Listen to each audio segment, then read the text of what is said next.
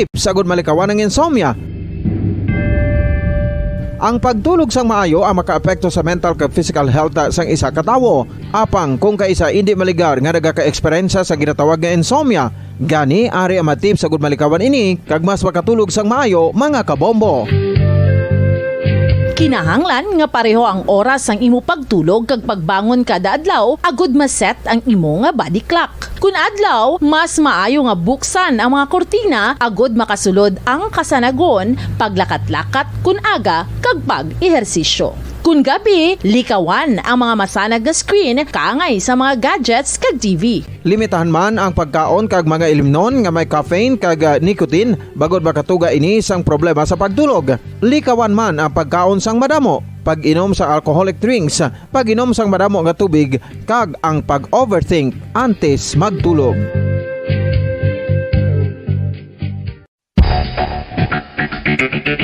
Ang husto nga paggamit sang earphones o kon headphones.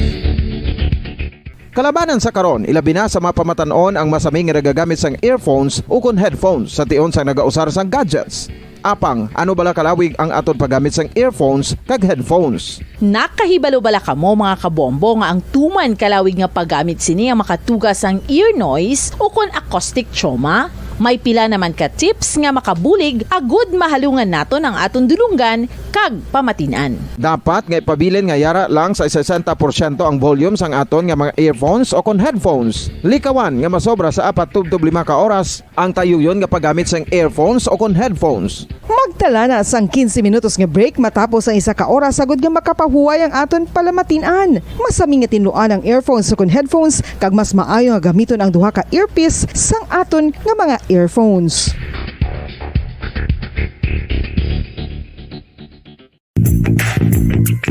Sa karon nga may ginapangatubang nga pandemic, importante nga halungan gid ang ikaayong lawas. Apang hindi lang physical health ang dapat hatagan sa pagtamuda, bangod importante man ang mental health. Paano bala halungan ang aton nga mental health? Una, kinahanglan nga halungan naton ang aton kalawasan kaangay sang pagkaon, pag-ehersisyo, pagtulog kag pagpahuway sang insyakto bangod ang poor physical health ang makaapekto sang modo kag panghuna-huna sang isa ka tawo. Kinahanglan man nga mag-set sang boundaries sa tanan nga bagay, hatagan sang balorang kaugalingon kag iselebrar ang mga kadalagan bisan ano pa ini kagamay. Maayo man sa mental health ang pagpatawad sa isig kapareho. Bangod ginarelease ni ang kabugat sa balatsagon subong man ang pagkamapasalamaton. Suno sa research, dako man ang mabulig sa pagpangamuyo sa paglikaw sa stress.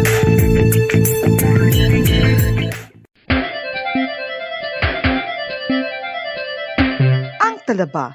Sino bala ang hindi maganahan magkaon sang talaba? Magluwas sa manamit sini nga sabor, ang talaba ang nagaunod man sa calories, protein, fat, vitamin D, thiamine, niacin, vitamin B12, iron, magnesium, phosphorus, zinc, copper, manganese kag selenium. Isa ini sa mga source ang high quality protein nga nagaunod sang siyam ka importante nga mga amino acids nga kinahanglan sang lawas sang tawo. Nagaunod man ini sa antioxidants nga maayo para sa atay. Apang ang pagkaon sang talaba ang mayara man sa mga risgo. Bangod nagaunod ini sa mataas nga amount sang zinc nga delikado sa kalawasan kon masobrahan. Ang pagkaon sini nga hilaw ang makatugaman sang bacterial infection kag makatugas sang diarrhea, pagsuka, hilanat kag iban pa nga seryoso nga kondisyon. Gani sa pagkaon sang talaba, kinahanglan hagan-hagan lang. Oral disease, nagapadayon nga seryoso nga public health problem sa Pilipinas. Ang prevalence sang dental caries sa mga permanent teeth ang nagapabilin nga mataas sa 90% throughout the years. About 92.4% sa mga Filipinos ang may tooth decay, kag 78% ang may gum disease o kon periodontal diseases, santo sa report nagikan sa DOH. Bisan pa nga ini ang preventable o kung matapna, ini nga balatian ang nagapikto sa halos kada Filipino at one point or another sa iya nga pagpangabuhi. Ang pag-practice sang good oral kag dental hygiene kaangay lang sa paghalong kag pagtatap mo sa imo kaugalingon. Nagatap na ini sang bad breath, tooth decay, gum disease, resulta ang healthy nga baba. Ang healthy nga baba o kon mouth maayo nga indicator nga maayo man ang imo lawas. 5 dekada nang nagtataguyod ng katotohanan. 5 dekada nang nagtatanggol sa mga mamamayan. Patuloy na nagsasaliksik at mabilis maghatid ng mga balitang siksik at malaman. Patuloy na nangunguna sa mga issue, drama, promo at serbisyo publiko. Ito ang Bombo Radyo Bacolod, ang pambansang radyo ng Pilipinas.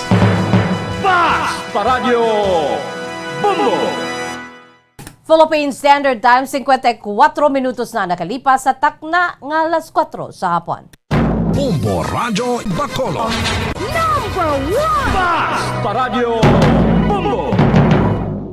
Maayong hapon, syudad sang Bacolod, kabugusan nga probinsya sa Negros Occidental, bugos nga Pilipinas, kag bugos nga kalibutan. Iyari naman ang pagdulong namon sa inyo sa madalalako bag-o. Mainit-init pa nga mga balita dari sa Bomba News and Views Afternoon Edition. Subong adlaw Sabado, thank God it's Saturday, TGIS, Petsa 29 sa bulan sa Enero 2022. Una kita mga kabombo sa aton si mga headlines. Bacolod City Police Office nagapati nga nagainaway na ang mga miyembro ng Aki Quadra Robbery Group. Gani sila mismo ang nagapatsanay. Private armed group sa syudad sa Bacolod ginamonitor sa kapulisan samtang nagahilapit ang eleksyon. Samtang strike vote sa mga empleyado sa Sineco madilagon nga napatigayon subong adlaw, resulta magagwa dugay-dugay. Benepisyo sa mga empleyado sa Seneco Santo sa kaundan sa collective bargaining agreement hindi magdubo sa 30 milyones. Bacolod City Government handa na sa pagsugod sang vaccination sa bahin sa mga kabataan nga nagaedad 5 tubtob 11 anyos sa Pebrero 4. Mga pasahero nga nagatabok sa Bacolod kag Iloilo madamo na sa una nga semana sa pagbalik sang biyahe sang Fastcraft. Amo ito mga kabombo ang aton si mga headlines. Kagkaroon, lito na kita sa mga detalye na sa aton nagapauna nga mga balita. Pod sa inyo sining mga tagbalita. Bombo Pon si Espino. Kag Bombo Jazz de Jesus Madrigal. Sa detalye na sa ato nagapauna nga mga balita, ginalantaw sa pinuno sa Bacolod City Police Office ukon BCPO nga mahimo nga may problema sa sulod sa Aki Quadra Robbery Group. Gani sila man mismo ang nagapatsanay. Manumduman nga si Donald Joseph Casiano ang nagbisita sa balay sa mga raffles sa Purok Sigay, Barangay 2 antes ini nga ginpatay sa Miyerkules sang gabi. Ang magpakaisa nga Jundel kag Lionel Raffles ang kaupod sang leader sang grupo nga si Aki Quadra ang ginabdak sa Barangay Vista Alegre sa Enero 8 kag ginpatay sa Barangay Blumentritt, Banwa sang Murcia. Sa yara sa balay sa mga raffles sunod sa Bacol Police Station 2, nagluntad ang hindi pag-insendihanay sa mga miyembro sang grupo. Gani ginsunod sang suspetsado si Casiano kag gintiro samtang pakadto sa iya sininga salakyan. Sa interview sang Bombo Radyo kay BCPO Director Police Colonel Thomas Joseph Martir, wala pa sang suspetsado nga natumod sa krimen. Apadayon pa ang investigasyon sang Police Station 2 angot diri. Ginalauman naman nga mapa-enhance ang footage sa CCTV camera nga naka-capture sa mga suspetsado. Sunod sa kay Martir, hindi malayo nga mismo ang nabilin nga miyembro sang robbery group ang nagainaway kag nagapinatsanay. Sa karon wala pa na account kung pila pa ang nabilin nga miyembro sa Aki Quadra Robbery Group nga naga-operate sa syudad sang Bacolod. Most probably siguro, malang na, kahit hindi mo na sila maglayo ay siguro mo. Kaya nagbisita mo lang dahil sa haya nila. Tapos wala naman ibang suspecto, wala nagaling sa sulod. Kaya na inahatayin sa paman ng CCTV, kasi ba identify ka pa ito ang gunman. Wala sila malang nag-iniguay, no? Hopefully, ma-account tanan nga, no?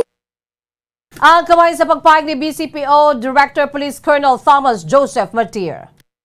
Sa iban paginaton sa ring nga babalita iga-monitor sa Bacolod City Police Office ang tanan nga ma-armed group sa syudad agod nga sila ang ma-account subong nga naghilapit eleksyon Mayo 9. Sa interview sa Bombo Radio kay BCP Director Police Colonel Thomas Joseph Martir, mahimo nga wala na sang iban nga grupo magluwas sa Aki Quadra Robbery Group. Apang padayon ang monitoring sa intelligence officers labi na sa nagsugod na ang election period. Suno kay Martir ginamonitor ang private armed groups agod malikawan ang violence samtang naghilapit ang eleksyon. Naghatag naman sa direktibang national headquarters angot sa pagmonitor sa mga private armed groups nga mahimo magkomiter sang krimen. Suno sa BCP Director nga mahimo nga may nabilin pa nga may membro sa Aki Quadra Robbery Group bagod nagatuhaw ang makaupod man mismo ni Donald Joseph Casiano ang nagpatay sa iya sa Purok Sigay Barangay 2 sang Miyerkules sang gabi. Bisan patay na ang leader kag apat ka miyembro sa Aki Quadra Robbery Group. Suno kay Martir, hindi pa mahambal nga malinong ang Bacolod bagod booming ining syudad. Gani pa rin ang ilang monitoring.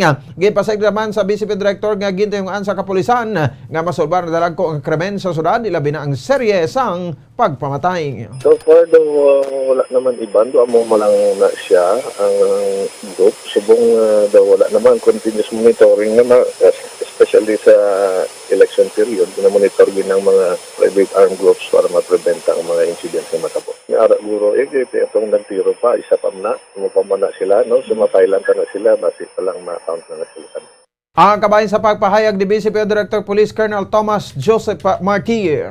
Sa ibang parid nato nagapauna nga balita lokal, naglaom ang Central Negros Electric Cooperative o Sineco Union of Rational Employees nga mapatunga ang Department of Labor and Employment kung mapatunga sa 7 ka adlaw nga cooling period pagkatapos ng strike vote subong adlaw agon nga mahusayan na ang paghatag sa mga benepisyo sa mga empleyado santo naman sa kaundan sa Collective Bargaining Agreement o CBA sang Union. Subong adlaw nagboto na ang mga miyembro sang CURE kung dayunon ang strike o kung pag-unta sa trabaho bilang protesta sa wala pa napatuman nga CBA. Ang CBA sang CURE ang ginaprobahan sa Mayo 21 tubtob sang ukon Mayo 21 sa tuig 2021 kag ginaprobahan sang Annual General Membership Assembly sa Setyembre 26 tuig 2021 nga mo naman ang requirements sa National Electrification Administration o kunang NEA agud nga maging valid ang Collective Bargaining Agreement. Pila sa kaundan sa CBA amo ang signing bonus nga 15,000 pesos kag differential. Apang tubtub subong wala ini napatuman kag bangod sini nagsapol ang mga empleyado sa Disyembre 9 kag nahisugtan nga ma-file sang notice of strike sa Disyembre 27. Kay nasa utog impag naman sa presidente sang CURE nga si Stephanie Montaner nga 220 na nagikan sa 322 ka empleyado ang nakaboto kung katumbas na sang 65% sa kabagusan nga numero sa mga empleyado. Nagpasalamat naman si Montaner bangod nga malinong lamang ang strike vote kag wala sa nagluntad nga gamo. Ang amon malang kay base sa sulod sang 7 ka adlaw nga cooling period after sina may mapatunga dira ang ginapangayo na mapatunga ang doli para bala matuldukan ang amon nga ginapangayo nga kuan sa amon nga CBA. Ay gusto mo lang namon ipa-implement ang amon CBA kay sa pagkabalo sang tanan ang amon nga CBA ginpermahan sang May 21, 2021, gin-approve sang agma sang September 26, 2021 kay amo ina ang requirements sang NEA. Ang kabay sa pagpahayag ni Stephanie Montaner, presidente sa Sineco Union of Rational Employees o CURE. Sa kaangot nga balita, bato nun sa Sineco Union Rational Employees o kon CURE, bisan staggered o kon utay-utay ang paghatag sa Sineco sa benepisyo nga nasulod sa collective bargaining agreement sa tunga sa union kag sang management. Suno sa presidente sang CURE nga si Stephanie Montaner, nagsapol na ang union kag management sa Sineco sang Nobyembre 29. Diri gipahayag sa management nga wala sa pundo para sa benepisyo bagod kulang ang kwarta sang power distributor. Nobyembre 29 nagpermahan man sa kasugtanan ng CURE kag management nga tumanon na ang kaundan sang CBA. Apang suno kay Montaner, luyag nila sa commitment kag patod nga petsa kung saan tumanon ang CBA. Suno sa presidente sang union, kung tani maghatag o kung mahatag ang mabenepisyo bisan staggered lamang o kung matamat bago naka-insyende ang mga empleyado nga may COVID pandemic kag may naglabay nga bagyo sa tilikdan nga bulan. Una na nga ginaayo sang CURE amo ang signing bonus sang 15,000 pesos. Samtang differential naman suno kay Montaner ang saranglang nga maamat-amat lakip na sa ilang sweldo. Suno kay Montaner tinutoy sa pag-file sang notice of strike nga may mapatunga nga third party sa Sineco management kag union sa cooling period o kung 7 ka daw pagkatapos ang strike vote subong Enero 29. Actually, ang una-una lang gid bala nga ginapangayo namon sang pagpermahanay lang gid ang signing bonus namon. Kay nagistorya kami gani, ihatag lang ninyo una ang signing bonus which is the 15,000. Kag ang iban ang amon silingko ang differential istoryahan na pwede na maupod sa amon sweldo kay tikabalo man kami subong sa sitwasyon nato nga COVID kag bagyo pa sang December. Subong at galing daw wala gid o inamo lang siling namon kung hindi sila do maraming dahilan amo na bala. So ang amo na nga nakalabot kami sa NCMB kay gusto namon may third party nga mamati sa amon. Ang kabay sa pagpahayagdugang ni Stephanie Montaner, presidente sang Union of Rational Employees sang Sineco. Sa tion nga wala sang third party nga mapatunga sa Seneco Union of Rational Employees kag Management angot sa collective bargaining agreement ukon CBA sang Union, hindi mapahibalo o kung hindi magpahibalo ang mga empleyado kung saan patigayunon ang strike o kung unta trabaho. Sunod sa presidente sang CURE nga si Stephanie Montaner, magauntat ang mga empleyado sa pagtrabaho kag magatiner lamang sa gwa sa opisina sa Seneco bilang pagpakita sa ila sini nga pagprotesta. Ang mga empleyado naman nga assigned sa mga sub-offices ang magatiner man sa gwa sa ilatag sa kaopisina. Suno kay Montaner, ang strike ang naglabay sa legal nga proseso santo sa kaundan sa labor law, gani wala sang kahangawaan ang mga empleyado nga madulan sila sang trabaho. Kung hindi magpatunga ang Department of Labor and Employment, sunod sa CURE President sa 7 ka adlaw nga cooling period, matigayon gid ang strike apang hindi pag-ibuyagyag sa union kung ano nga petsa. Sunod sa kay Montaner, nagpagwa ang management sa Seneco sa memorandum nga kung tani magakooperar ang empleyado santo sa requirement sa National Electrification Administration. Sunod sa CURE President, nag-operar naman o kung kooperar ang union sa management apang luyag nila nga may baluan ang patod nga petsa sang pagpatuman sa kaundan sa CBA. Nagalaom naman ang mga empleyado nga may tsindihan sa mga member consumers ang ilang nga yamo kag reklamo bangod nga kinanglan sang kada isa ang kwarta. Actually, hindi kami kahambal kung saan kami ma-strike. Basta ma-comply lang naman ng 7 days na cooling period, dira kami ma-strike. Pero hindi lang kami magpabalo kung saan ina. Gahulat kami kay ang Doli, mapatunga lang na kung ara na ma-assume na siya jurisdiction kung ara na. Ihulat to namon sa sulod sa 7 ka adlaw na cooling period nga masulod sila dira. Kati hindi mo na nila pabayaan, kati essential ini nga kuan mo ang kuryente. So gapangayo kami nga masapakan kami kag hindi man kami gusto sang ma-strike, ikit kabalo kami nga damo balang mapiktuhan ha. Ang kamay sa pagpahayag ni Stephanie Montaner, presidente sang CURE. Ginabantangan ni magdubo sa 30 milyones pesos ang pondo nga kinanglanon sa Barisman sa Santa Negros Electric Cooperative agud nga mahatag nga benepisyo sa mga empleyado santo sa kaundan sa collective bargaining agreement sang Union.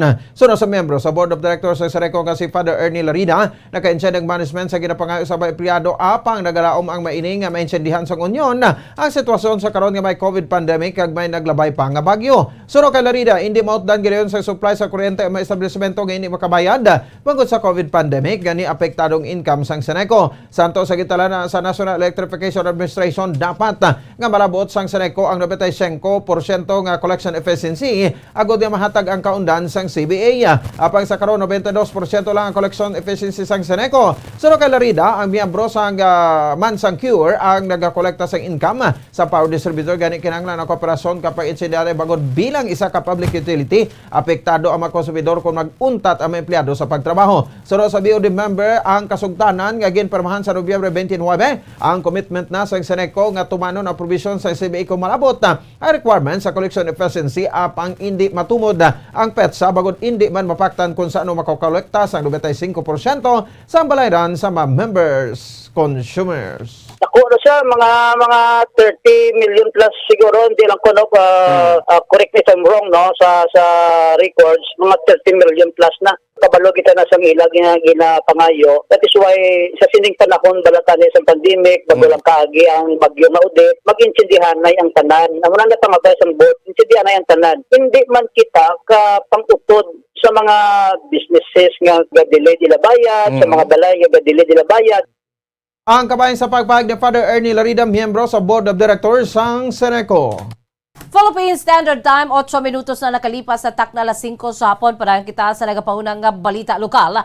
Handa na ang city government sa Bacolod para sa rollout o kung pagsugod sa COVID vaccination sa bahin sa mga kabataan na nag-edad 5 tubtob 11 anyos sa Pebrero 4. Sa interview sa Bombo Radyo kay Dr. Chris Rongon, ang Deputy for Medical sa Emergency Operations Center kung EOC, nalista na ang mga kabataan nga una tublukan sa bakuna sa Pebrero 4 sa Riverside Medical Center. Sa Enero 31, ginalauman nga mag-aabot ang Pfizer COVID vaccine kag patigayunon sa Pebrero ang nationwide launching sa pediatric vaccination. Ginalauman naman sa Bacolod City Government nga ma-expand sa ibang nga pribado nga eskwelahan ang vaccination sa 5 tubtob 11 anyos. Suno kay Surungon, magatiner lang ang mga estudyante sa sulod sang classroom kag vaccinator lamang ang magalibot agud hindi maglagaw ang mga kabataan. Sa karon, Pfizer pa lang ang natagan sa Food and Drug Administration para sa bakuna sa 5 to 11 years old kaya nagapakita ini nga hilway ang bakuna sa mga kabataan.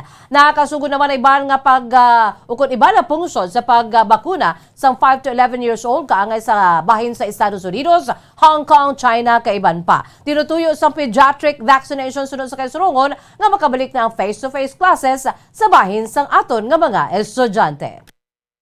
Nagalaw mga grupo sa negosyante nga matayuyo na ang pagdamo sa mga pasahero nga nagatabok sa Bacolod, Iloilo, vice versa subong nga hindi na required ang negative RT-PCR test result sa mga biyahero nga nagikan sa Wasag Visayas nga magatabok sa Bacolod.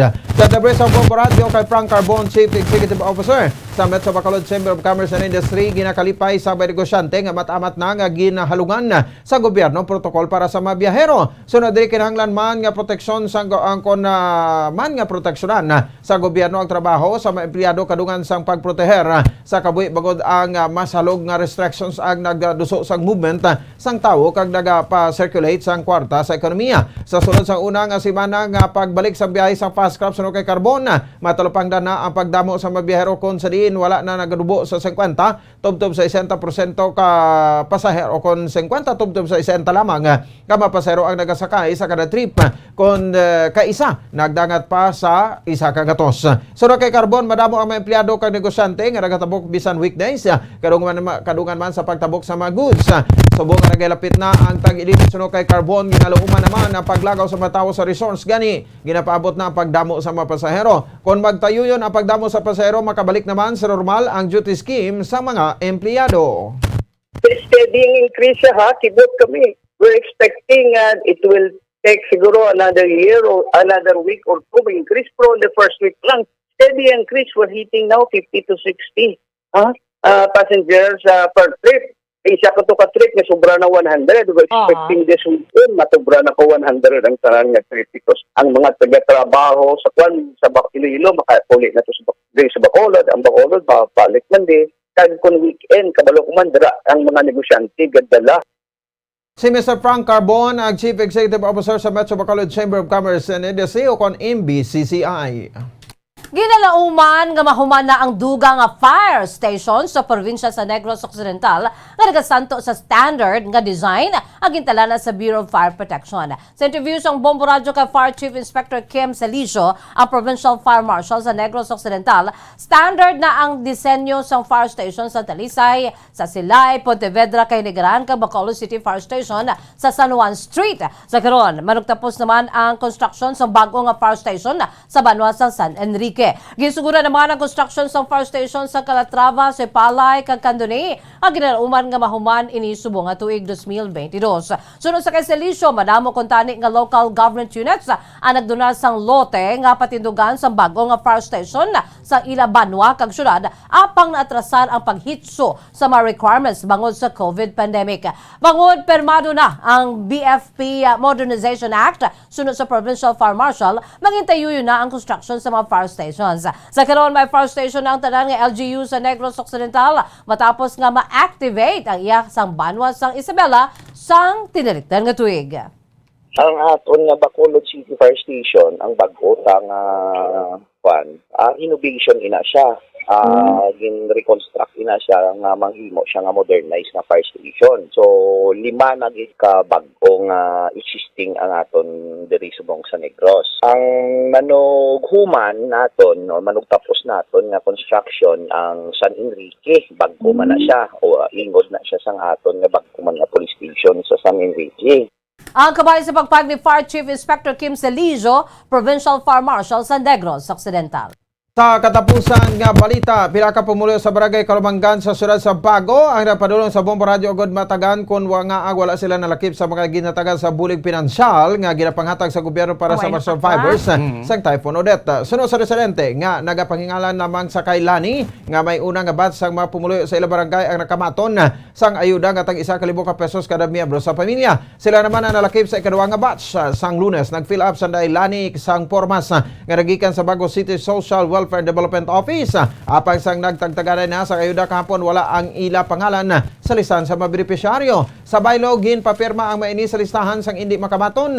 Suno kay lani ginpayag sang CSWDO nga wala na sang pondo para sa ila ganing hindi sila matagan sang ayuda. Bagod sini luyag na daylani nga kuwaon ang ginsumitar nga purmas apang hindi ini paghihatag sang CSWDO. Kadto kamo sa DSWD, mangayo lang kamo form nga bag-o. Okay. Pag-abot namon sa DSWD, nagambala yon ang ano nga, ginpapirma kami, hari nga amon nga tanan nga way nakakwa. Tapos ginhambalan kami nga pirma kamo dason, hindi na pag, gakon sa euron, wala na budget. Tiway kami na pirma, sir Si Lani sa Barangay Kalumanggan, Bagos City, Negros Occidental. Gintungan pa sa Bombo Radio nga makuha ang sabat sang bago CSWDO angot sa sining nga reklamo. Philippine Standard Time, 14 minutos na nakalipas sa takna 5 sapon mga kabombo. Kag amoyad to ang mga kaundan sa ato nagapuna nga mga balita diri sa Bombo News and Views Afternoon Edition. Antes kita magtakop, aton anay panubarika na aton sa mga headlines. Bacolod City Police Office nagapati nga nagailinaway na ang mga miyembro ng Aki Quadra Robbery Group. Gani sila mismo ang nagapinatsanay. Private armed group sa siyudad sa Bacolod ginamonitor sa kapulisan samtang naghirapit ang eleksyon. Samtang strike vote sa mga empleyado sa Seneco, madilagon nga napatigayon subong adlaw, resulta magagwa dugay-dugay. Benepisyo sa mga empleyado sa Seneco Santo sa kaundan sa collective bargaining agreement ini magdubo sa 30 milyones. Samtang Bacolod City Government handa na sa pagsugod sa vaccination subayon sa mga kabataan nga nagaedad 5 tubtob 11 anyos sa Pebrero 4. Mga pasahero nga nagatabok sa Bacolod kag Iloilo madamo na sa una nga semana sa pagbalik sang biyahe sang Fastcraft. Amo ito mga kabombo ang pagdulong namon sa inyo sa madalalak ko. Bag-o, mainit-init pa nga mga balita diri sa Bombo News and Views Afternoon Edition. Subong adlaw Sabado, thank God it's Saturday, TGIS, Petsa 29, sa bulan sa Enero 2022. By the way, standby na kamo sa masunod nga programa, ang Bombo Reports Afternoon Edition, upo naman sa kay Bombo Friends, Andrew Burgos. Kag sa gyapon, ini ang inyong nga mga tagbalita. Bombo Pon si Espino. Kag Bombo Jazz de Jesus Madrigal para sa pambansang radyo ng Pilipinas. Consistent overall, number 1 sa Bacolod, Basta Radyo Bombo. Sabay naman sa aton siningan news analysis ang ipadala sa aton maukod nga tagpalamati pagkabasaw ni Bombo Daniel Acciones. Ang aton siningan news analysis may tigulo, wala sang kasulbaran. Adlaw-adlaw naman nga may nagatuhaw. Balita sa TV kag radyo si imo nga pagbugtaw. Kriminalidad sa aton nga lugar ang wala nagatahaw nangin kaupod na ini sa aton nga pagpamahaw. Druga padayon sa giyapon sa pagdagsa. Patay nga hinali na lamang makita. Amo sinipirmi ang mabatian nimo nga balita daw wala na sila natakan nga magpakasala. Pagpaindis-indis sa politika, isa pa ini sa nagadugang sa balita. Nagaabot sa punto nga may nagaguba tungod sa mga matalom nga dila. Ang pandemya nga nagapadayon, rason kung nga apadayon ang kapigaduhon. Pasyente nga may COVID nagtugas ang depresyon, nagdesisyon nga ang iya kabuhi utason.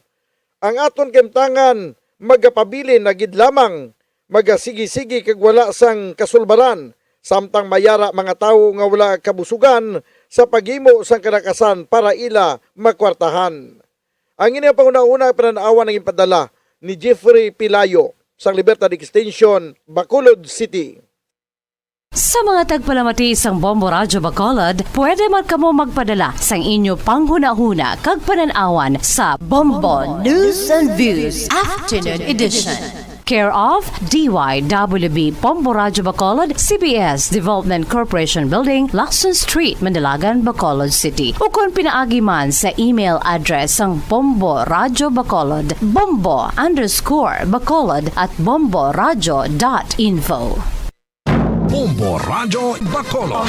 Number 1! Basta Radio Bombo! Mga kabombo, nakahiba Kabalo bala kamo, naghampak na sa 3 million ang natapikan sang COVID-19 sa Pilipinas. Mataas sa gihapon ang active cases sa bugos nga pungsod. Kag 50 mil na ang mga nagtaliwan bangod sa sini nga virus. Hindi magkumpiyansa. Depensahi ang kaugalingon kag ang imo mahal sa kabuhi. Magpabakuna na batok sa COVID-19. Pahanumdom nagikan sa Bombo Radyo Bacolod. Basta Radyo Bombo!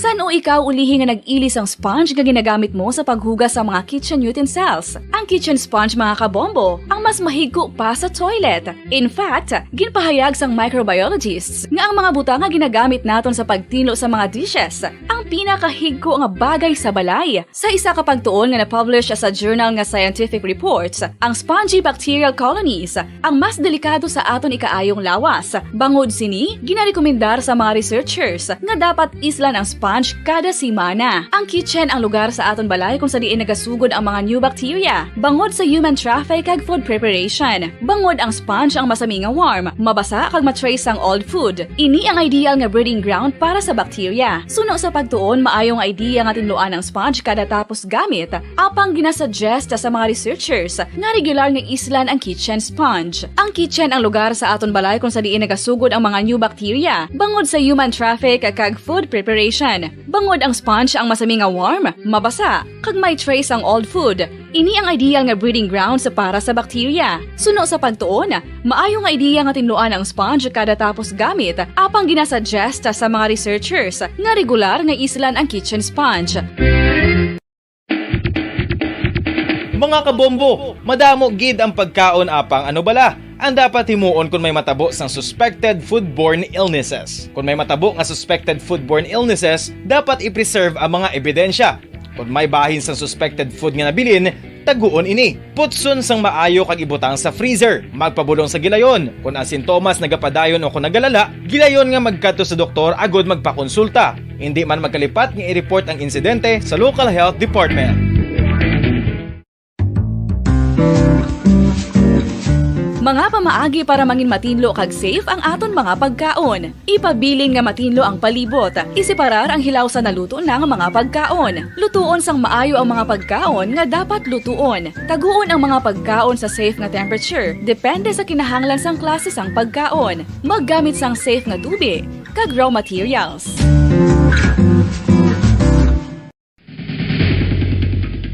Ang food safety ang nagagarantiya nga ang pagkaon hindi makatugas sang anuman nga halit sa consumers o kung makakaon sini, samtang ini ang ginahanda o kung nakaon. May ara man sa ginatawag food and waterborne diseases o kung grupo sa mga balatian, tugas ang anuman nga infectious o kung non-infectious agents. Ang mga masunod ginakabig common causes ng food and waterborne diseases.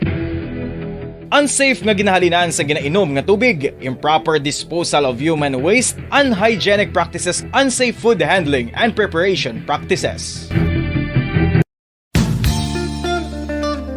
Isa ka bala sa may hinuptanan nga ido, mangin responsable nga dog owner. Bilang nagapanag-iyas ang ido, siguraduhon nga ang mga ini ang regular nga nabakunahan batok sa rabies. Ipaidalom ini sa mandatory registration. Siguraduhon nga hindi ini manginlayaw o kon magsigilagaw o kon libot sa mga kalye o kon sa anuman nga mga public places. Imo man responsibilidad nga mapag-groom ang mga ini, matagaan sa bastante nga pagkaon kag shelter. Responsibilidad mo bilang pet owner nga gastuhan ang anuman nga gastuhon medikal sa tion nga makakagat ang imo ido. Rabies is preventable. Mangin responsable nga dog o kon pet owner.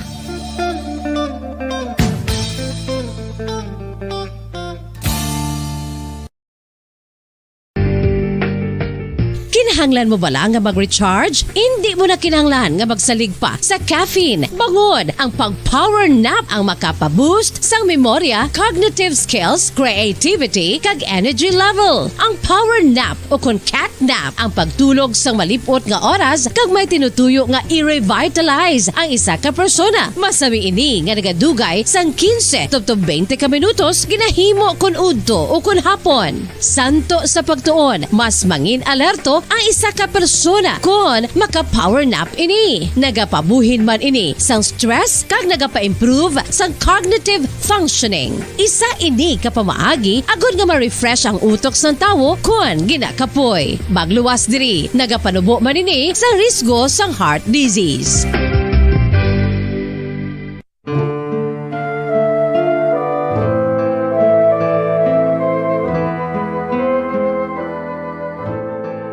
pangamuyo para sa 2022 elections. Sa ngalan sang Amay, sang Anak, kag sang Espiritu Santo. Amen. O Diyos nga amon Amay, sa amon paghandom para sa maabot nga 2022 elections, nagasalig kami sa imo saad nga ipadala mo sa amon ang mga lideres nga nagatuman sang imo mga sugo kag 5 dekada nang nagtataguyod ng katotohanan.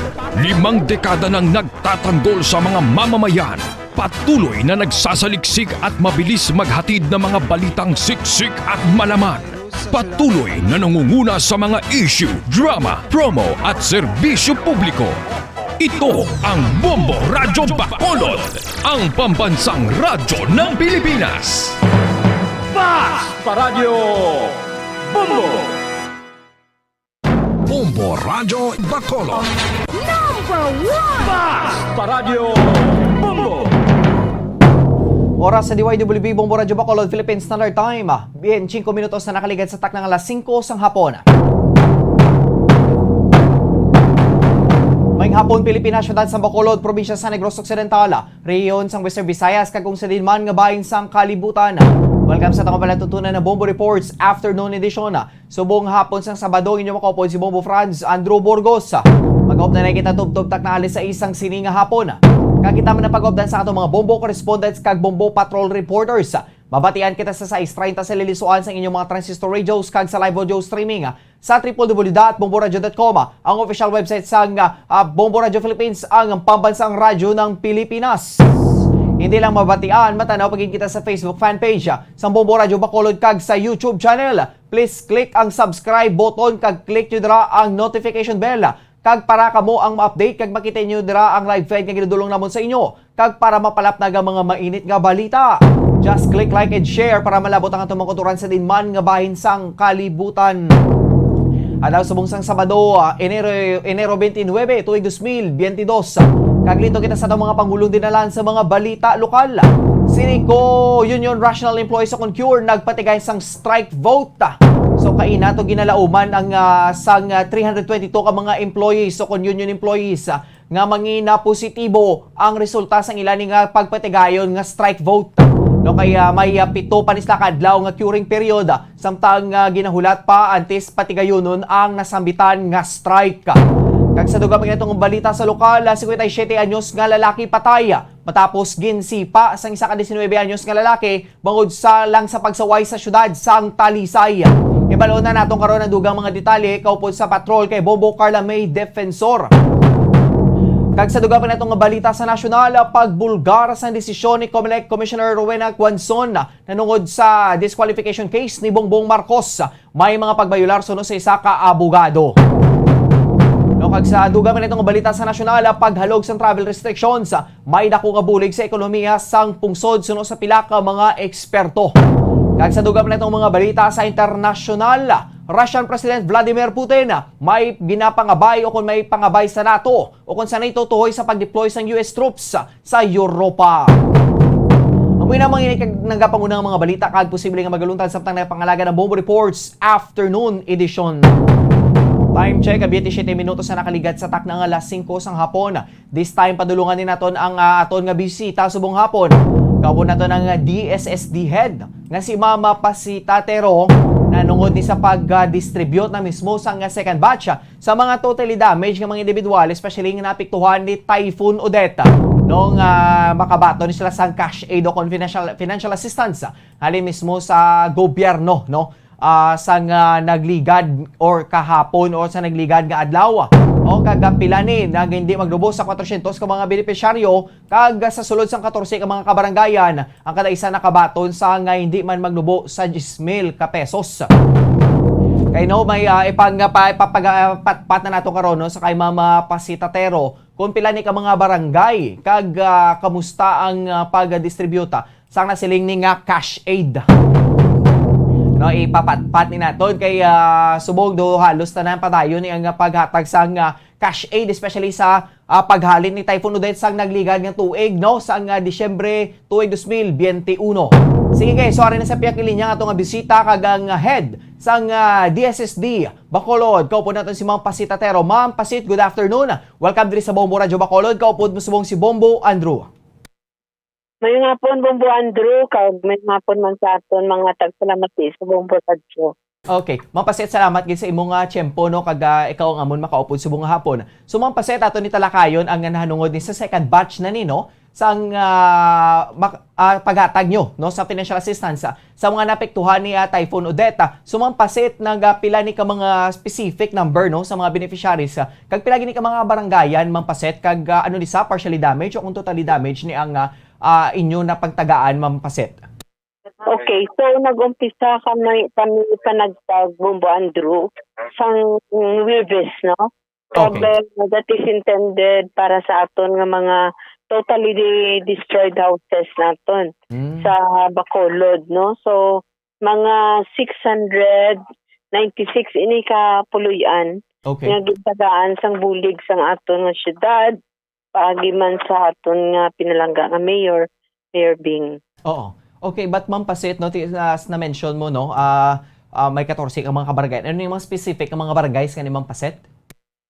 O 61 barangays ini. Okay, 61 barangays. Oo. Mm-mm. Pero may iban nga totally damaged, may iban nga total kag partial. So sa aton nga totally damaged, 696 ini ka puluyan. Okay. Kag nalakip ini sa ang totally damaged naton nalakip ini sa 57 ka barangays, no? Na may totally damaged houses. Okay, so dungan kada ginigali Ma'am Pasit, no? puluyan, Yes, Ma'am. Kada puluyan ginatagan sang tag 10,000, no? Okay. Sang aton nga syudad.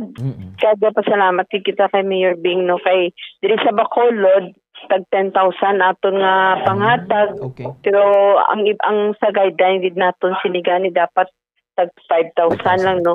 Pero ang iya sang Bacolod ginkuha sa pundo Okay. sa ating syudad. That's why we were able to give mga 10,000 sa kada panimalay. Okay, so Ma'am Pasit, kamusta ang pagpanagtag? Ano ang reaction sa mga pumuluyo, especially sa mga beneficiaries, Ma'am Pasit? O syempre happy sila no? Kaya they were expecting lang mga 5,000, no? Pero ang aton iya yung syudad nagatag sang mga 10,000 gid, no? Double sa gina-expectar naton nga pagpanghatag sang aton nga gobyerno. Oo. So happy gid sila kay makabakal na sila sang ilang mga kawayan kag mga housing materials para nga ang mga nagkalaguba maamat-amata na nila kapatindog. Okay, so Ma'am Pasit, same man ni sa first batch, no? Especially sa mga victim ni Odette, Ma'am. Ilan ni Odette, no? Nga mga victims ni sang Bagyo Odette. Oo. Yung pangatag ta. Pero total lang anay. Okay. So ang partial, mga ano siguro, mga next week ang gina-target namin nga ipangatag. Okay. Para iya sa partially damaged okay. sa mga balay. So Ma'am Pasit, ang 10,000 pesos ni ano na ni no nang iya lang gini initiative sang city government nga pagasakaan to 10,000 pesos Ma'am ang makabaton nga isa ka mga beneficiaryo, Ma'am. Oh yes. So iyan ni ka syudad iya nga pundo, no? Aton nga DRRM Quick Response Fund, no? So tag 10,000. Oo. Okay, so Ma'am Pasit, ang sa mga partially damaged, possible bin ninyo mahatag for sa next week nga schedule, Ma'am, sa mga partially damaged. Sa specific, Ma'am, pila man ka mga barangay? 61 barangays mangyapon? 61 barangays ang may mga partially damaged na mga balay. Oo. So, siguro ang target namon is mga next week siguro. Oo. Next week na ito ni panghatag. Okay, Ma'am, mga pila naman, Ma'am, specific families, Ma'am, ang maka-avail sini, Ma'am? Ang natuon sa partially damaged, mga 9,200 plus. Di lang gid ko ka-sure gid sa exactly. Sobra 9,000 niyang tanan nga partially damaged. So siguro kung maghatag kita sini, batch by batch niya ang aton nga pagpangatag. Kaya Okay. ti damo, no? Okay, so mga pasit, mga ano ni mga 5,000 pesos ni for the partially damaged or same Oh, niya may ara kita nga ihatag nga 5,000. Okay. Haraman nga 4,000. So sa mga 50% damaged houses, nga dako gawa nga damage nila, so tag 5,000. Kag sa mga slightly damaged lang, muna ang tag 4,000. Okay, sige no. So mga pasit, ano ni ang possible nga mga ipreparar sa mga kauturan naton, ti alos tanan mga pasit, do okay naman, ready ng ilang mga papiles. Na-submit ng ilang mga papeles. That's why nga, nagaulat na lang kita sang processing, no? Kaya mag-aagi ini sa mga nalain-lain ng mga opisina na mag-process ini nga mga assistances, no?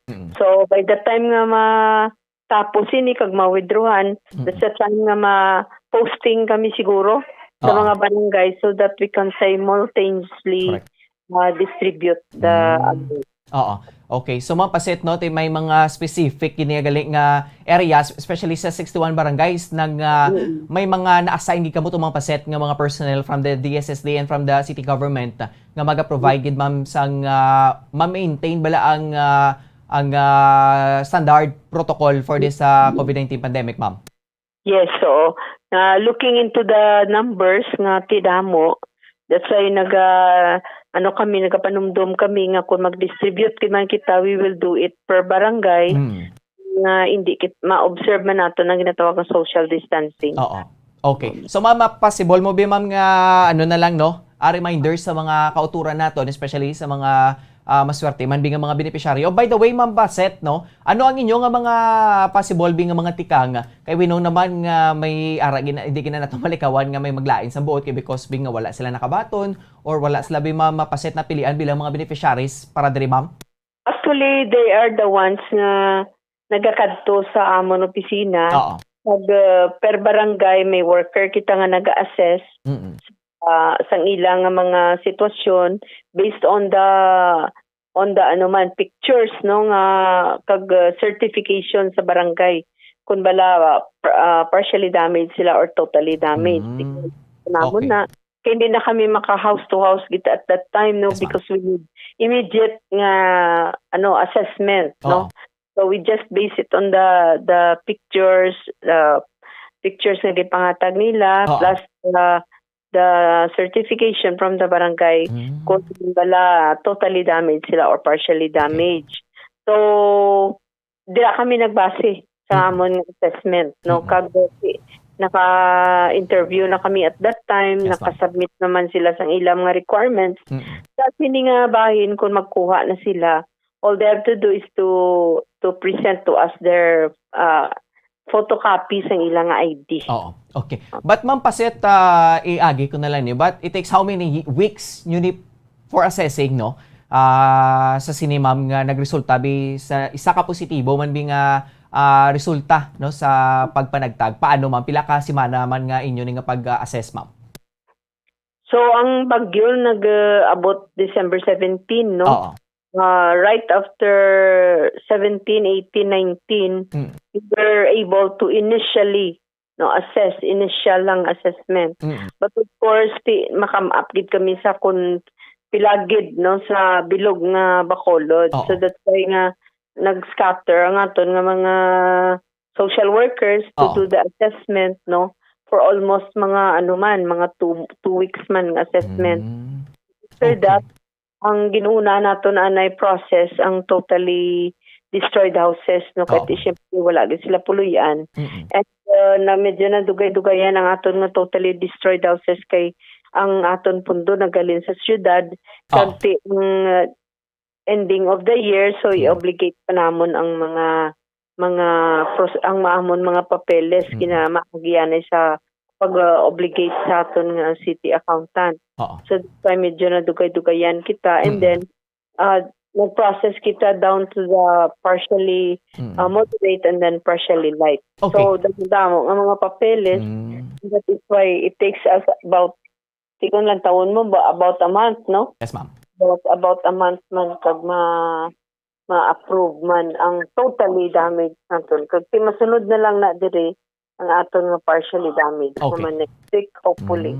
Okay. So Ma'am Paset, sa imo nga pagtanda lang, mga sa diindi nga barangay, sa sulod sang 61 barangay, diindi ang may pinakadamo nga napiktuhan ni Odette, Ma'am Pasit, sa inyo nga record. Based sa records namon, ang may pinakadamo, gidamo ni ang Barangay Singtang, Barangay Banago, Okay. Barangay 2, no? Mga along the Shoreline. Barangay Punta Taytay. Oo. Oo. Okay. Mostly, totally damaged, gid ma'am, no?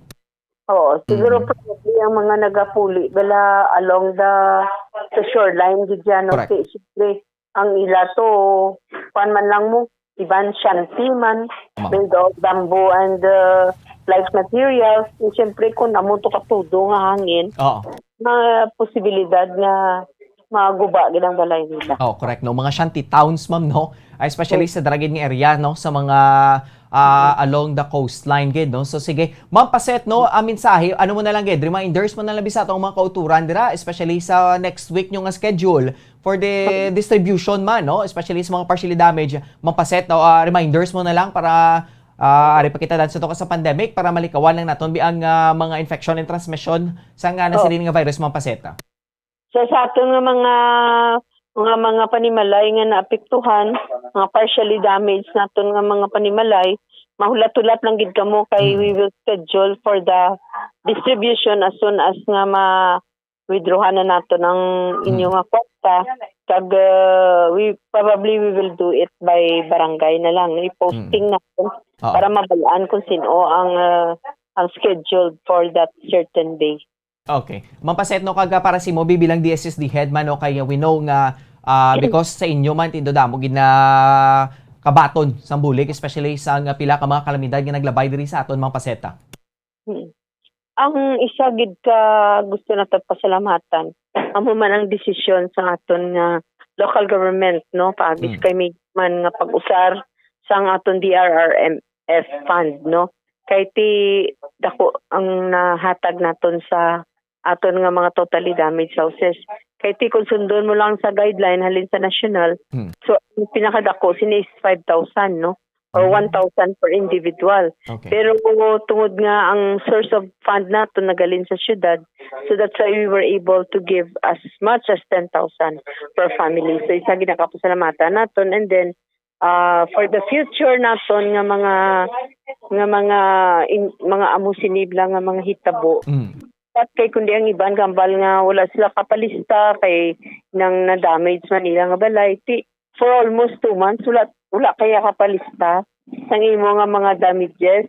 Karon kad kung may kwarta na amo pa imo paghambal nga na-damage ka. No, so kinanglan 2 days after the calamity, dapat ma-report din sila sa opisina na kami halitan man, no, para we can make some assessment in terms of giving out of relief assistance and then financial assistance. Okay, sige. With this, Ma'am Paset, padamogid nga salamat kag maayong hapon liwat sa imo.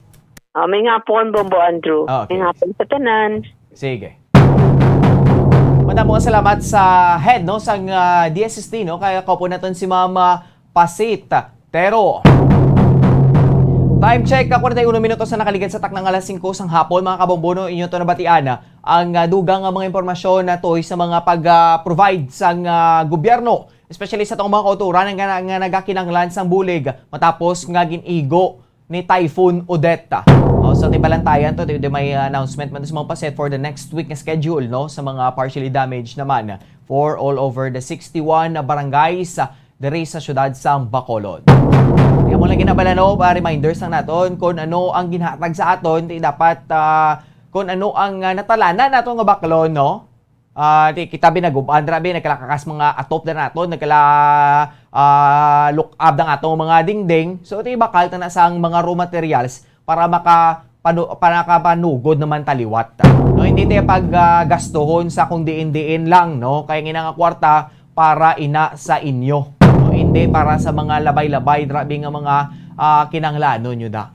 No, di pag-ubra sang balay, no? Para makapanugod naman kamuliwat, no, kay kalabanan diri sa atong mga kauturan napiktuhan ni Typhoon Odette. Pasalamat pa kamo kay amo pa nang balor nga nakuha nyo, no, especially sa pila ka mga local government units nga wala na gid gani nakabaton, no. Ang iban may mga reports pa gani nga kita nga nagakabaton nga tag 1,000 lang ang ilang nga babaton, no? Ti ang totally damage, 5,000 pesos. Pasalamat kita rin sa Bacolod kay 10,000 pesos pa yung nabaton sa mga totally damage. Ang iban nga mga local government units diri sa probinsya, 5,000 pesos lang. So sa mga kauturan tara naton nga nakabaton sa muling nga balor at ipasalamatan na naton kag gamiton naton sa insakto. Time check, 43 minutos sa nakaligid sa taknang alas 5 sang hapon, no? May dugang pa kita ang mga talakayan. Pero at sina magatago ni sa planik ang mga importante nga mga pahibalo. Bombo Radio Bacolod. Number 1 Fast Paradyo Bombo.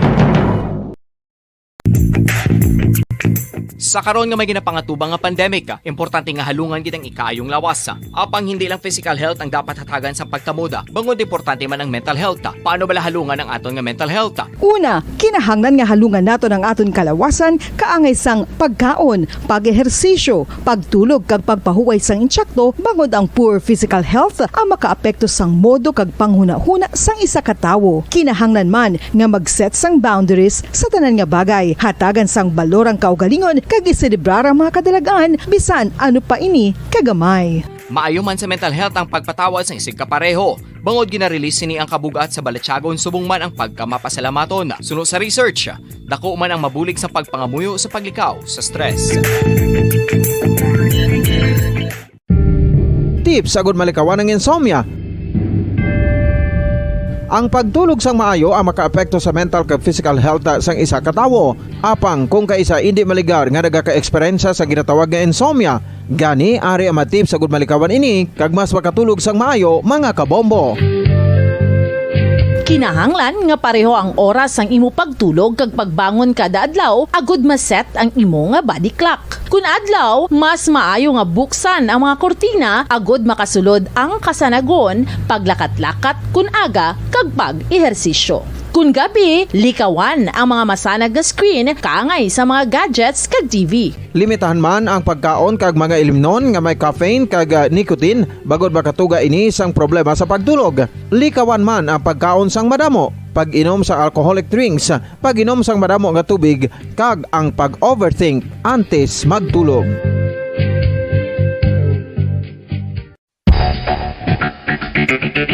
Ang husto nga paggamit sang earphones o kon headphones. Kalabanan sa karon, ilabi na sa mga pamatanon ang masaming nga nagagamit sang earphones o kon headphones sa tion sang nagausar sang gadgets.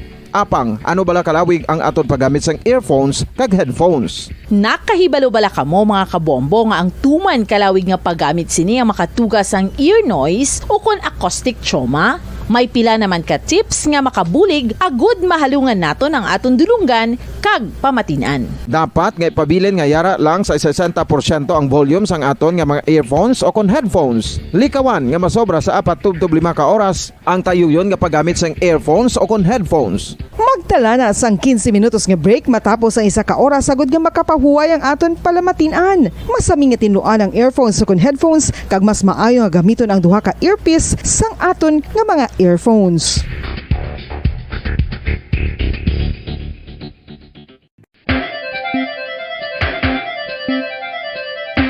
Ang talaba. Sino bala ang hindi maganahan magkaon sang talaba? Magluwas sa manamit sini nga sabor, ang talaba ang nagaunod man sa calories, protein, fat, vitamin D, thiamine, niacin, vitamin B12, iron, magnesium, phosphorus, zinc, copper, manganese kag selenium. Isa ini sa mga source ang high quality protein nga nagaunod sang siyam ka importante nga mga amino acids nga kinahanglan sang lawas sang tawo. Nagaunod man ini sa antioxidants nga Bombo Radio Bacolod. Number 1 Fast Paradyo Bombo. Time check, 47 minutos na nakaligid sa taknang alas 5 sa hapon. Welcome back din sa itong palatutunan ng Bombo Reports Afternoon Edition. So this time, ato na ni padulungan ng patrol, no? Ipalilit naman sa patrol ang sitwasyon subong hapon sa Sabado, no? Especially ang lakat sa trapiko kagang ang panahon subong. No, do ka kisa din di man nato mapaktandaan, do gulpiada lang nga magatulo-tulo, do kag magabundak ang ulan. kung muni oras da basta pagsulod na gani sa bulan sa Enero because ang mabugnaw nga panahon no ang mabaskog o kanang madamol nga ulan nagatupagid especially kon kahaponanon. Sige, check nato ng patrol ko po sa Kibubucar Lamay Defensor kag update no ang latest investigation sa Talisay PNP nanungod sa isa ka 57 anyos nga lalaki nga ginatindakan o ginsipa sa ginasiling diri nga isa ka 19 anyos nga lalaki kag gintunaan sang iya nga kamatayon. Sige, balon na naton karon ng dugang nga detalye ko po sa patrol kay Kibubucar Lamay Defensor. Bombo Carla, good afternoon. Please come in. Yes, Bombo Andrew. So live kita diri subong sa area sa public plaza.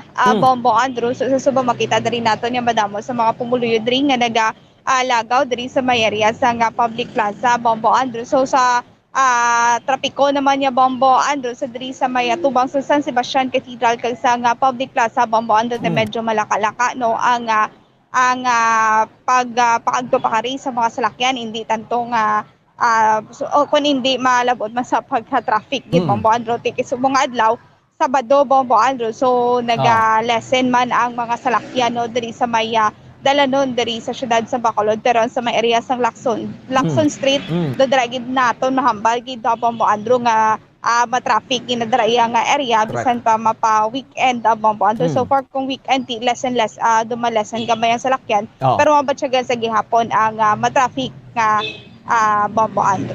Okay. So subong ang Chimpo Bombo Carla do ka namin no makita nato no do ka bugnaw subong sa palibot tara. Amugid gani Bombo Andrew no ti subong may makita nga nagagulugalom pero ti lato nato di karon no kung magulan bala Bombo Andrew pero sa subong nga mga tinion wala kita may mabatsyagan nga pag ulan-ulan pero do kapaang Bombo Andrew kag do wala kita may mabatsyagan nga hangin no so base bala magtalithi naman karon no kung magbundak naman ang ulan Bombo Andrew tiya mo lang na dapat may aragi kita sa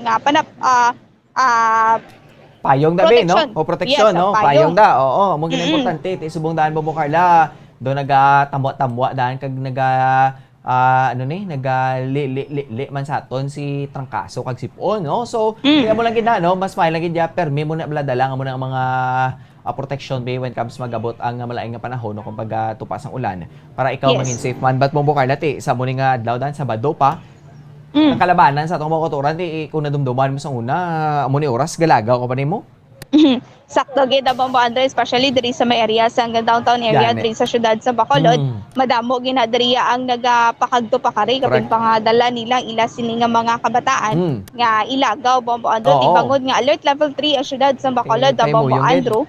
Yes, ti amo na gimbawalan ang mga kabataan nga magwa pati ang mga senior citizen nga 65 up Bombo Andrew ginabawalan ini sila nga magwa sa ila sini nga panimalay no so hindi pwede magwa no so kaysa lang galing may masiplatan kita nga mga kabataan nga dinalagan diri kung kaysa Bombo Andrew ti kung nagdiga Domingo ganin may nasiplatan kita nga mga teenagers no nga lagaw diri Bombo Andrew. Hidlaw ginadaan Bombo Carla ti maintindihan taman sila no.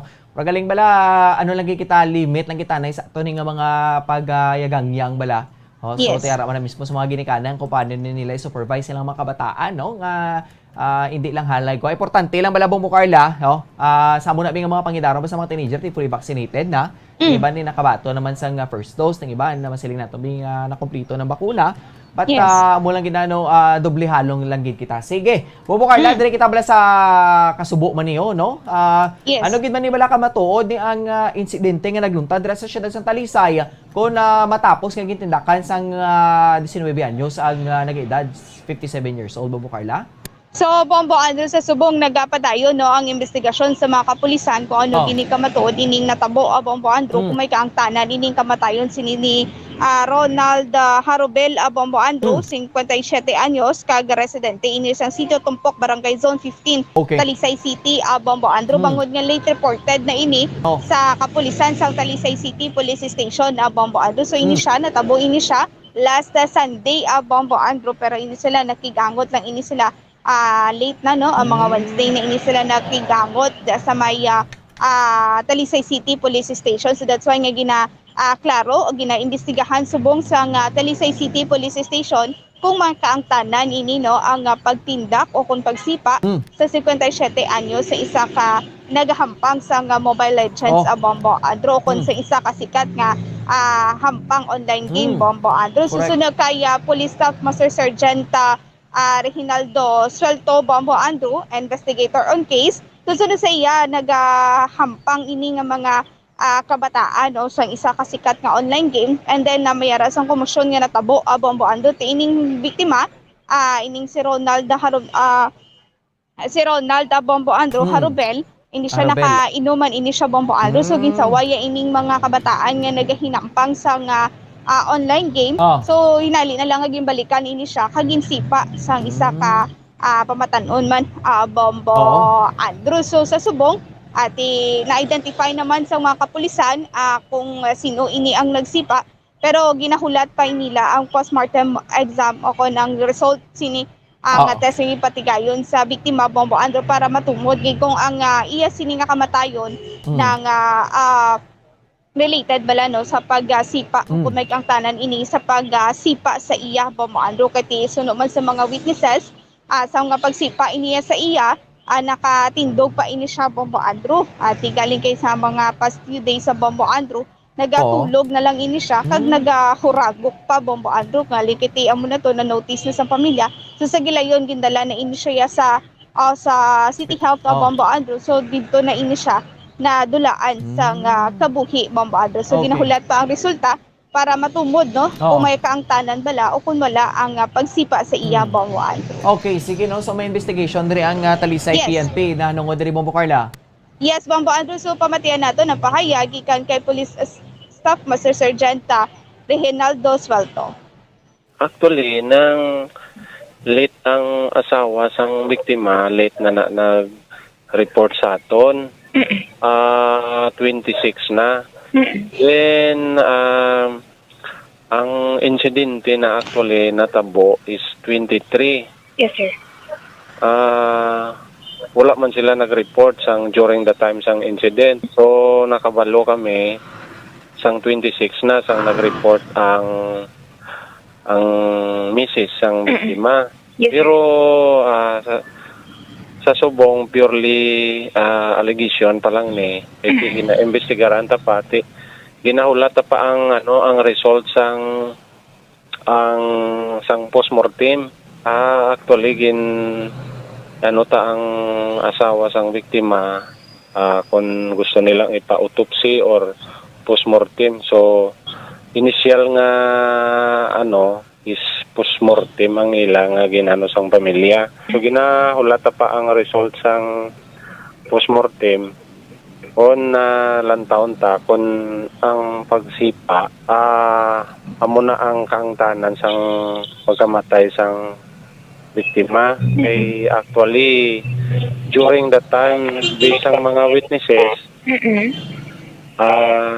during the time sang incident pagsipa actually natumba ni ang biktima sa mga witnesses, pero nakabangon man sa then wala man nag-seek medical assistance kay okay man lang sa. Pero base man sa aton mga witnesses nga ang biktima ni during the time nakainom. Okay. So wala siya nag-seek ng medical assistance during that time. And suno man sa mga witnesses, the next morning after sang incident pagka morning ang aton biktima okay man galagaw pa ni siya pagka the next day. It was January 25 evening mga 9:30. Amo ni sa ang ginkuha na to sa sang ambulance kay suno sang mga witnesses kag nakakita to matupad balaya nang kumbaga daw gatulog wala gahurago. So amo to nga nagtawag sila ambulance kag gindala sa Talisay City Health. Kag pag-abot sa Talisay City Health dito siya na declare nga expired na. Okay. Sir, ano kini sir ang rason kung aging sipa ini siya, sir? Sunod pa sa mga witnesses man, ang prior sang pagsipa, actually may komosyon nga natabo sa covered court sa Sitio Tumpo. Yes, sir. No, sa Barangay Son 15. Sa mga sunoy-sunoy bala, mga kabataan. Kabataan ang ginalingan ang email, hampang email bala. Oo, sir.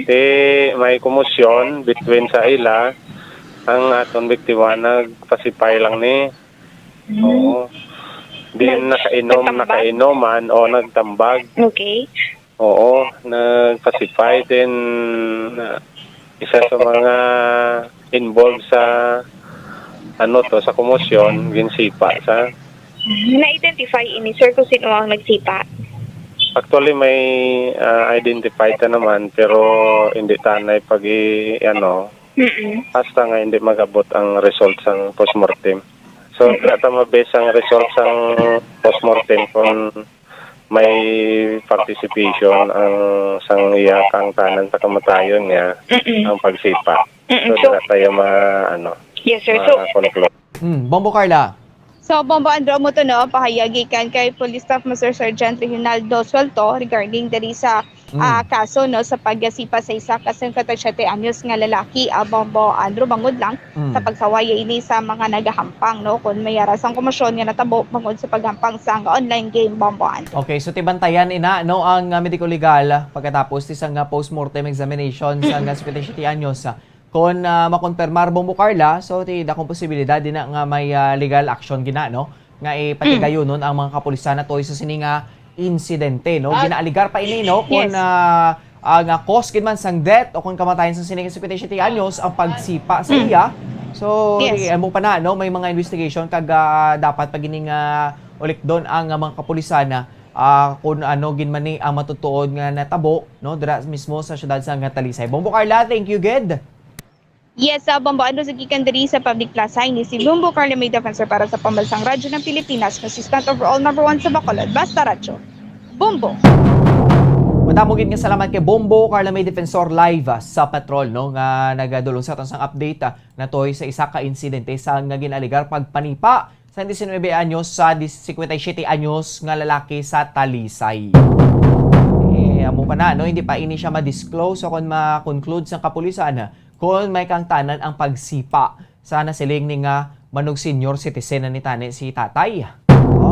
Galing may mga na-obserbahan man ng iyang pamilya nga do ka unusual bing paggawi man after sa amotobing insidente. Bantayan ina, no? So basi wala kagahod man, no? Ti amo naguro nga gin saway man sang 77 anyos kay dugang pagidaan ti nakainom. So tiyan mo ginang mabudlay, no? So sa mga kabataan dira, lang kita, likaw lang kita sa gamo. Lulutan na no? Respetohon na lang na sila. Sige, time check. Para sa isim punto na sang hapon, mga kabobo, standby kaya rin natin nga Bombo News Center, no? Para sa itong Bombo Network News. News Center magadulong sa ato sa mga latest update na toy sa mga balita sa national kag international. Sige, so standby na rin natin nga Bombo News Center. News Center, please come in. Best Newscast sa 24th KBP Golden Dove Awards. Bombo Network News. And the KBP Golden Dove for Best Radio Newscast Metro Manila goes to Bombo News, DWSM, Star FM, Bombo Radio. At ngayon, ang inyong tagapagbalita. Magandang gabi Pilipinas! Anumang oras sa buong mundo, narito na ang Bombo Network News Evening Edition 29 sa buwan ng Enero 2022 sa ulo ng ating mga balita. Ramos missile gagamiting pandepensa ng Pilipinas sa West Philippine Sea. Samantala naman ang simbahang Katolika hindi natatanggap ng donasyon mula sa mga kumpanyang may kinalaman sa pagkasira ng kalikasan, gayon din sa mga politiko, lalo na sa mga presidential candidates. Serye ng paghagis ng granada sa lungsod ng Maynila, tinututukan na ho ng mga otoridad. Abangan mamaya 4 katao sugatan matapos mahulog sa ilog ang isang 12-wheeler truck doon sa Laguna. Ang tulay bumagsak din. Tugutan naman ang NPA sa Cagayan na tuntunang militar at pursuit operation inilunsad katuwang na ang Philippine Air Force. Sa ating international news, Russian attack tinawag ng top US military na kakilabot. Sa ating balitang palakasan, Australia naghahanda na sa malaking selebrasyon sakaling magkampiyon ngayon ang kanilang pambato sa prestigyosong Australian Open Women's Championship na si Ashley Barty. Sa ating entertainment news naman, Grammy Award-winning singer na si Chris Brown bumuwangta sa gitna ng bagong reklamo umano'y panggagahasa sa babae habang nasa yate. Bago sa detalye, kami ang inyong mga tagapagbalita. Ako si Bombo Jane Buna. Ako naman si Bombo Dennis Hamito at ngayon sa ating mga detalye. Inanunsyo ni Defense Secretary Delfin Lorenzana na magsisilbing deterrent ang pinakamabilis na supersonic cruise missile sa anumang banta sa soberanya ng Pilipinas, lalo na sa West Philippine Sea. Itong sinabi ni Lorenzana sa ceremonial signing ng kontrata sa BrahMos Airspace para sa shore-based anti-ship missile system na-acquire sa pamamagitan ng mga proseso na ito na pinasok ng gobyerno. Nagkakahalagang kontrata ng 18.9 billion pesos na nilagdaan ni Lorenzana at ng Director General ng BrahMos Airspace na si Atul Dinkar Rani ng Department of National Defense doon sa naturang lugar kung saan maalala mga kabombo si Indian Ambassador to the Philippines Shambhu Kumaran ang kumatawan sa pamahalaan ng India sa seremonya.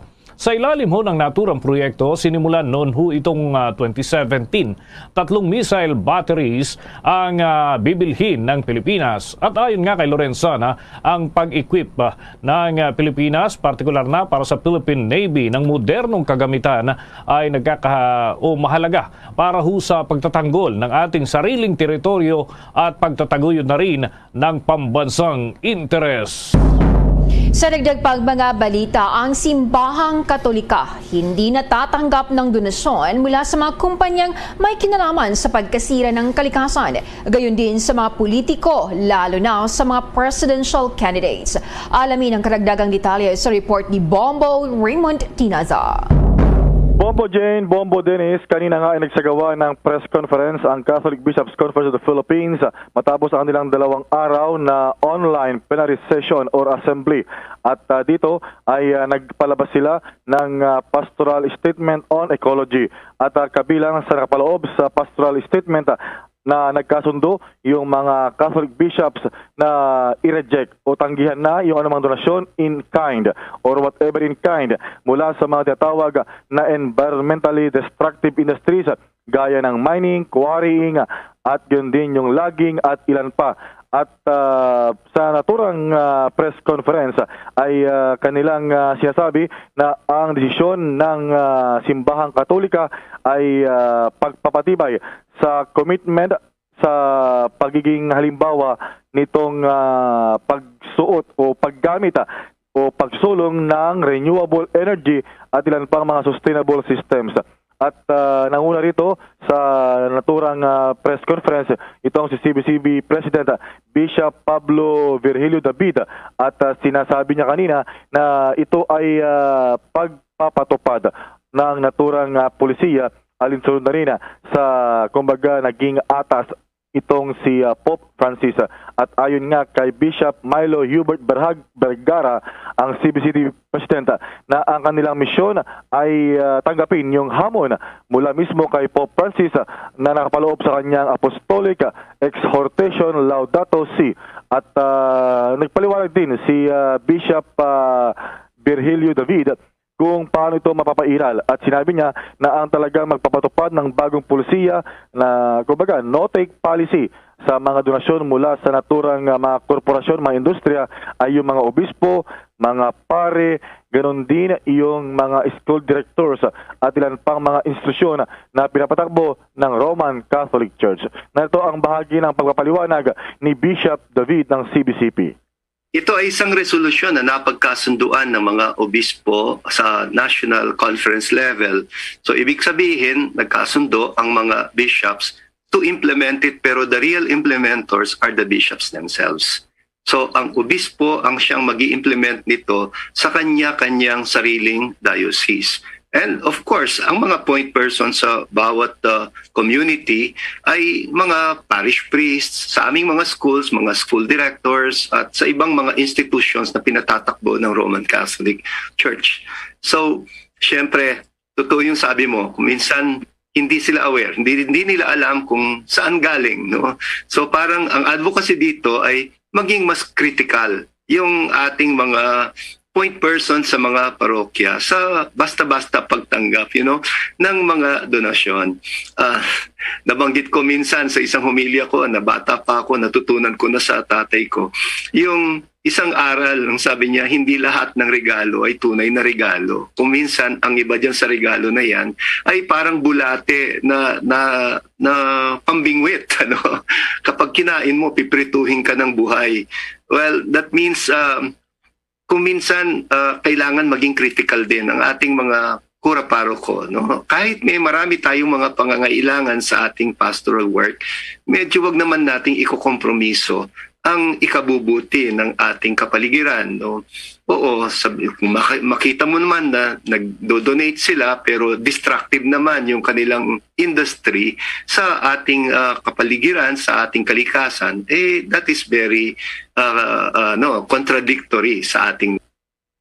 Ang bahagi ng pahayag ni Bishop David at ang naturang hakbang ng CBCP ay nangyari 2 taon matapos ang collegial body agreement ng mga obispo na hindi papayagan yung mga financial resources ng Catholic institutions na ma-invest sa mga tinatawag na extractive projects.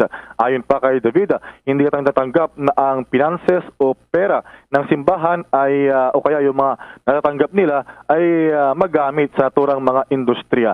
At ayon pa sa naturang CBCP Presidenta, kanilang hinikayat yung mga banking institutions na nagpupundo ng coal, fossil gas at iba pang mga destructive energy na magkaroon ng pulisiya at plano para higpitan at eventually ay face out ang kanilang pagkakasangkot o kaugnayan sa naturang mga industriya na nakakasira sa ating kalikasan. At sa kanilang commitment, ang Simbahang Katolika ay planong mag-fully divest ang kanilang mga assets sa mga financial institutions at corporations na may investment sa tinatawag na ecologically harmful activities pagsapit ng 2025 at panagutin sila yung maturang industriya sa tinatawag na fiduciary duties at moral obligations as climate actors.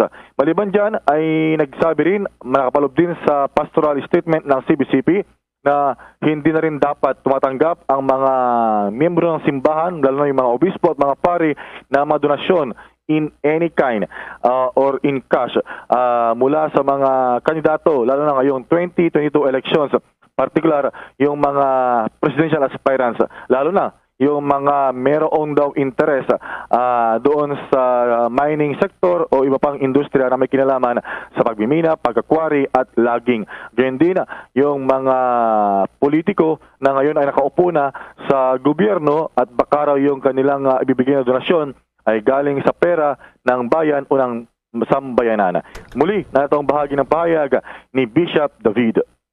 My answer to that is yes, definitely. Patagal na namin yan na pinag-uusapan. In fact, yung pagtanggap ng mga donasyon sa politiko is a touchy issue, no? Lalo na kung alam natin yung politiko ay nasa kapangyarihan na sa gobyerno, baka kasi yan ay pondong galing sa gobyerno, no? Dahil hindi tama na gamitin ang pondong gobyerno sa gawain ng simbahan unless it's a partnership in a common endeavor na which benefits the poor. Pero in general, meron na kaming ganyang policy discouraging ng acceptance din ng donation from politicians kasi we don't want to encourage yung patronage politics, no? it's their call, pero sinasabi lang namin na magiging pamantayan din ito para sa amin sa alam niyo naman, we are really exhorting on our lay people to proactively support the candidacy of certain candidates, no? At itong syempre sa kanilang collective discernment, isa sa mga issues talaga na importante para sa simbahan is ecology. So, ayun, kung ikaw nga naman ay kakandidato pero ang malaking bulk ng pondo mo ay galing dito, parang mag-isip naman tayo, no? Kasi you will be beholden to these industries. And if you are beholden to these destructive industries, then siguro hindi ka dapat iboto. Yan ang bahagi pa ng pagpapaliwanag ni Bishop David sa kanilang press conference matapos ang 123rd General Assembly. At ito nga ay kumbaga ayon kay Bishop David, ito ay walking the talk o kaya pagtupad mismo yung kanilang mga itinuturo sa simbahan. At dapat daw sila mismo ay maging magandang ehemplo at sa pagsunod, lalo na doon sa mga aral sa pagprotekta sa ating kalikasan. At kailangan nilang gumawa ng mga pagsikap at sa buong church institution na ipairal, isagawa sa ground yung kanilang mga turo, dahil kung hindi naman daw, kung sila ay tumatanggap ng donasyon mula sa mga industriya na sumisira sa kalikasan, whatever scale, malaki man o maliit, ay para sila mismo ay hindi tumutupad sa kanilang misyon, sa kanilang mga iniaaral. At ito rin ay commitment nila kay Pope Francis na nanguna nga sa kampanya sa paglaban sa climate change at mga ugat nito. Okay, Bombo Raymond. Yes. Oo. Isang punto lang, yung hindi natatanggap ang Simbahang Katolika ng donasyon galing sa mga politiko. How about yung mga may existing na ginagawa, lalo na dyan sa Caritas, may mga activities, Bombo Raymond. So paano ito?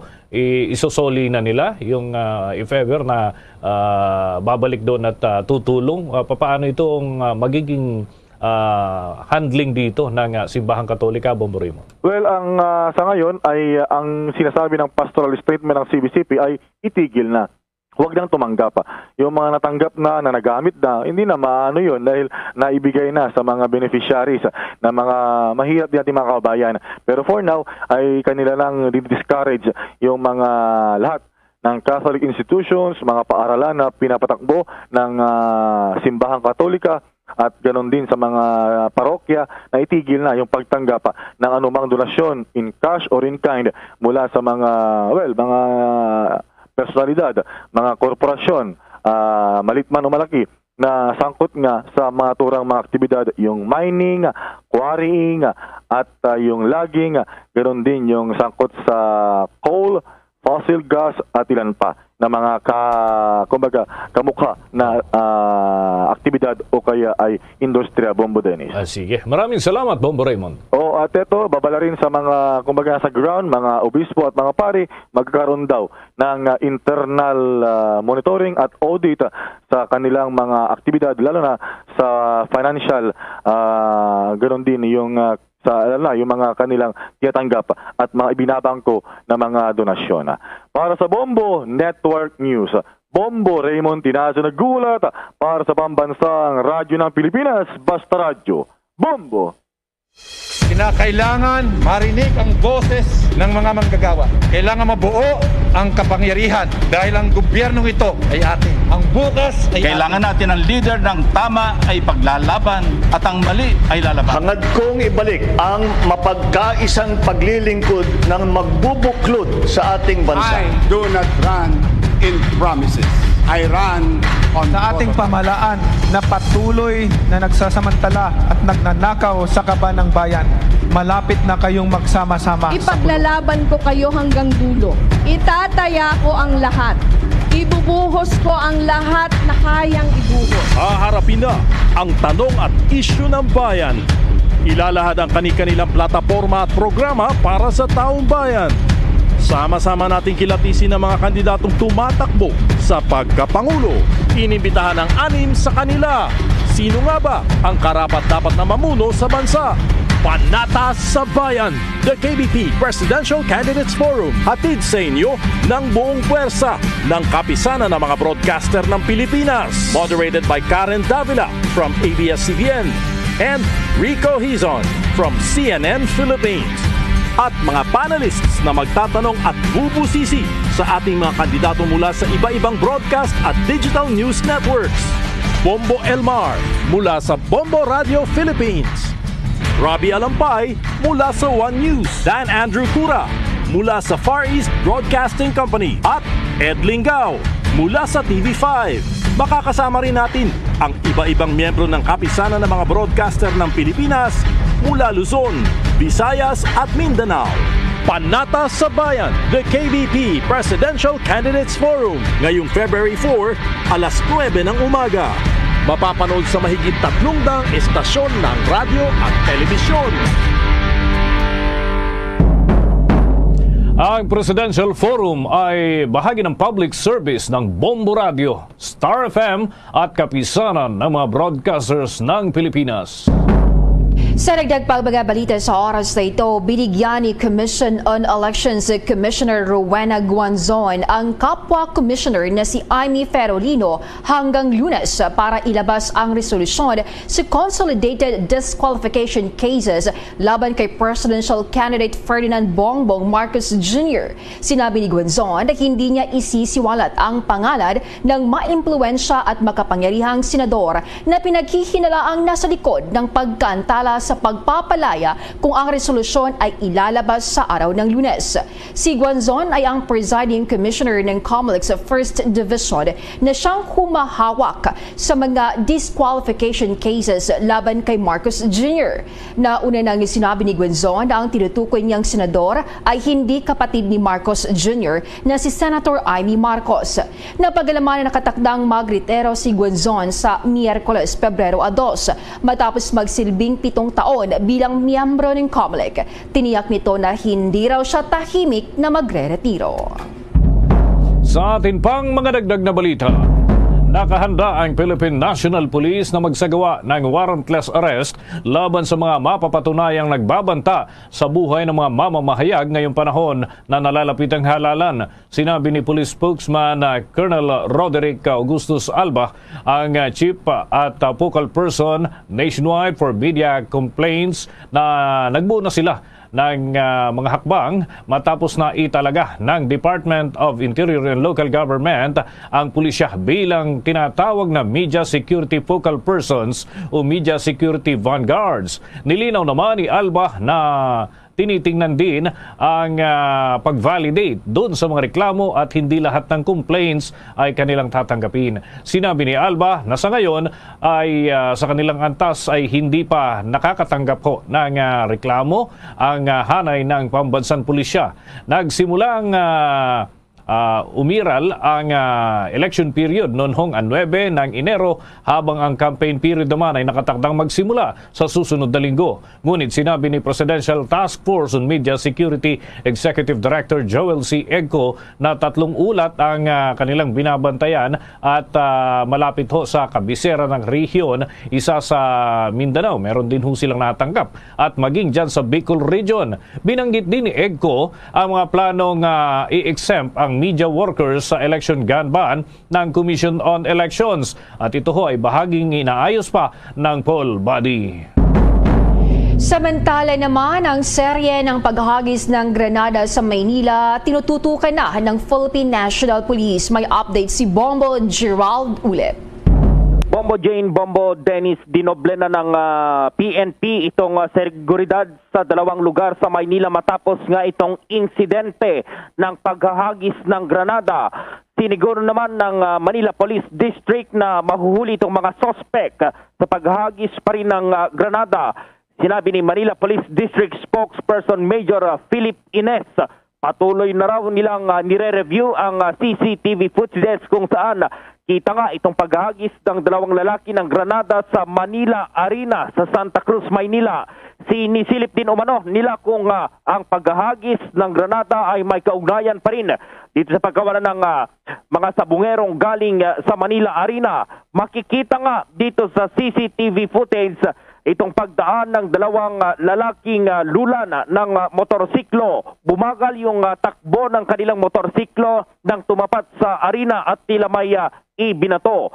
At kaugnay niya na, narito pa ang tinig ni MPD spokesperson Major Philip Ines. Nandun na po, pinag-examine naman natin at ginawa naman po ng EOD yung mga safety procedure dito. Tungkol naman po dun sa alisin may nawawalang mga grupo ng mga sabongero. Nakita lang natin, galing po sila dito pero hindi po naman na-establish na dito po talaga sila nawala sa lungsod ng Maynila. Kasi sabi nga po natin, na-recover naman po yung sasakyan, yung mga sasakyan itong mga taong ito. Somewhere po sa may north, kaya sabi nga natin, nakita po na pumunta po sila dito sa Manila at umalis din po sila dito pero wala naman po tayong nakita. At patuloy po natin inataas ang antas ng pagbabantay sa ating mga kababayan. Masigurado po nila na ligtas po yung mga mamamayan natin dito sa Manila. At kung meron nga pong gumawa ng krimen dito dahil hindi po natin sa kalawang kanilang kaisipan, patuloy po natin sinasabi sa kanila, pag gumawa po kayo ng krimen, may batas po sa Manila, ibibigay po namin kung ano nararapat sa inyo. Bibigyan po natin ng hustisya kung sino man pong ginawa nyo ng hindi maganda at ilalagay po namin kayo sa oblo. Makakaasa po kayo na hindi namin ibababa ang aming kalasag at lagi namin iumang aming tabak para sa manliligalig at balak manligalig ng aming lugar sa Nikalaan. Samantala, Bombo Jane, Bombo Dennis, isa ring granada pa itong natagpuan sa bahagi ng Gate 3 ng Bureau of Customs sa Manila South Harbor na kung alas 8 kaninang umaga. Ayon kay MPD District Director Police General Leo Francisco, agad umanong nagtungo sa lugar ang miyembro ng Explosive Ordnance Division para i-secure itong lugar na bahagi ng safety measure. Nang masigurong wala ng tao sa lugar ay agad na ginamit ginamitan ng disruptor ang granada para paputukin. Nang pumutok ay agad kumuha ng mga ebidensya itong MPD para matukoy kung anong uri ng granada itong ginamit. Maliban dito, sisilipin din umano ng PNP itong mga CCTV footages malapit sa lugar para malaman kung sino itong nag-iwan ng granada. Okay, Bombo Gerald. Yes, Bombo Dennis. Oo. May nakikita na ba ang MPD? Kanina pinarinig mo si Major Philip Ines. Yung tagapagsalita ng MPD. Sa tingin ba nila magkakaugnay itong mga insidente na ito ng paghahagis ng granada, Bombo Gerald? Oo, hindi pa nila na-establish pero itong isang lugar, itong Bureau of Customs, tinitignan nila ngayon itong CCTV footages malapit sa lugar dyan para makita kung sino yung naghagis or nag-iwan dito sa granada na natagpuan na halos kapareho naman ng nangyari doon sa isang sabungan dyan sa Manila pa rin na inihagis yung granada pero hindi pumutok. So yan yung tinitignan nila, Bombo Dennis, kung ganyan din yung estilo na ginawa nung mga nag-iwan or naghagis ng granada dito sa bahagi ng Gate 3 ng Bureau of Customs sa Manila South Harbor. Medyo delikado ito, Bombo Dennis, dahil marami-raming mga taong dumadaan din dito sa may bandang Bureau of Customs. Maging itong sa sabungan doon sa Maynila, Bombo Dennis, kung sumabog yan, kung makikita dito sa video nakita natin, Bombo Gerald. Nung pagkahagis nung dalawang nakamotorsiklo, may hinagis sila, nagtakbuhan yung dalawa at mayroon pang mga tindera at may bumibili dito sa malapit sa gate. Kung pumutok yan, Bombo Dennis, ay siguradong may masasaktan, masusugatan na dyan, Bombo Dennis. Kaya naman itong PNP talagang tinitignan na kung saan pumunta itong dalawang nakamotorsiklo na to at yung mga LGUs, nakikipag-ugnayan sila sa mga LGUs para kunin yung mga CCTV footages para makita kung saan nagtungo itong mga suspect dahil hindi biro to, Bombo Dennis, kasi granada yung hinagis at talagang dito pa sa mga lugar na may mga dumadaan, maraming tao, Bombo Dennis. Oo, at saka kung napasabog ito gamit yung disruptor, ibig sabihin active pa rin yung naturang granada, Bombo Gerald. Sige, abang-abang tayo ng mga update dyan dahil seryosong bagay ito ng mga development dyan sa lungsod ng Maynila. Maraming salamat, Bombo Gerald. Para sa Bombo Network News, Bombo Gerald D. Ulep. Para sa Pambansang Radyo ng Pilipinas, Basta Radio, Bombo! Sa atin pang mga dagdag na balita, tiniyak ng Land Bank of the Philippines na handa itong makipag-ugnayan sa ginagawang investigasyon ng National Bureau of Investigation kaugnay sa phishing scam kung saan ay pawang mga guro yung naging biktima. Sinabi ni LBP President and CEO Cecilia Borromeo na aktibo silang lalahok sa pagsisiyasat na ito at magpaparating din ng buong kooperasyon sa NBI ng layunin ay higit pang matiyak ang pera ng kanilang mga depositor. Idinagdag ni Borromeo na ang bangko ay nagsasagawa rin ng sariling pagsisiyasat. Nakikipag-ugnay na rin anya ang kanilang panig sa Department of Education para sa listahan ng mga gurong naiulat na naging biktima ng naturang scam. Magugunitang inatasan ng DOJ ang NBI na magsagawa ng investigasyon at case build-up sa umano'y phishing scheme laban ho dun sa mga guro. Sa isang department order, pinahihintulutan ni Justice Secretary Menardo Guevara si Officer in Charge sa Eric Distor ng NBI na magsampah ng mga kulang kaso laban ho doon sa mapapatunayang responsable kung may ebidensya na. Inatasan din ito si Distor na magsumite ng kanyang report sa pag-usad ng subject investigation at pagbuo na rin ng kaso ng direktiba sa Office of Justice Secretary sa lubhuyan ng 30 araw.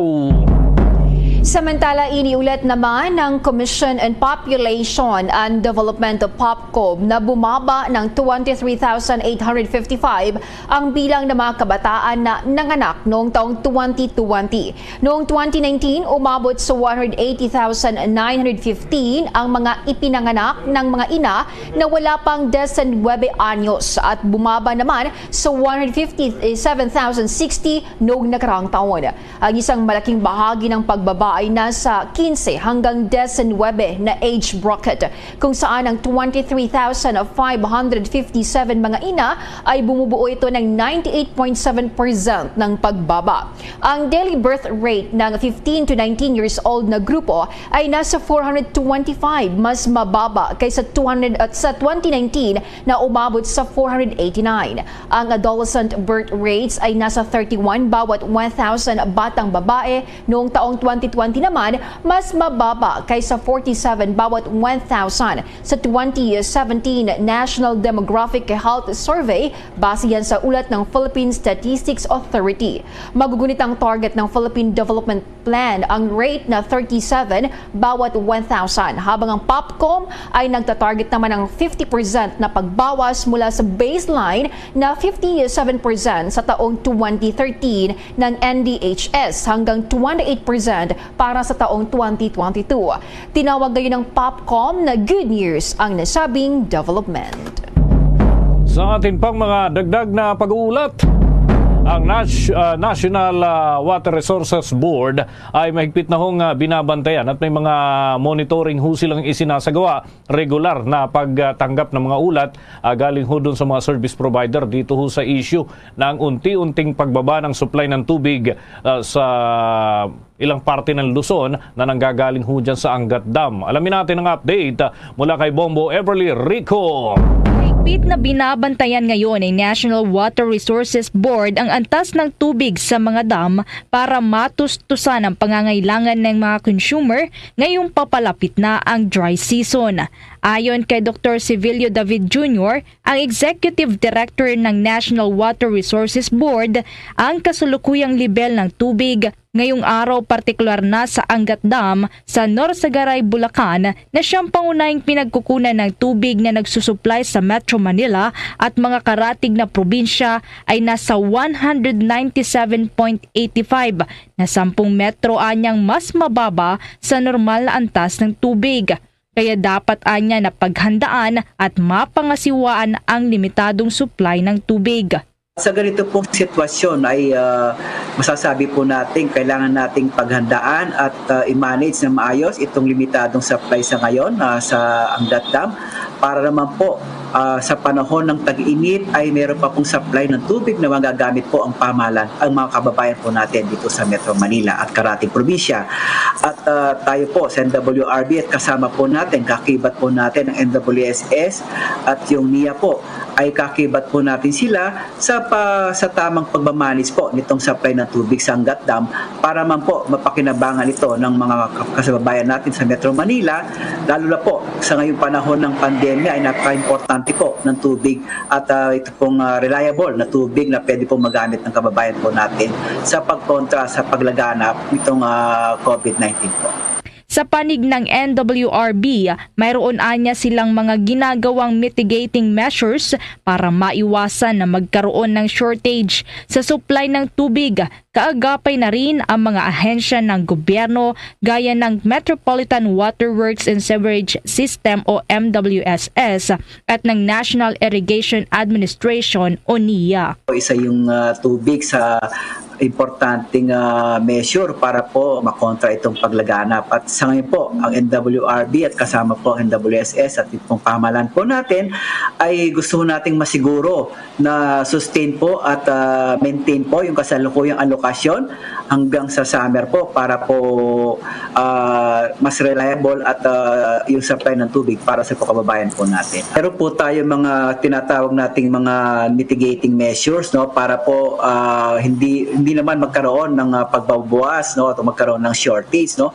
Kung ikukumpara naman anya sa nagdaang taon, gaya noong 2019, kung saan naranasan ang matinding water shortage sa loob ng ilang linggo sa Metro Manila at mga karatig na lalawigan, ayon kay David, mas handa ngayong taon ang pamahalaan na matugunan ang kakulangan ng supply ng tubig dahil sa mga programang inilatag ng MWSS concessionaires gaya na lamang ng water treatment facilities na makakatulong anya para sa karagdagang supply ng tubig.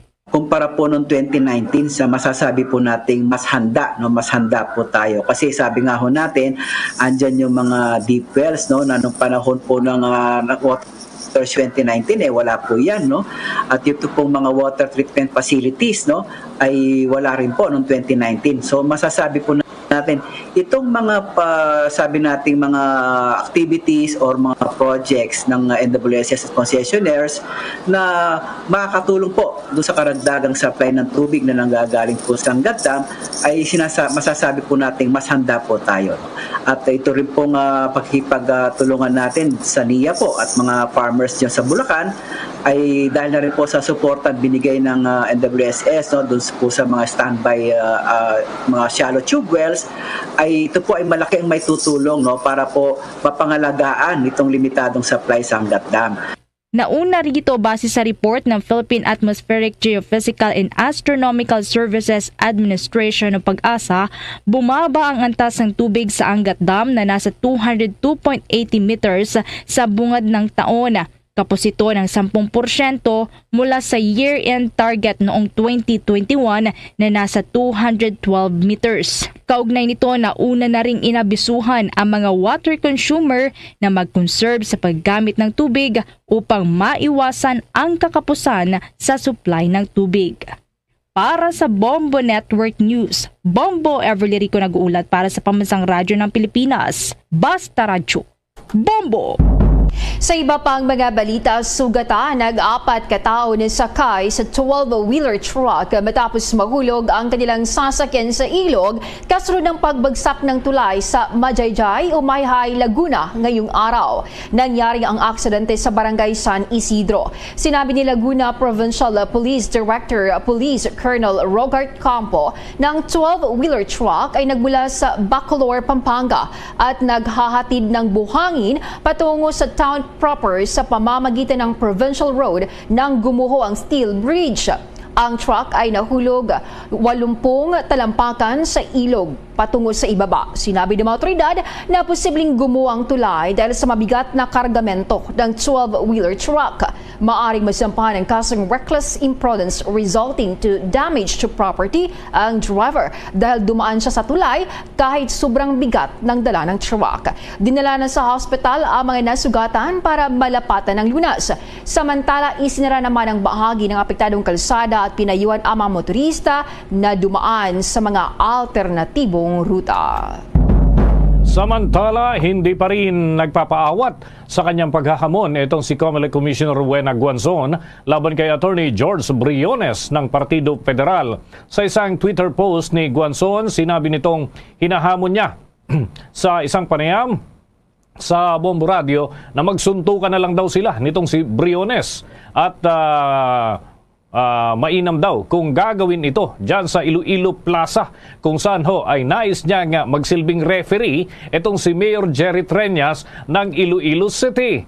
At kung sakali raw ay gagamitin naman niya yung gloves na pirmado mismo ni 8th Division World Boxing Champion at Senator Manny Pacquiao. Si Briones, mga kabombo, ay una ng hinamon ng debate nitong si Guanzon kung saan initially tinanggap ho nito yung para sa naturang diskusyon, pero kalaunan binawi ng mga abogado ang pagtanggap niya sa hamon ng Lady Commissioner. Makaraang mabatid ho na magkapareho pala sila ng kinabibilangang fraternity group.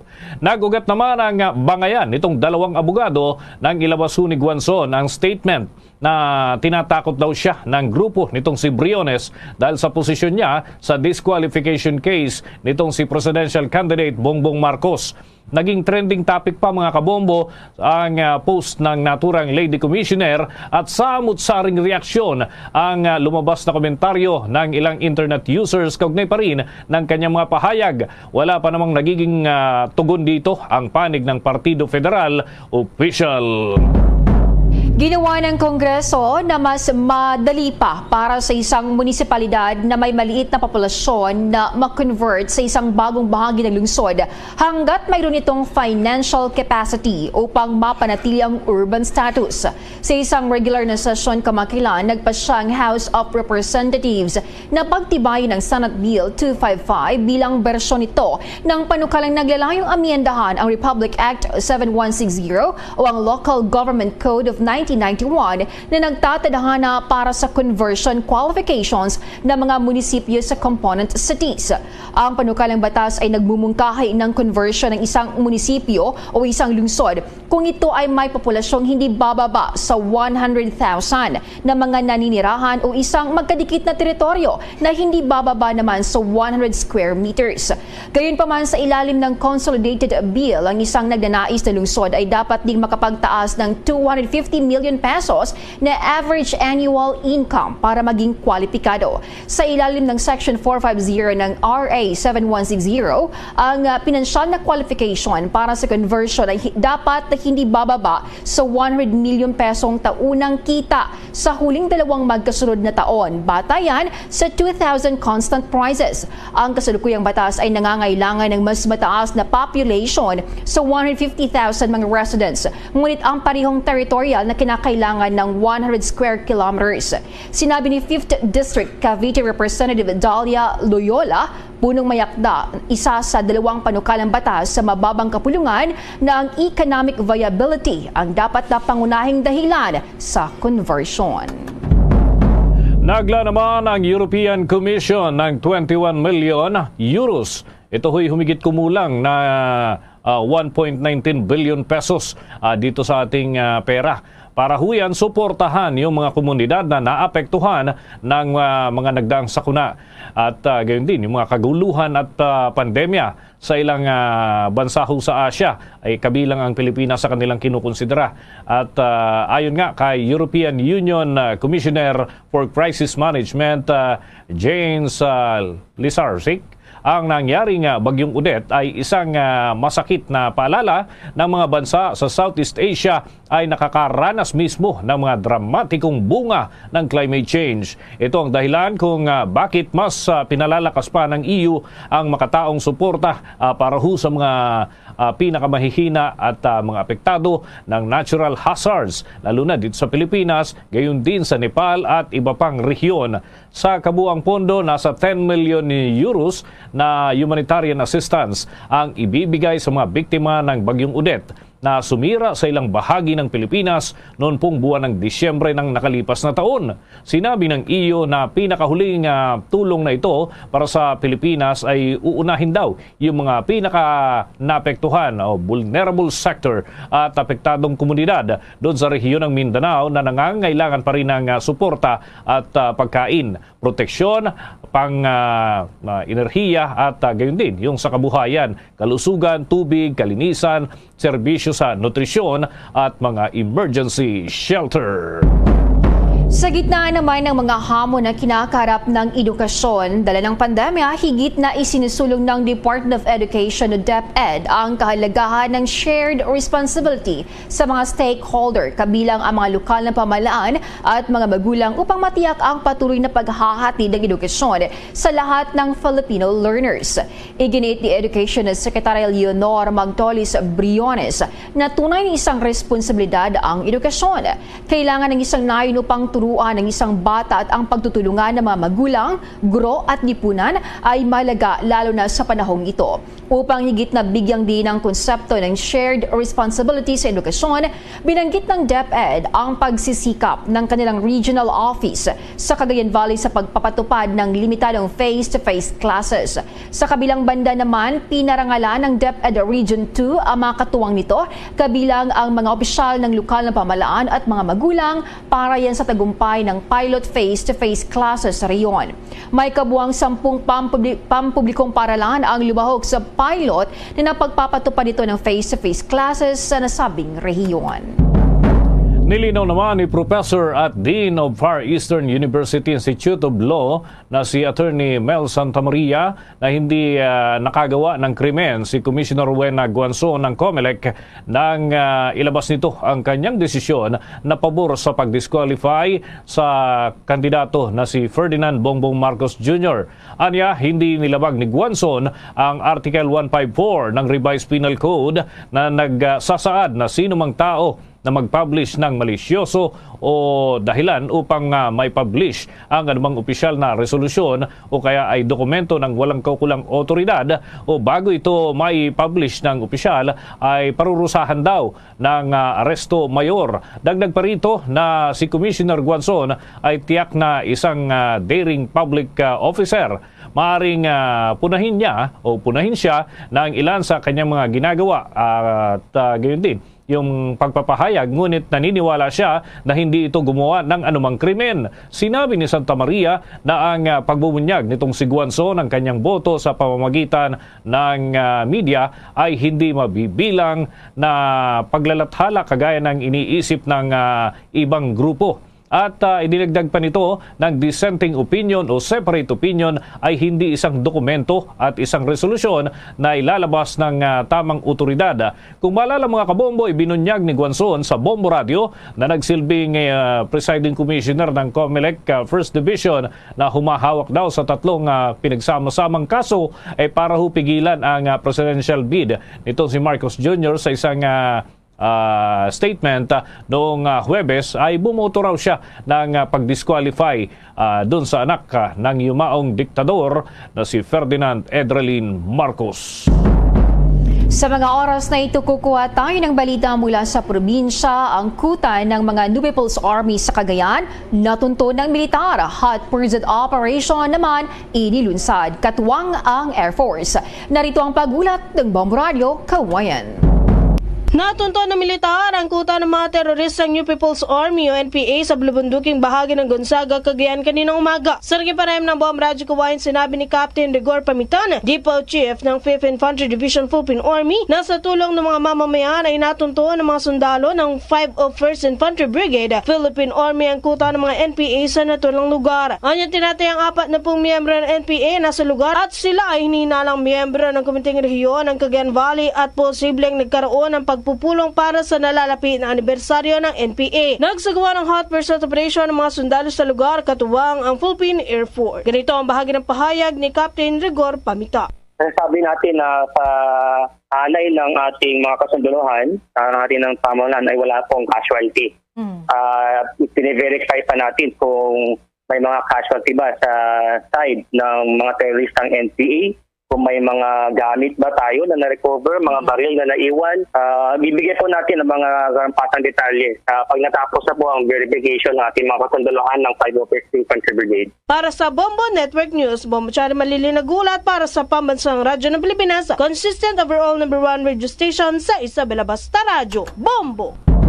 Umaani naman ho ngayon ng iba't ibang reaksyon yung nangyaring pag-hold up doon sa taxi driver doon sa Cebu at pinagbabaril pa ho kasi ito. Pero natuklasan ho kasi isa sa mga hold-upper 14 anyos lamang. May balita ang Star FM Cebu.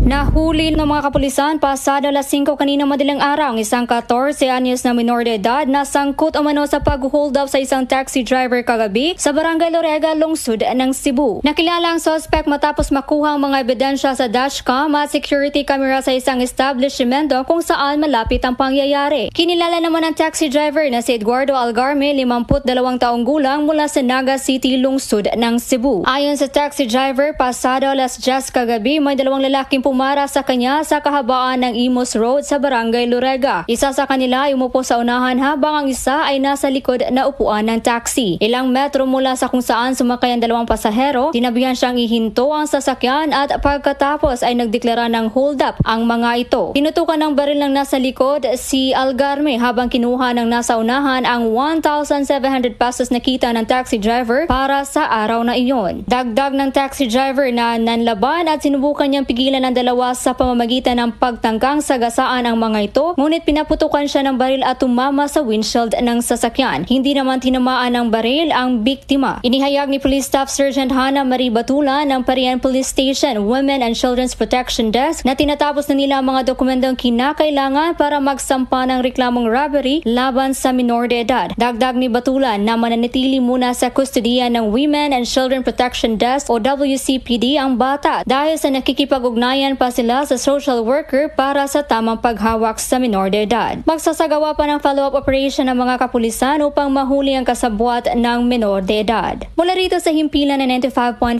Star FM Cebu para sa Bomba Network News, Star DJ Isa nag-uulat para sa Pambansang Radyo ng Pilipinas at #1 radio network in the country, Basta Radyo. Bombo! Nagpakilala ang commander ng NPA nangikil para sa umano'y permit to campaign sa mayoralty candidate doon sa Sultan Kudarat. Inutusang tawan naman nahuli sa entrapment. May detalye ang Bombo Radio Crunedal. Nasa kustodiya na ngayon ng mga otoridad sa bayan ng Kalamansig, Sultan Kudarat ang isang umano'y kasapi na rebelding NPA na sangkot sa pangikil sa isang mayoralty candidate. Ito ay inihayag ni Police Staff Master Sergeant Daryl Mulud, investigador ng Kalamansig Municipal Police Station, sa eksklusibong panayam ng Bombo Radio Coronadal. Kinilala ni Mulud ang naresto na si Tuyang Sikil Sanong, 32 anyos at residente ng Barangay Hinalaan, Kalamansig, Sultan Kudarat. Ayon kay Mulod, nahuli sa akto si Sanong na tinatanggap ang entrapment money na nagkakahalaga ng 60,000 pesos habang nakunan din ito ng isang fragmentation grenade, cellphone at iba pang kagamitan. Una rito, nagkatanggap ng extortion letter ang mayoralty candidate na si Ronan Garcia mula sa nagpakilalang Commander Casilio de la Vega ng Farm South Mindanao Region, Daguma Sub-Regional Operations Command. Kapalit umano ng malaking halaga ng pera ay ang pagbibigay ng permit to campaign ng mga rebelde sa kandidato at mga supporters nito sa darating na campaign period. Ngunit sa halip na magbigay ng pera ay nakipag-ugnayan ng kandidato sa mga otoridad kaya't ikinasa ang entrapment operation. Sa ngayon, sinampahan na ng kasong paglabag sa Article 294 ng Revised Penal Code at RA 9516 sa mga nasabing suspect. Kasabay nito, nananawagan naman ang opisyal sa mga kandidato na huwag magbigay ng pera sa mga rebelde o anumang lawless group lalo na at paparating na ang eleksyon sa buwan ng Mayo. Kami, robbery against a certain alias Tayong and certain Commander Cielo. RA 9516, yung illegal possession ng explosive against kay alias Tayong. Yan ang ulat mula dito sa Bombo Radio Coronadal para sa Bombo Network News. Bombo Donhart Militar para sa Pambansang Radyo ng Pilipinas at consistent #1 sa probinsya ng South Cotabato, Basta Radio. Bombo! Sa dagdag pa nating mga balita, inggit daw at pagnanasa motibo sa pagmasaker ng isang lalaki o tiyuhin pa man din ito dun ho sa mag-iina sa Romblon. May nakalap na impormasyon ng Bombo Radio Kalibo. Pinaniniwalaang dahil sa inggit at pagdadasa kung bakit minasakerang mag-iina Miyerkules na madaling araw sa Upper Hinulugan, San Jose, Romblon. Ayon kay Barangay Kagawa Chilo Tolosa ng Katiklan, Malayaklan, pinsan ng 29 anyos sa biktima na si Willin Mendoza Tubuna, nagtanim ng sama ng loob ang sospek na si Patrick Kahilig sa biktima matapos itong paalisin sa trabaho sa pinapatayong bahay. Si Kahilig ay live-in partner ng kanilang tiyahin na si Flora Meseraspe. Inaalam pa umano ng mga otoridad kung naghahasa ang biktima na isang single parent. Enero 26 ng madaling araw nang pinaniniwalaang nangyari ang brutal na pagpatay sa biktima at dalawang anak nito na may edad na 9 at 7 sa loob ng kanilang kwarto. Narecover sa bahay ng sospek ang kumot na puno ng dugo na itinurn over mismo ng kanyang kinakasama. May mga bakas rin ng dugo mula sa bahay ng biktima papunta sa bahay ng sospek. Tumatayong witness sa krimen ang manak ng sospek na si alias Janjan. Nasa kustodiya na ngayon ng San Jose Municipal Police Station ang sospek at maaaring maharap sa kasong murder. Inggit gudman ang lutaw nga kaakig balahan kaya nga rin ay pagnanasa man sa ako nga income. Para sa Bombo Network News mula rito sa Bombo Radyo Kalibo, Bombo Michael Alano nagulat para sa Pambansang Radyo ng Pilipinas at consistent overall number 1 sa Aklan. Basta Radio, Bombo! Higit 3 million pesos na laga naman ng illegal na droga na recover sa drug buy-bust operation. May detalye naman ang Bombo Radio Davao. Nasa higit 3 milyong halaga ng iligal na droga ang nakumpiska ng mga personahe ng Buhangin Police Station at Regional Special Operation Group Regional Drug Enforcement Unit 11 sa kanilang isinagawang drug buy-bust operation sa Nara Park Subdivision, Barangay Tigatu, Buhangin District itong lungsod. Nakilala ang suspect na si Johnny Antona Polistico alias Boss, top 4 drug personality sa Davao Region. 36 anyos, residente ng Barangay Malawanit, Poblasyon Magsaysay, Davao del Sur. Sa isinagawang operasyon, nabilihan ang suspect ng 4 na mga medium size ng illegal na droga na nagkakahalaga ng 100,000 pesos. Ngunit nang isinagawa ang inspeksyon, na-recover mula sa suspect ang 3 pang mga malalaking pakete ng illegal na droga at 14 na medium size ng illegal drugs. Sinasabing tumitimbang ng 240 grams ang mga illegal na droga na nagkakahalaga ng 3,840,000 pesos. Nasa kustodiya ng PNP Crime Laboratory ang mga pakete ng shabu at nakatakdang sampahan ng kasong paglabag sa Republic Act 9165 o Comprehensive Dangerous Drugs Act 2002 ang suspeksyado. Balitang mahimpilan ng Bombo Radio Davao para sa Bombo Network News. Bombo Eman Delepengin nag-uulat para sa Bombo sa Radyo ng Pilipinas at number 1 radio network in the country, Basta Radyo, Bombo! Pasintabi lamang ho mga kabombo, lalo na ho dun sa mga kumakain ng hapunan. Maselan ho yung susunod nating balita. Ito ho tungkol dun sa bungo at mga buto raw ng tao natagpuan doon sa isang lugar sa Zamboanga City. Ipinaniniwalaan ho, ito isang minor de edad. May balita ang Star FM Zamboanga. Pira-pirasong mga buto ng isang tao ang nadiskubre ng isang menor de edad sa may damuhan, partikular sa Barangay Lunzuran, Zamboanga City. Ayon sa inisyal na investigasyon ng Police Station 5 Divisoria, ang human skeleton na natagpuan ay di umano hiwa-hiwalay ang bungo at iba pang mga buto at bahagi ng katawan nito at hinihinalang tinapon na lamang sa mga damuhan at natipon lamang nila ito at isinilid sa isang plastic bag bago na i-report sa nasabing barangay na kung saan agad naman niresponde ito ng barangay chairman na si Joel Jose at nai-report sa Police Station 5. Kasalukuyan iniimbestiga sa ngayon ng otoridad kung sino ang posibleng nagtapon ng mga buto sa lugar. At yan ang ulat mula rito sa himpilan ng 93.9 Star FM Zamboanga. Ito si Star DJ Sky, nag-uulat para sa Pambansang Radyo ng Pilipinas at number 1 radio network in the country. Basta Radio, Bombo! Isang Norwegian national naman na arestado matapos nireklamong nagpapakalat ng hubad na larawan ng isang minor de edad. May detalye ang Star FM Cebu. Inaresto ng Talisay City PNP kaninang madaling araw ang isang Norwegian national matapos inireklamo ng isang 16 anyos na babae dahil sa umano'y pagpapakalat ng hubad na larawan nito sa pamamagitan ng social media. Kinilala ang 42 anyos na suspect na si Kenny Flashlight at residente ng R. Duterte Street, Barangay Guadalupe nitong lungsod ng Cebu. Isinagawa ng pulisya ang entrapment operation sa Barangay Linaw, lungsod ng Talisay matapos humingi ng tulong sa pulisya ang ina ng biktima. Nagbabanta pa umano si Flashlight na patuloy patuloy ito sa pag-post ng hubad na larawan ng menor de edad kung hindi papayag ang anak nito na makasama itong isagawa ang balaswan na aktibidad. Nasa kustudiya na ngayon ng Talisay PNP ang suspect habang inihahanda na ang kasong paglabag sa Republic Act 995 o ang Anti-Photo and Video Voyeurism Act of 2009. Mula Star FM Cebu para sa Bombo Network News, Star DJ Sophie Ember nag-uulat para sa pambansang radyo ng Pilipinas at #1 radio network in the country, Basta Radyo. Bombo! Bombo International News. Tinawag ni top U.S. General Mark Milley na horrific o kakilakilabot ang gagawing pagsalakay ng Russia sa Ukraine kung saan hahantong ito sa malaking bilang ng mga nasawi. Inirawan ni General Milley na ang pagtatayo ng 100,000 Russian troops malapit sa hangganan ng Ukraine ay pinakamalaki mula noong Cold War. Ngunit sinabi ni U.S. Defense Secretary Lloyd Austin na maiiwasan pa rin ang hidwaan sa pamamagitan ng paggamit ng diplomasya.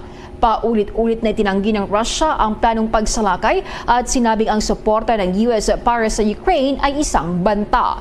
Nauna na nang magpapadala si US President Joe Biden na mga sundalo sa Eastern Europe upang mapalakas ang presensya ng military alliance sa North Atlantic Treaty Organization o NATO sa gitna ng tumitinding tensyon sa borders ng Ukraine dahil sa military build-up ng Russia.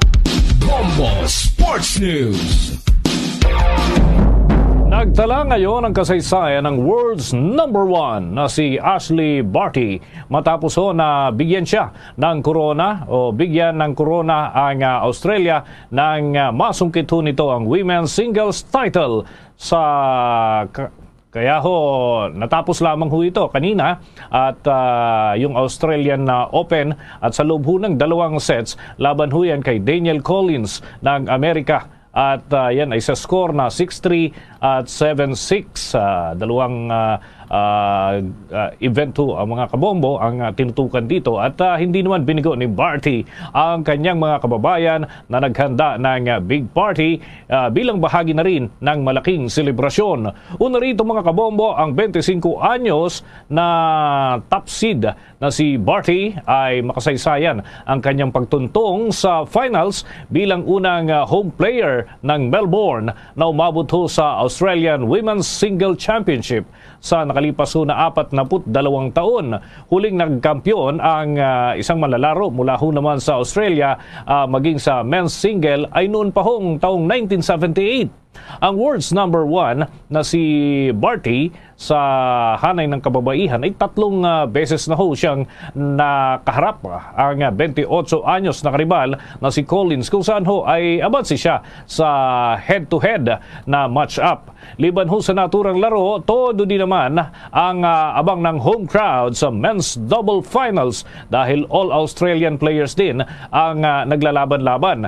Kung maalala mga kabombo, bago ito ay nabulabog ng husto ang Australian Open dahil naman sa nabigong maidepensa ng world's #1 na si Novak Djokovic ang kanyang corona sa men's single matapos na i-deport ng gobyerno ng Australia dahil naman sa hindi pala ito bakunado. At mga kabombo, mga ka-Star Nation, sa iba pa nating mga balita. Bombo Entertainment News. Ang Grammy Award-winning singer na si Chris Brown bumuwelta sa gitna ng bagong reklamong umano'y panggagahasa sa babae habang nasa yate. May chika na si Bombones Kebya Marcado. Mistulang minaliit lamang ni Christopher o Chris Brown ang kinakaharap na kasong rape sa California na isinampa ng babaeng hindi na pinangalanan. Sa kanyang Instagram, nagpasaring ito na tila mayroon ng pattern ng paninira sa kanya sa tuwing may bago sa kanyang career, kaya malamang anya ay panibagong kasinungalingan na naman sa pagkakataong ito sa layuning masabotahe siya. Una rito, nakasaad sa complaint documents ng babae na dinroga muna siya bago inatake ng 32-year-old R&B star habang nasa yate kaya hiling na mabayaran ng $20 million. Nabatid na taong 2020 pa nangyari ang umano'y panggagahasa sa complainant na sinasabing choreographer, dancer at model sa naturang yate pero ngayon lamang nagkalakas ng loob na lumantad. Unang naging controversial ang With You hitmaker noong 2009 dahil sa pambubugbog sa girlfriend at kapwa singer na si Rihanna. Samantala, sa local showbiz, tila ramdam na ang tinaguriang Love Month sa magkasintahang Dominic Roque at Bea Alonzo. Ito'y matapos sweet na sweet ang 31-year-old actor at 34-year-old actress sa kanilang first anniversary na ipinagdiwang sa isang art museum. Agosto lang noong nakaraang taon nang kumpirmahin ni Bea ang dating no-label relationship kay Dominic, bagay na inamin niyang nakakahiya kasi dahil siya daw dapat ay nasa marrying age na. Galing si Bea sa controversial na breakup kay Gerald Anderson dahil sa issue na tinatawag na ghosting o yaong naiwan lang siya sa ere.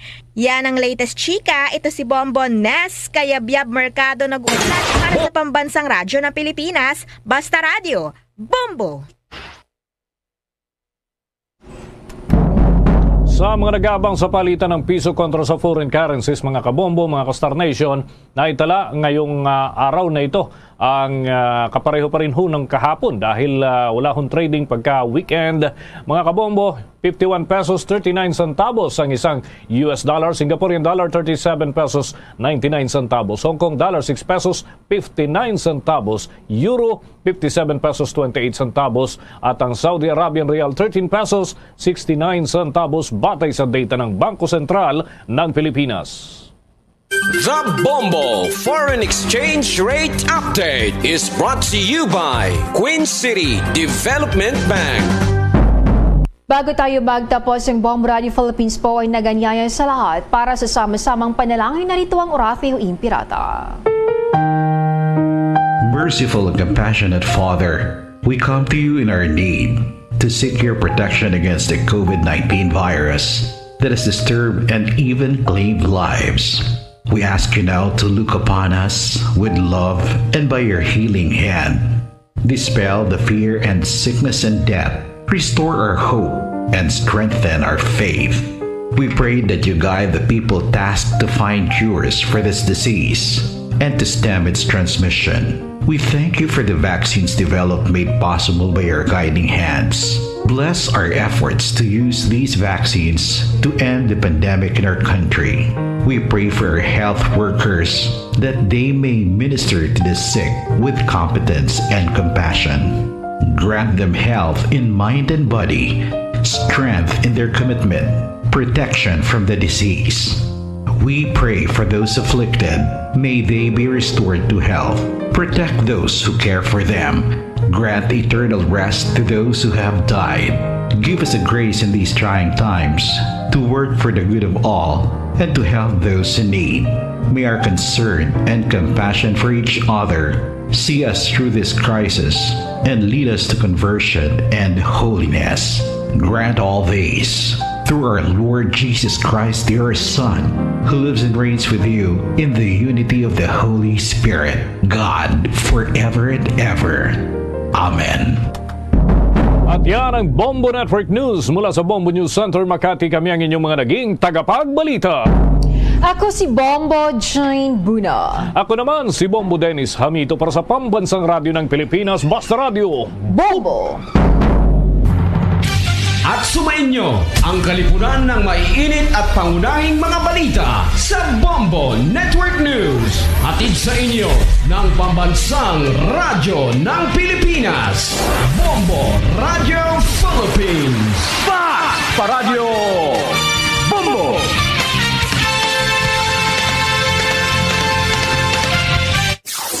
Limang dekada nang nagtataguyod ng katotohanan. 5 dekada nang nagtatanggol sa mga mamamayan. Patuloy na nagsasaliksik at mabilis maghatid ng mga balitang siksik at malaman. Patuloy na nangunguna sa mga issue, drama, promo at serbisyo publiko.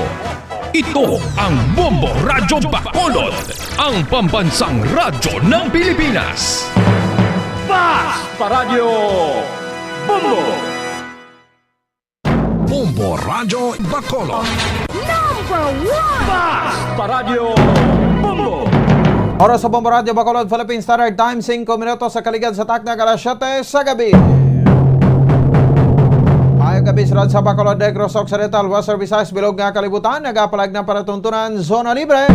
Karoon niya daw sang Sabado, Petsa 29 sa bulan sa Enero, tuig 2022. Sa ito sa riga pagparagad sa ito, pagluptanay sa karoon nga gabi, may kopodangin sa alagad si Bombo Ponce Espino. Tumigit alas 9 ang takna sa inyo, nas 8:30. Ang takna sa rin nga gabi sa pagdulong sa iyo kapag patpat sa pinakabadragwan nga mga balita. Balita lokal, balita national, balita sa luwasang pungsod, pinakabadragwan nga mga balita sa patag sa nambang, kag sa artista. Siyempre kita pag-aoptan man sa buko sa puwersa sa DYWB Bombo Radio Pato Reporters. Ato sa rin nga mga Bombo Correspondent sa Bombo Volunteers sa magatagman sa pinakabadragwan nga mga balita. Pinakuling nga ma-report nga nagkananabawasan sa resitag sa kamera of responsibility. Ante sa agtanan pagdamiota sa atong saring nga mga kauturan, mga tagparmatin na to na abroad, mga pinagkatang nga benegrense kababakulod doon, ganito sa luwasang pungsod nga nagalantaw na karaga pamati sa aton pinagi sa Facebook. Siyempre pagkaiman sa aton saring nga mga kauturan nga nagalantaw sa YouTube. Ang mga paratuntunan sa Bombo Radio Bacolod from sign on to sign off, inyo sa makitaan kag babatian sa Facebook kag sa YouTube. Kalakip naman dira pagpabati nato sa inyo sa mga dekalidad nga drama. So welcome na sa pagparagad sa pang-Sabado sa ding edisyon sa Zona Libre. Ano ato labing kalopang doon pinakamadragwanta ka baga balita. Oh, sige dali lang gid na bumaro kay doon pamisok na siya ho. Ato sa padraguan nga mga balita lokal. Man sa ato sa ring nga para tutunan, so i-check nato ni karon ang pinaka-latest nga mga impormasyon makabanan in regard sa siring pinaka-latest man nga COVID-19 situation o naton diri sa bahin sang syudad sa Bacolod sa probinsya sa Negros Occidental kag sa Western Visayas. Sa mga tagparmati nato no para yun nga nagasaka ang kaso sang COVID diri sa aton. Pero tiyan mo lang na, no? Sa dako sa gyapon ng aton nga pagpasalamat ining kasunod sang sining pagka-eksperyensya ta, no? Sang mga mild nga mga ginabatsag ta o sa aton sining nga lawas, no? Kay ti fully vaccinated ang halos kadaman. Tinigay nga post ng adlaw o konang bulan sang Enero, no? Sa pila na lang kadlaw, 3 na lang kadlaw o 2 na lang kadlaw na bilin. Sa ilo na kita sabay sa bulan sang Pebrero. Tiyang bulan sa Pebrero, pagsugod na no? Pebrero 8, pagsugod na sang campaign, iya makabakong kampanya sa mga national positions. O naton diri sabay bahin sang bilog pungsod Pilipinas mga national post.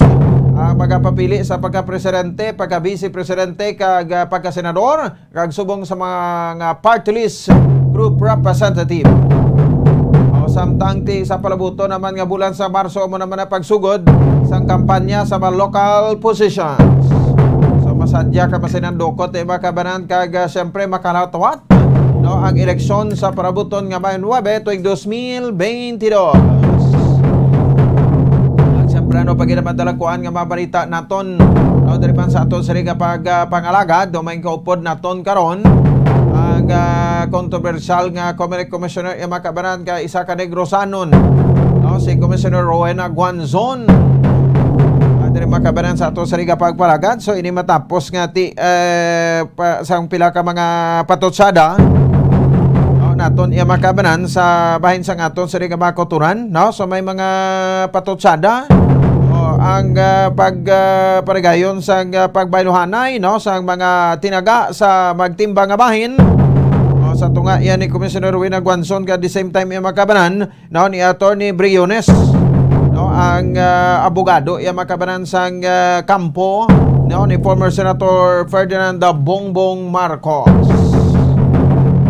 So after sang sining revelasyon no ni Commissioner Rowena Guanzon nga siya ang nagboto pabor no sa diskwalifikasyon or sa pag-disqualify iya makabanan sa kay former Senator Bongbong Marcos no kay ti siling nga gani ti ginabalik-balik gid ini siya konbiktado convicted dapat hindi pwede makapadalagan kuno ang konbiktado.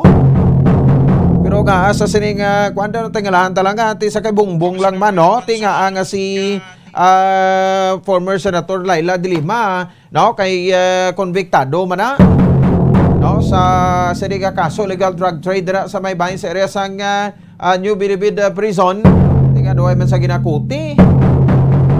So, galing kay ang mga punto naman sa pila ka mga lawyers, especially isa sa mga election lawyer, Attorney Romulo Macalintal, no, sa didi makabanag pahayag nga ti may violation kuno gaging committed diri sa Commissioner Guanzon. Ay sa dira no ang confidentiality sa buto sa mga commissioners sang Commission on Elections. Ano pa gina mga plano no? So far yung makabanag ni Commissioner Guanzon. Di ba may plano tong kampo ni former Senator Bongbong Marcos nga ti ini siyang i-disbar no kay hindi makamaton sa mga benepisyo no sa bahin sang iya sa pagtrabaho sa gobyerno. Grabe no, imagine 7 ka tuig nga nagtener bilang commissioner sa Commissioner Rowena Guanzon. Ini sa magaretiro sa palabuton yang Febrero 2 tuig 2022. No, so lawig pang iya sa nga pagpungko sa term sang presidente. Ang presidente, kuan lang nimo nang tawag sa gani ng anom lang katuig o ang termino sa presidente. Kag of course, no, sa dede makabalon tama na karon ang pinaka-latest nga issue sa bahin sang aton sa iya makabanan. No, nga status sang vote strike, no, o kon strike vote. Kay ina gagi padagayon sang mga empleyado sang Central Negros Electric Cooperative. Kuning Sideco Union of Rational Employees o kunang CURE di sa madungduman iya makabanan no kay nati na padayon dila sa strike vote sa tanatapan o kon sa Semco building no ang co-op pala na sang Sideco employees dira lang sa kuan na adjacent iya makabanan nga kuan adjacent iya nga adjacent sang Sideco office sa didi makabanan sa dira sa Bay Gonzaga, Mabini Street, diri sa may bahin niya sang syudad sang Bacolod. So tina nga may show balaon ta man karon ang pahayag no sang CMO Federation President no Sideco members consumers president ya makabanan daw nga si Mr. Ernie Pineda. Ini angot sa issue sa siring plano nga pag-strike no sang mga empleyado no makabaran sa aton siring mga kauturan no dira sa may bahin sang Central Negros Electric Cooperative pero tiging pahayag diri no sang presidente no sang CURE iya makabanan no nga konserin di ba kuno nila gusto no nga i-paralyze gid ag Sideco. Gusto ipakita diri sa management kag dapat may patod gid no nga pahayag kag commitment ang management sa Sideco so kung paano o kung saan igatag ilang benepisyo nga dugay naman nila ginhulat since May 21, 2021 until now. Ipating ilang mabuno sa mga kabanan sang trikdan sini iyang Disyembre na wala man kuno nahatag.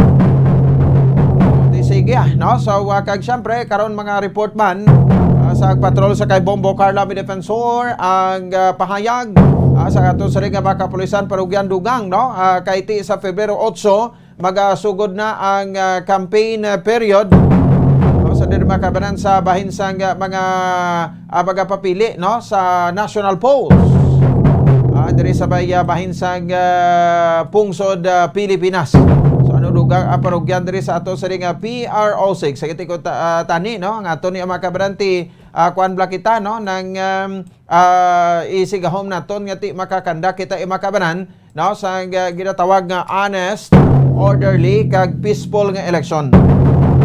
In short ti amo ning ginatawag nila no nga HOPE acronym sini nga makabanan nga HOPE diri sa parabuton sa nga eleksyon para nga ti madeklarar taman sa insakto kung sino ang nagdalaog kag ti sa nagdalaog ti hatag kita congratulations sa ila kag ti syempre no sa didi makabaran sa aton man sa nga mga kauturan sa mga nagkalaperde ti may magmasunod pa man. Sige 15 minutos sa kaligad sa tak ng alas 7 sa gabi rin sa aton sa ringa para tuntunan diri sa Zona Libre. latest nga kaso sang COVID-19 yung makabaran diri sa may bahin sang West Visayas. Kagin pagwa diri sang sang DOH Regional Office. No, so ti ang probinsya sa Negros Occidental, no, makabaran naka-record naman, no, sa kaso subong sa adlaw naglabot sa 371, no, samtang 151 naman ang sa Bacolod. Ang Iloilo City always gidya winner, no, sa din makabaran may kaso karon nga 362 ang Iloilo City. Samtang ang probinsya sa Iloilo naman ara sa 325, grabe galagas man. No? So ang probinsya sa Gebras may 12, ang probinsya sa Capiz meron sang 44, ang probinsya sa Antique may 59, ang probinsya sa Aklan may ara sang 31 kakaso. Subong adlaw mga 1,300 ka mga kaso, no, ang record yung makabaran subong adlaw diri sa aton sa may bahin sa Western Visayas. Sige, so amo ning pila ka mga impormasyon karon kag mga topiko nga aton sa ring pagkastoryahan diri man sa aton sa ring para tuntuna. Oras sa Bombo Radio Philippine Standard Time 17 minutos ang takna sa gabi. Sige nga nanganta sa Commissioner Rowena Guanzon. Way pa sa kasulod to. Sige, kay karon dugay-dugay check na to, no.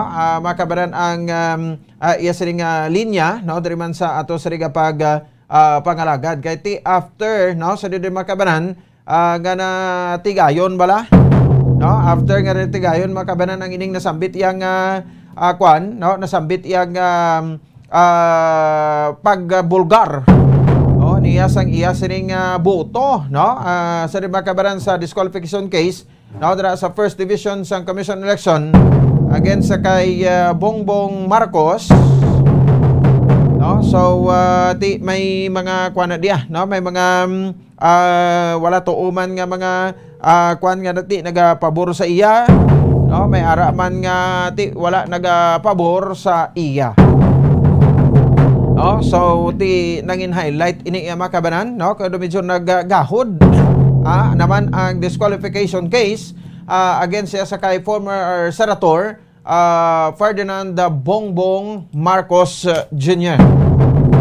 So ti ang bilog nga mga pumulong Pilipinhon sa didi makabanan ang nagakuha naman no, pulo paminsar, no, kay ti sa mapunto bala nga ang ining parigayon sang pagkanselar, no, sang iya sining certificate of candidacy dira sa may bahin sang Commission on Elections, no, kay isa sa dati siyempre, no, ang pugong sa iya, no, ngini siya ang magapadalagan sa pagka-presidente, aspirant sa iya makabaran sa pagka-presidente, no, sang pungsod Pilipinas sa parabuton nga eleksyon. That's May 9, 2022, no? So hibalaon ta na sa diri makabanan, no, ang ining mga dugang, no, sa diri makabanan nga mga impormasyon, no, diri sa aton sa nga mga kauturan. Sige, no, so 20 minutos ang nakaligad sa takna nga alas 7 diri man sa bahin sa aton sa nga para tuntunan. Sige, no, so ang pinaka-latest subong si Commissioner Guanzon, no, so may na sa may deadline siya, no, kaginhatag sa kay Ferolino, no, ining si Ferolino, Commissioner Amy Ferolino, no, po di man na, no, sa bahin sang First Division, no, so tigitagaan niya sa isang target nga until Monday dapat i-release ng resolusyon, no, sa consolidated disqualification case against sa president sa candidate Ferdinand Bongbong Marcos Jr. No, si Guanzon, no, sa didi makabanan nagsiling, no, hindi na pag-i-reveal kay may ara pagidira isa ka punto nga ginatutukan ta subong, no, nga kung sino bala ang ining nasambit iya makabanan nga kuan, no, nga influensado nga tawo. Ito yung pamangkot, no, sino ining influensado nga tawo nga ga-influence, no? Kung nagapatunga. Kaya dapat ti ang butuhay nila sang tilikdan pa nga January 17. No? So last January 17, no? Ang ila sining pagboto ti nagreklamo man to gani, no? Sa Commissioner Guanzon nga ang inisya, no? Ang kung delayed, no? Ang pag-release sining until now, wala Japon, no? Na release ang ining nasambit iya makabanan nga resulta sang botohay. That's why nga ti ginunahan ya gid, no? Nga siling nga ti ako ya, no? Nagboto ko ya, no? Nagboto ako ya, no? Nang pabor sa didiri sa pag disqualify, no? Sa kay former Senator Bongbong Marcos. So ti amo na akong boto pero galing dumduman ninyo sa pila ka mga interviews bala naton kag syempre ti ang pananawan taman bla, no? Nga ti understood naman no? Nga amo ang madangatan manggid, no? Nga mabuto gid sa pabor sa disqualification or pabor nga i-disqualify si Bongbong Marcos. Amo man na dang istoryada, no? So ti galing kay ang iban, no? Ti may ara iban nga daw na kibot, no? May iban nga ti daw naka-insindi naman, no? Nga ang amo ni siya ang kuan ano? Amo ni siya ang ginatawag iyang resulta, no? So why naman kita dapat sang bag-o nga expectaron para dira. Pero ti galing kay ano muna. So ti sa mga interviews, no, sa kay Commissioner Guanzon, ti ginhambal naman din siya why makusog violasyon no? Kagin kwanda wala makusog violasyon nga gin komiter, no? Kay ti ako man right kag akon man ni kwan, akon man ni desisyon. Di ba? So mo lang nang iya da, no? So ti para kay Commissioner Guanzon, no? Depende sa inyo da kay ti naglabot na to sa punto nga may mga kuan na to, may mga disbarment case na nga i-file against daw sa makabaran, no? Sa kay Commissioner Guanzon. Ti magapatusada niya to sa interview makabaran sa ato sa ring Bombo News Center, ti saling niya ng kuan no? Nang okay lang i-disbar nyo ko da. Okay mo lang hindi ko ka-practice. Ti kung hindi ko ka-practice, makuan mo lang ko, no? Nanom lang ko dito busa ni Gross. Ti kay taga ni Gross mo. Ti lapad man ni gurong mga asyenda, no? Ni Commissioner Guanzon dito sa may bahin sang Cadiz. Ti pagsaling mo Guanzon sa Cadiz, ti siyempre ini siya, no, appointed, no, nga mayor o sang Cadiz City sang time, no, ni Commissioner sang time ng former President Corazon Cory Aquino. Di ba? Appointed ni sa to, no, kasi way pa na hitso iya makabanan ato sa ring 1987 Philippine Constitution. So ti mo na siya mga kabanan. So anyway, sa ato sa ring nga makuta same time sa ato sa ring nga mga taga permiti sa makabombota, so ti nangin talk of the town, no? Sa ring nga simana ti daw ginlamon sa balita ti damo gani naga kuan, no? Damo gani naga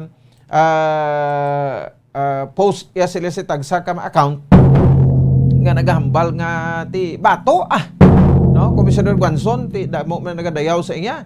Mostly mga kababainhan, no? Nagakuan post sang picture, no, ni Commissioner Rowena Guanzon kag nagahambal iya makabanan nga ti laban lang. Amo na yung tirada da. Di ba? Sige no, sa ato sa ring nga mga kauturan, at the same time sa ato sa ring nga mga kabombo, no? So trabaho naman na nga, no? So respetuhon tama na. Although ginakwanta nang daan nga si Commissioner Guanzon, di ba si sa spiak na maagi to. No? Isa ka maisog nga babayi. Muna siya, no? So isa sa isa to, liw ko na no? Isa sa mga maisog nga babayi. That's why ngati na kwan yan no? Check abi, no? Kay nato nara na da ginsend ko na to sa iya ang link. I-check lang nato na send na ang link sa iya. Okay, sige. Dali lang na. Makabalan. Diri na sa magi. Diri na sa kuno magi. Sige, no? So standby. Sa ato sa ring nga mga kauturan, no? So para nga makuha nato na kay unahon tayo dali lagid, no? Standby sa ato sa ring nga mga tagparmati. Ano po dayan kita sulod dito sa link sa kuan no? Sa Zoom naton. Sige, 26 minutos sa nakaligan sa tak ng alas 7 diri sa ato sa ring nga palatuntunan. Diri pa sa ato sa ring nga pangalagad. Sige, no? So ngano nato na, no? So kag balon tati bagay ti maplano pamanto ay pamansang reklamo nga nagdulog to sa Supreme Court. Sige. No, dali lang kita sa piyak maagi, no? Si Commissioner Rowena Guanzon sa Commission on Elections First Division. May gabi sa imo live sa Bombo Radio Bacolod, si Bombo Ponce ni. May gabi po, taga pala sa Negros, may gabi mga kasama. Yes, Kom. Thank you, good, no? Sa saying time. So after sang sining revelasyon sang ligad nga yan law nimo sa imo sa ding boto dira sa First Division sa Commission Election sa disqualification case ni former Senator Bongbong Marcos, do may ara ka sang ginhatag diri nga deadline sa kay Commissioner Amy Frolino, imo fellow commissioner nga dapat i-release na gid ang resolution diri kong regarding sa disqualification case ni ex-Senator Bongbong Marcos. In memorandum ko na si Commissioner Frolino nga ipagawa na ng iyang ponent sa Lunes. Kay ma-retire na ko sa Miyerkules para mapirmahan na namon nga duwa ni Commissioner Casqueo kung ano mga amon boto. Kung napirdi ako ay akong boto DQ, ang mapirdi masaka mo lang nagyapon sa Commission in Bank ka motion for reconsideration ka masaka pag ina sa Supreme Court. Amo nang ginasiling ko nga way kinahanglan nga iya na i-hostage ng iyang ponensya kay na ka misteryoso nga ponensya nga 20 dias na waya pa ya matapos na. Damo lang sa rason kaya mo na ti way na sa rason kaya way naman may masakit nga abogado. Kung di sa kabalo magsulat ginambalan ko sa nga i-waive niya. May isa pa man commissioner nga makapwede ka sulat. Hindi man sa gyapon. Ambot na pila kadamo lang siguro nga milyon nga rason nga hindi ya pagbuyan pero hindi man pagtapuson. Okay. Now kay supposed to be saan pa ni tani na release kong kom? Ang una nga amon nga agreement 17 mo. Kung nang 15 dias 10 plus 15 is 25. Ano na nga piksa subong. Amon rules sa maximum dapat 15 days O ano na nga adlaw sa buong 20 dias na. Manang siling ko sa iya, ako pa gani nag-text ang 24 ikaw na lang sulat. Hindi ka na mga ulat ka pati mo yung abogado. Ikaw ang commissioner. Karon nga, ano rason niya, may may nagapukom niya. Kaya kung ang commissioner lang na nga siya lang niya, abunggoon niya kita bikuya. Na iya presiding commissioner, ano gidyang ganaron niya? Nabunggoon niya ko, di ba la? Kapinto, damo man sa sekreto nga nabalaan ko. Bunggoon niya gin kuya, kasi may mabakot man siya poderoso nga tao nga support sa iya mo. Magano ginambalan ko siya sa radyo, sa TV. Ginahambal na ni sa mga tao, sa publiko, sa mga Facebook na lang. Kung anong ginahulat ko, retirement bonus ko, bot silingon, may mga tao nga Malaysia, nga gabaton ako kwarta para hindi niya magwa ng disqualification. Ang muni nga ginpagwa ko ng akong boto. Kung wala kang gintuhulan, Commissioner Perolino, ipagwa mo man ang imo resolusyon para makabutar na kami kami nga duwa ni Commissioner Casquejo. Para mo na lang gining, ano pang maambal nyo karon kay nagwa na ako. Kung sunong fairly, saka lang ka mo galing sa motion for reconsideration. Kung wala siya ginsuhulan, kaya kuya, why kung ginsuhulan, pagwa ko na yakon. Dapat, pagwa niya man ang iyang resolusyon. Okay. Sa first division ko, pila ka mo dira nga commissioner? 3. So, 2 ka boto, daog na. So, 2 lang kinanglan? Ho. Okay. No, so do you think ano paglantaw mo ma-oblige sa mapati ni si Commissioner Perolino sa ultimatum nimo? Gusto lang sada kung mapatong sa kanya hindi. Basta nga ako niya nga opinion niya, ipagawa ko na niya sa Lunes. Okay. Para mabalaan sa nga tao kung anong pagdiskusyon ko sa ebidensya kaglay. Ay, dasa, tumangkuton mo na si Gyapon sa sumasunod sa akon nga presiding niya, kundi na. Masistrikta pag ito yan, former justice siya sa Court of Appeals ang mabulos sa akon ka. Okay. No? So, bali, kuha ni siya let's say, ko magdaog na pabor for disqualification sa kay ex-senator Bongbong Marcos. So, damo pa ni gali, no? Agyan? Appeal lang sa maapilar. Appeal, oo. Maapilar siya sa NBank. Yes. And then?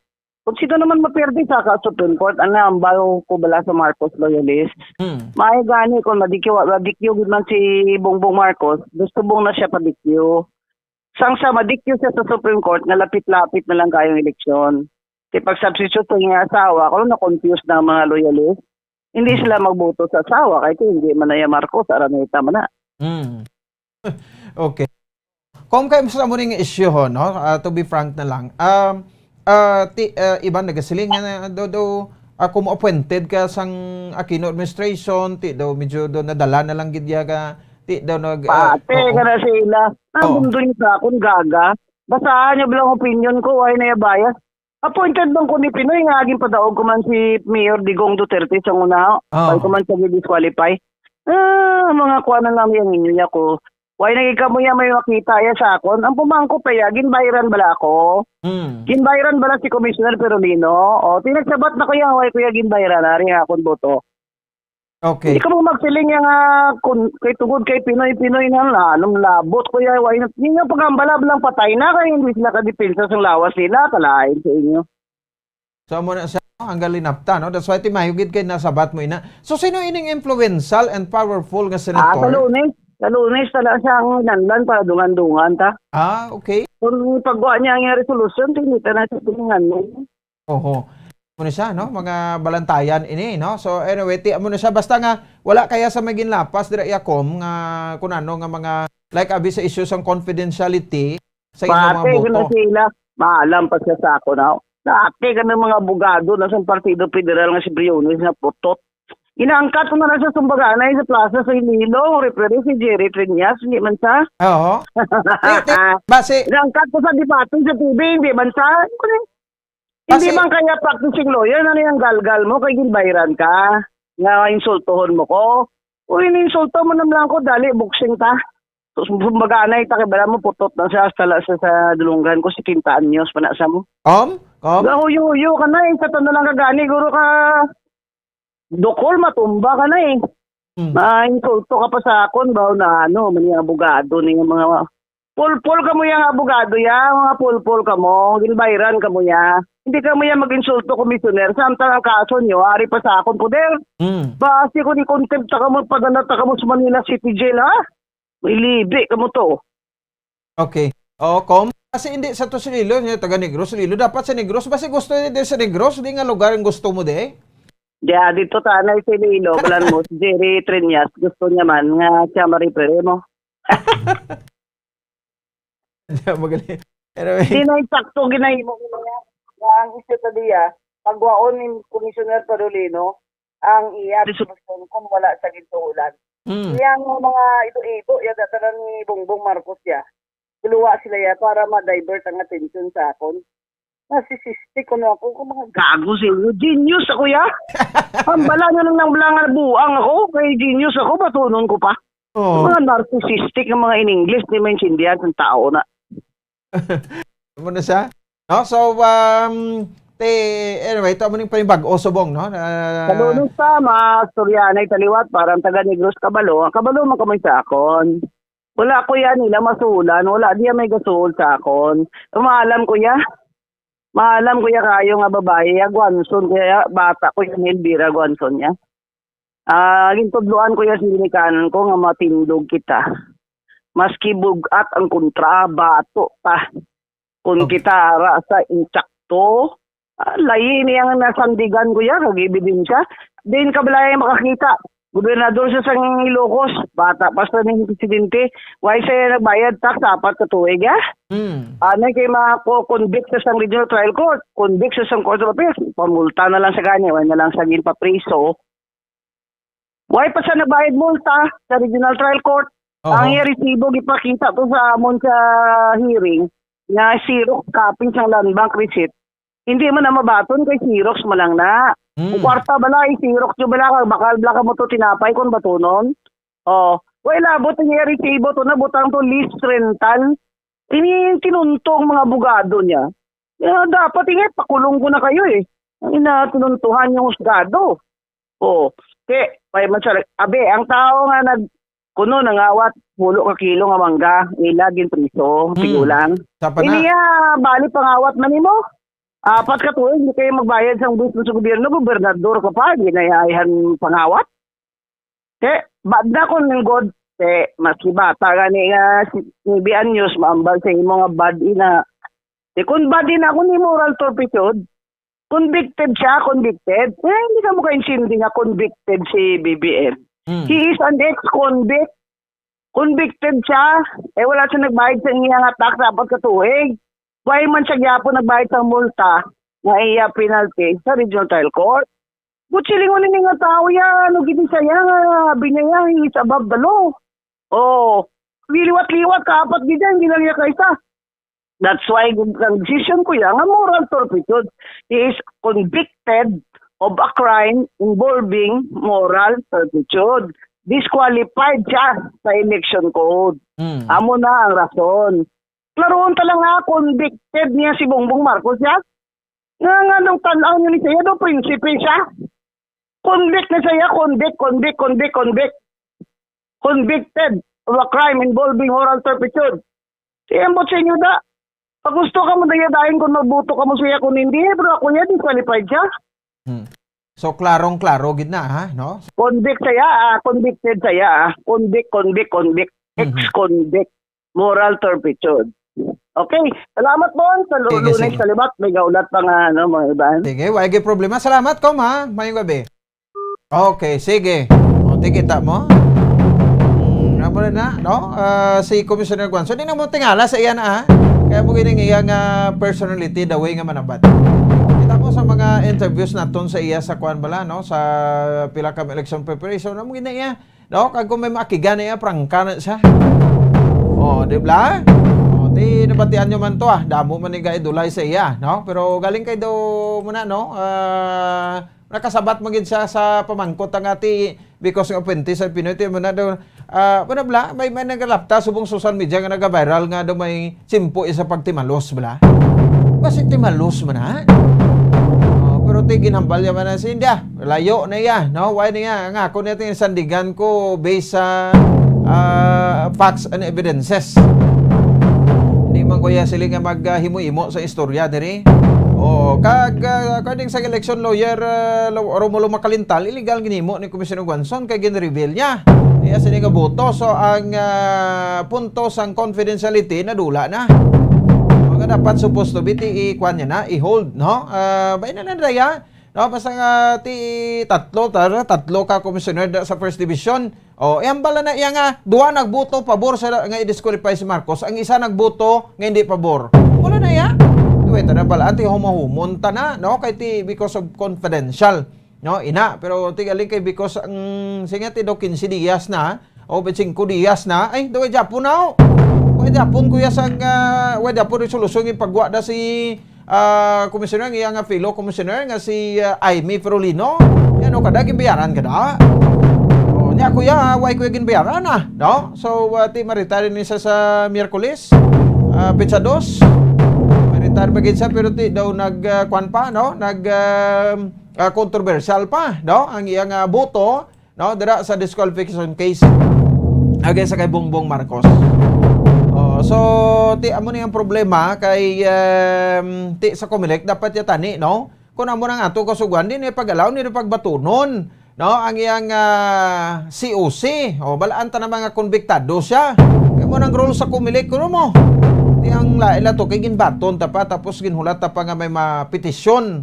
No? Kay kung sa pag-submit pa lang sa COC, gaway ta na ginbaton, hambalon lang yan nga, tini kami na magbaton, kay nga, no, konbiktado, kaya may kaso, kaya ni pwede padlagan. O, ang priso, okay lang, no? O, pero konbiktado, hindi gid.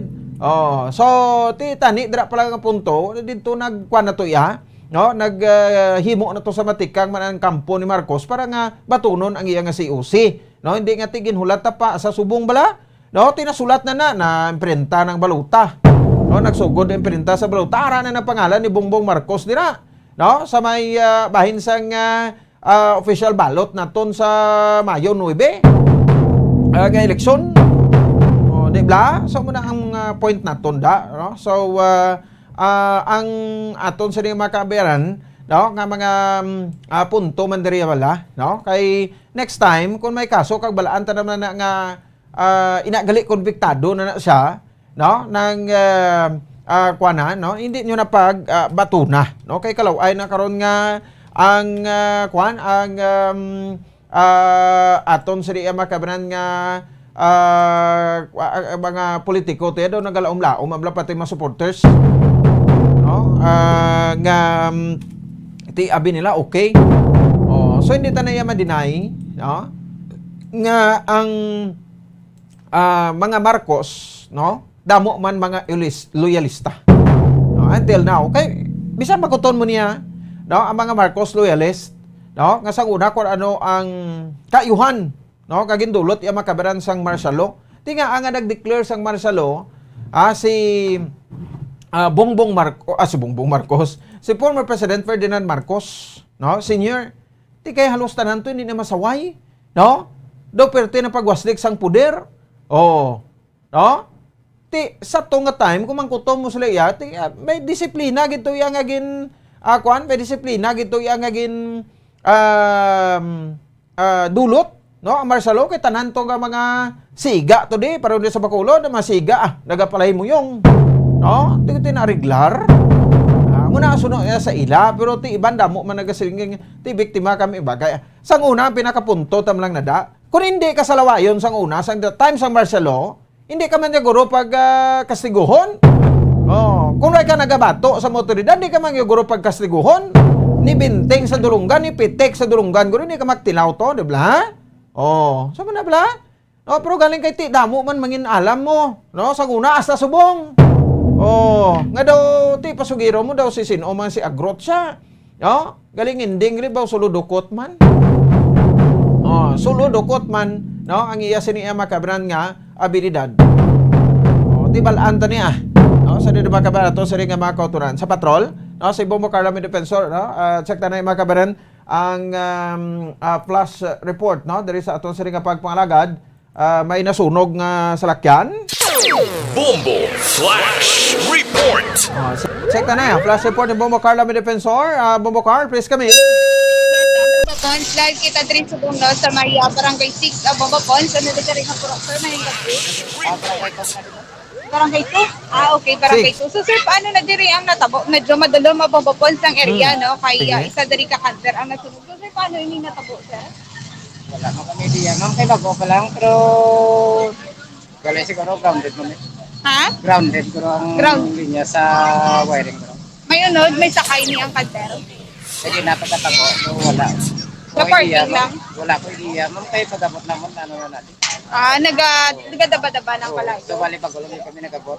Pito po, kina sa sulod na sang kanter or ang ulo ya lang? Dashboard lang, ma'am. Ang dashboard lang, guys. Ang taga-diri ba ng tagian? Hindi, taga Manila. Taga? Taga Manila ko, ma'am. Kay Pangayaw. Okay. So, super okay naman, Dara. Okay na. Na tupok na ang kalayo. Okay. So, sino kayo ngalan natin, sir? Donardo Marante. Donardo Marante. Okay. So, isa ka diri ka tricycle driver. Tanod, ma'am. Tanod. Okay, respondihan nyo man diri na yun, sir. Okay. So, wala man sa may nasamaran.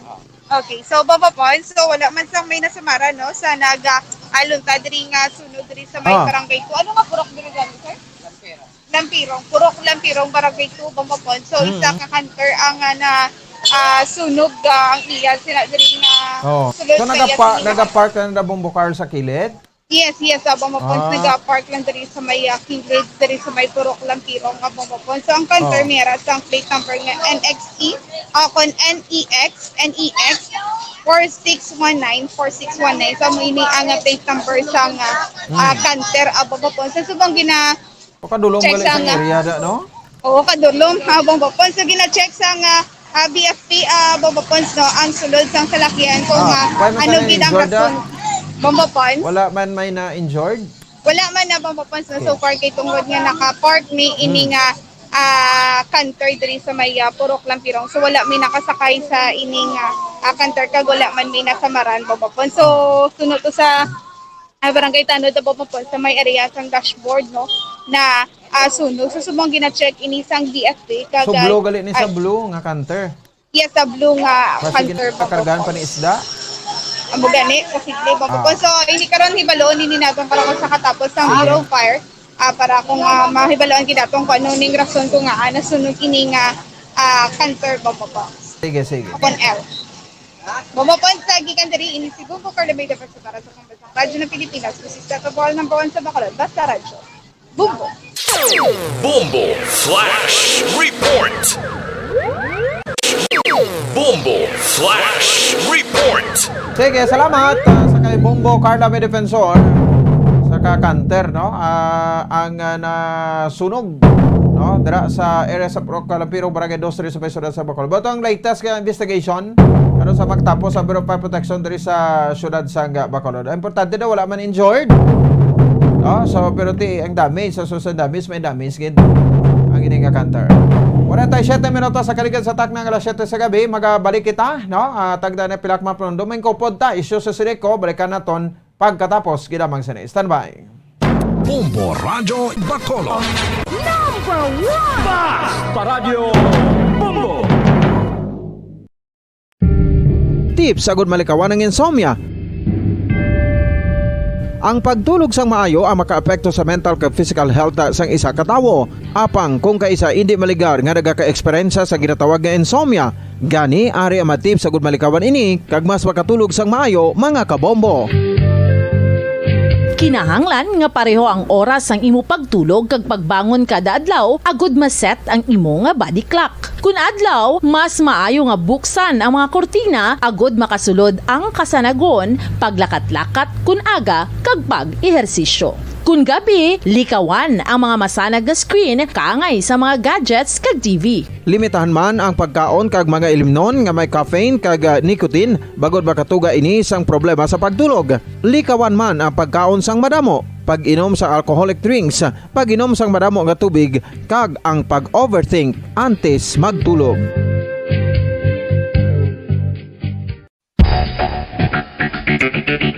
Ang husto nga paggamit sang earphones o kon headphones. Kalabanan sa karon, ilabi na sa mga pamatanon ang masami nga nagagamit sang earphones o kon headphones sa tion sang nagausar sang gadgets. Apang, ano bala kalawig ang aton paggamit sang earphones kag headphones? Nakahibalo bala kamo mga kabombo nga ang tuman kalawig nga paggamit sini ang makatugas ang ear noise o kon acoustic trauma?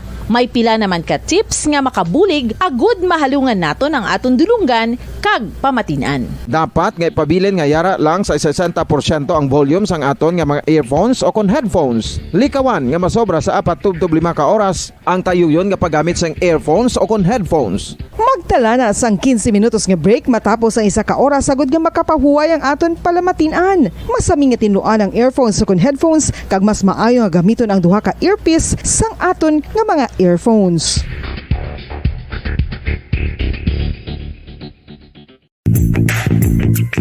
Sa karon nga may ginapangatubang nga pandemic, importante nga halungan gid ang ikaayong lawas. Apang hindi lang physical health ang dapat hatagan sa pagtamuda, bangod importante man ang mental health. Paano bala halungan ang aton nga mental health? Una, kinahanglan nga halungan naton ang aton kalawasan kaangay sang pagkaon, pag-ehersisyo, pagtulog kag pagpahuway sang insyakto bangod ang poor physical health ang makaapekto sang modo kag panghuna-huna sang isa ka tawo. Kinahanglan man nga mag-set sang boundaries sa tanan nga bagay, hatagan sang balorang kaugalingon kag iselebrar ang mga kadalagaan bisan ano pa ini kagamay. Maayo man sa mental health ang pagpatawad sa isig kapareho. Bangod ginarelease sini ang kabugat sa Balachagon subong man ang pagkamapasalamaton. Suno sa research, dako man ang mabulig sa pagpangamuyo sa paglikaw sa stress.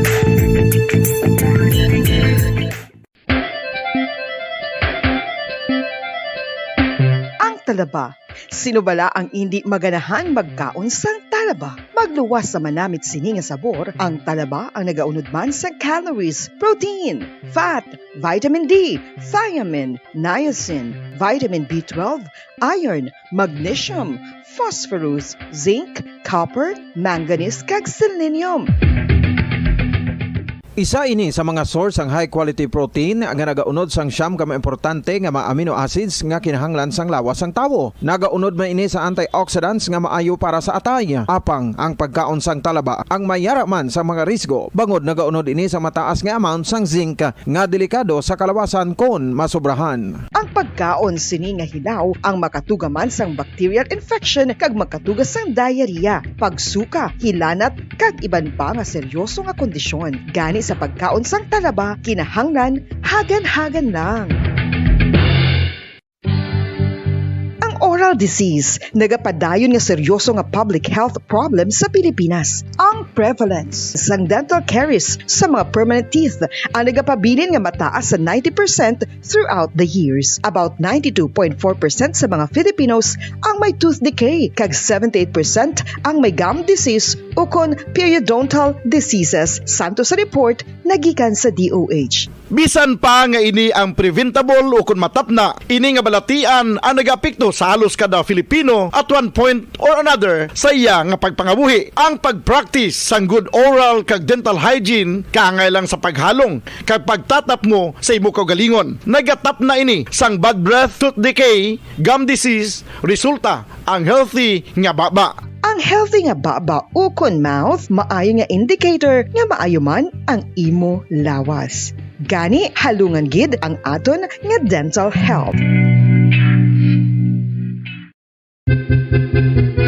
San o ikaw ulihi nga nag-ilis ang sponge nga ginagamit mo sa paghugas sa mga kitchen utensils? Ang kitchen sponge mga kabombo, ang mas mahigko pa sa toilet. In fact, ginpahayag sang microbiologists nga ang mga butang nga ginagamit naton sa pagtilo sa mga dishes ang pinakahigko nga bagay sa balay. Sa isa ka pagtuon nga na-publish sa journal nga Scientific Reports, ang spongy bacterial colonies ang mas delikado sa aton ikaayong lawas. Bangod sini, ginarekomendar sa mga researchers nga dapat islan ang sponge kada simana. Ang kitchen ang lugar sa aton balay kung sa diin nagasugod ang mga new bacteria. Bangod sa human traffic kag food preparation. Bangod ang sponge ang masami nga warm, mabasa kag matrace ang old food. Ini ang ideal nga breeding ground para sa bacteria. Suno sa pagtuon, maayong idea nga tinluan ang sponge kada tapos gamit. Apang ginasuggest sa mga researchers nga regular nga islan ang kitchen sponge. Ang kitchen ang lugar sa aton balay kung sa diin nagasugod ang mga new bacteria. Bangod sa human traffic kag food preparation. Bangod ang sponge ang masami nga warm, mabasa, kag may trace ang old food. Ini ang ideal nga breeding ground sa para sa bacteria. Suno sa pagtuon, maayo nga idea nga tinluan ang sponge kada tapos gamit, apang ginasuggest sa mga researchers nga regular nga islan ang kitchen sponge. Yari na ang isa sa nakapabaylo kag nakabaton sang brand new radio set with AM and FM band kag 1,000 pesos cash. Nagikan sa Bombo Radio Bacolod. Ko si Anisito Delicano, taga Libertad Extension, Bacolod City. Nagbabaylo ko sang radyo nga ginatag sapon sang Action Radio kay nagaungot sa ilalang estasyon. Hindi ko kapamati sang iyasang bumbo, mga lapit naman sa katuig ni nga ginatag nila sa akon. Amo na mo lang ni ang imo nga mamatian ang Action Radio lang. Amo ini nga radyo ang ginapangatag nila. Gindala ko di sa bumbo kay pabayluan ko sang iyasang bumbo nga radyo nga wala sa ungot sa isa lang ka estasyon. Kag manami kay bag-o, kag wala guba, may suga pa. Kag ang 1,000 nga ginatag sang bumbo. Napasalamat gid ko kay may nagbakal na kusudan. Sing una ga vendors ko ti kay ginkakasama kami sa Libertad, di way nakukuan sa balay na lang ang akon bata ang mga nagasuporta sa akon. Ay bakal ko bulong may ano ko may apo ko kag taas akon sugar. Nga pasalamat gid ko sa Bumbo Radio sang ginatag nila nga 1,000 kag ang radyo. Salamat gid. Basta radyo Bumbo number 1.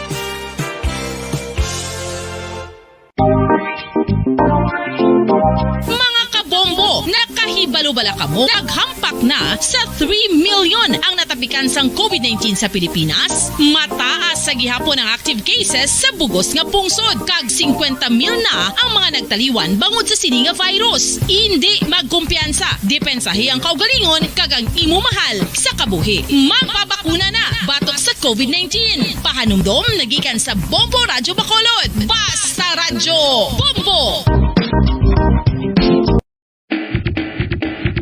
Mga kabombo, madamo gid ang pagkaon apang ano bala ang dapat himuon kung may matabo sang suspected foodborne illnesses. Kung may matabo nga suspected foodborne illnesses, dapat i-preserve ang mga ebidensya. Kung may bahin sang suspected food nga nabilin, taguon ini. Putson sang maayo kag ibutang sa freezer. Magpabulong sa gilayon. Kung ang sintomas nagapadayon o kung nagalala, gilayon nga magkadto sa doktor agud magpakonsulta. Hindi man magkalipat nga i-report ang insidente sa local health department. Mga pamaagi para mangin matinlo kag safe ang aton mga pagkaon. Ipabilin nga matinlo ang palibot. Isiparar ang hilaw sa naluto na nga mga pagkaon. Lutuon sang maayo ang mga pagkaon nga dapat lutuon. Taguon ang mga pagkaon sa safe nga temperature. Depende sa kinahanglan sang klase sang pagkaon. Maggamit sang safe nga tubig kag raw materials.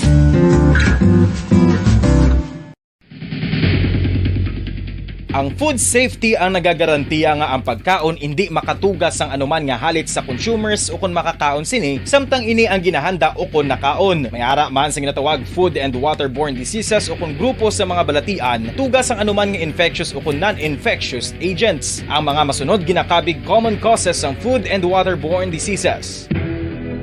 Unsafe nga ginahalinan sa ginainom nga tubig, improper disposal of human waste, unhygienic practices, unsafe food handling and preparation practices. Isa ka bala sa may hinuptanan nga ido, mangin responsable nga dog owner. Bilang nagapanag-iyas ang ido, siguraduhon nga ang mga ini ang regular nga nabakunahan batok sa rabies. Ipaidalom ini sa mandatory registration. Siguraduhon nga hindi ini manginlayaw o kon magsigilagaw o kon libot sa mga kalye o kon sa anuman nga mga public places. Imo man responsibilidad nga mapag-groom ang mga ini, matagaan sa bastante nga pagkaon kag shelter. Responsibilidad mo bilang pet owner nga gastuhan ang anuman nga gastuhon medikal sa tion nga makakagat ang imo ido. Rabies is preventable. Mangin responsable nga dog o kon pet owner.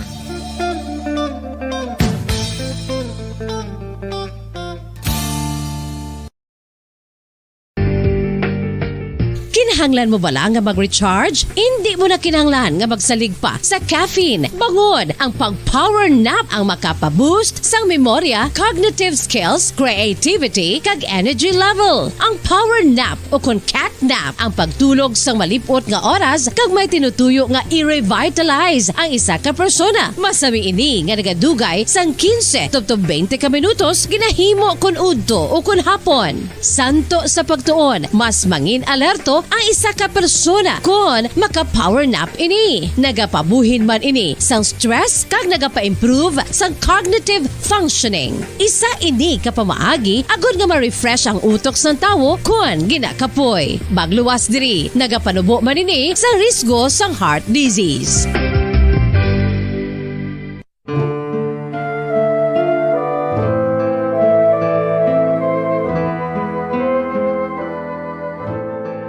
Pangamuyo para sa 2022 elections. Sa ngalan sang Amay, sang Anak, kag sang Espiritu Santo.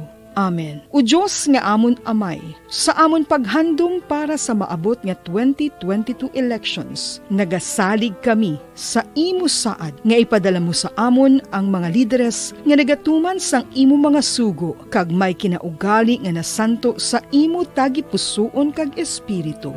Ginoong Jesus, hatagi sang inspirasyon ang tanan nga nagahandom nga magpungko sa pwesto, agud sila mangin leader kag alagad nga magabutang sang kaayuhan sang kadaman, ilabi na ang mga kubos, mga maluya, kag mga ginapigos, labaw sang sa ila personal nga interes. Tagdumala nga alagad nga nagahandom sa matudtud nga pag-alagad, kag indi nga sila ang pag-aalagaran. Tagdumala nga alagad nga may integridad, kag kaluoy para sa tanan. Ubalaan nga Espiritu Santo, sanagi ang amon mga huna-huna kag kasing-kasing, agud amon makita sang maathag ang mga kinahanglanon sang amon katawhan, ang mga promesa sang mga kandidato, kag ang ila ikasarang sa pagtuman sini tanan.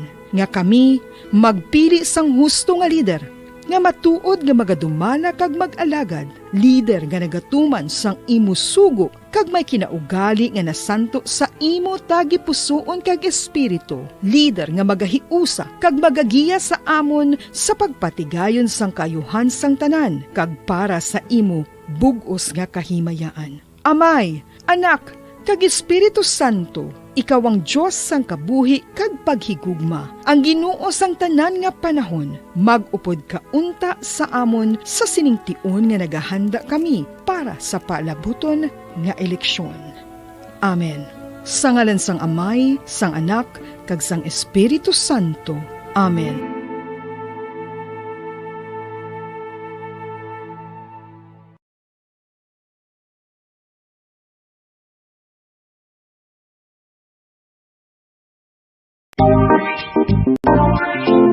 Mga kabombo, nakahibalo bala kamo? Naghampak na sa 3 million ang natapikan sang COVID-19 sa Pilipinas. Mataas sa gihapon ang active cases sa bugos nga pungsod. Kag 50 mil na ang mga nagtaliwan bangod sa sini nga virus. Hindi magkumpiyansa. Depensahi ang kaugalingon kag ang imo mahal sa kabuhi. Magpabakuna na batok sa COVID-19. Pahanumdom nagikan sa Bombo Radyo Bacolod. Basta Radyo Bombo!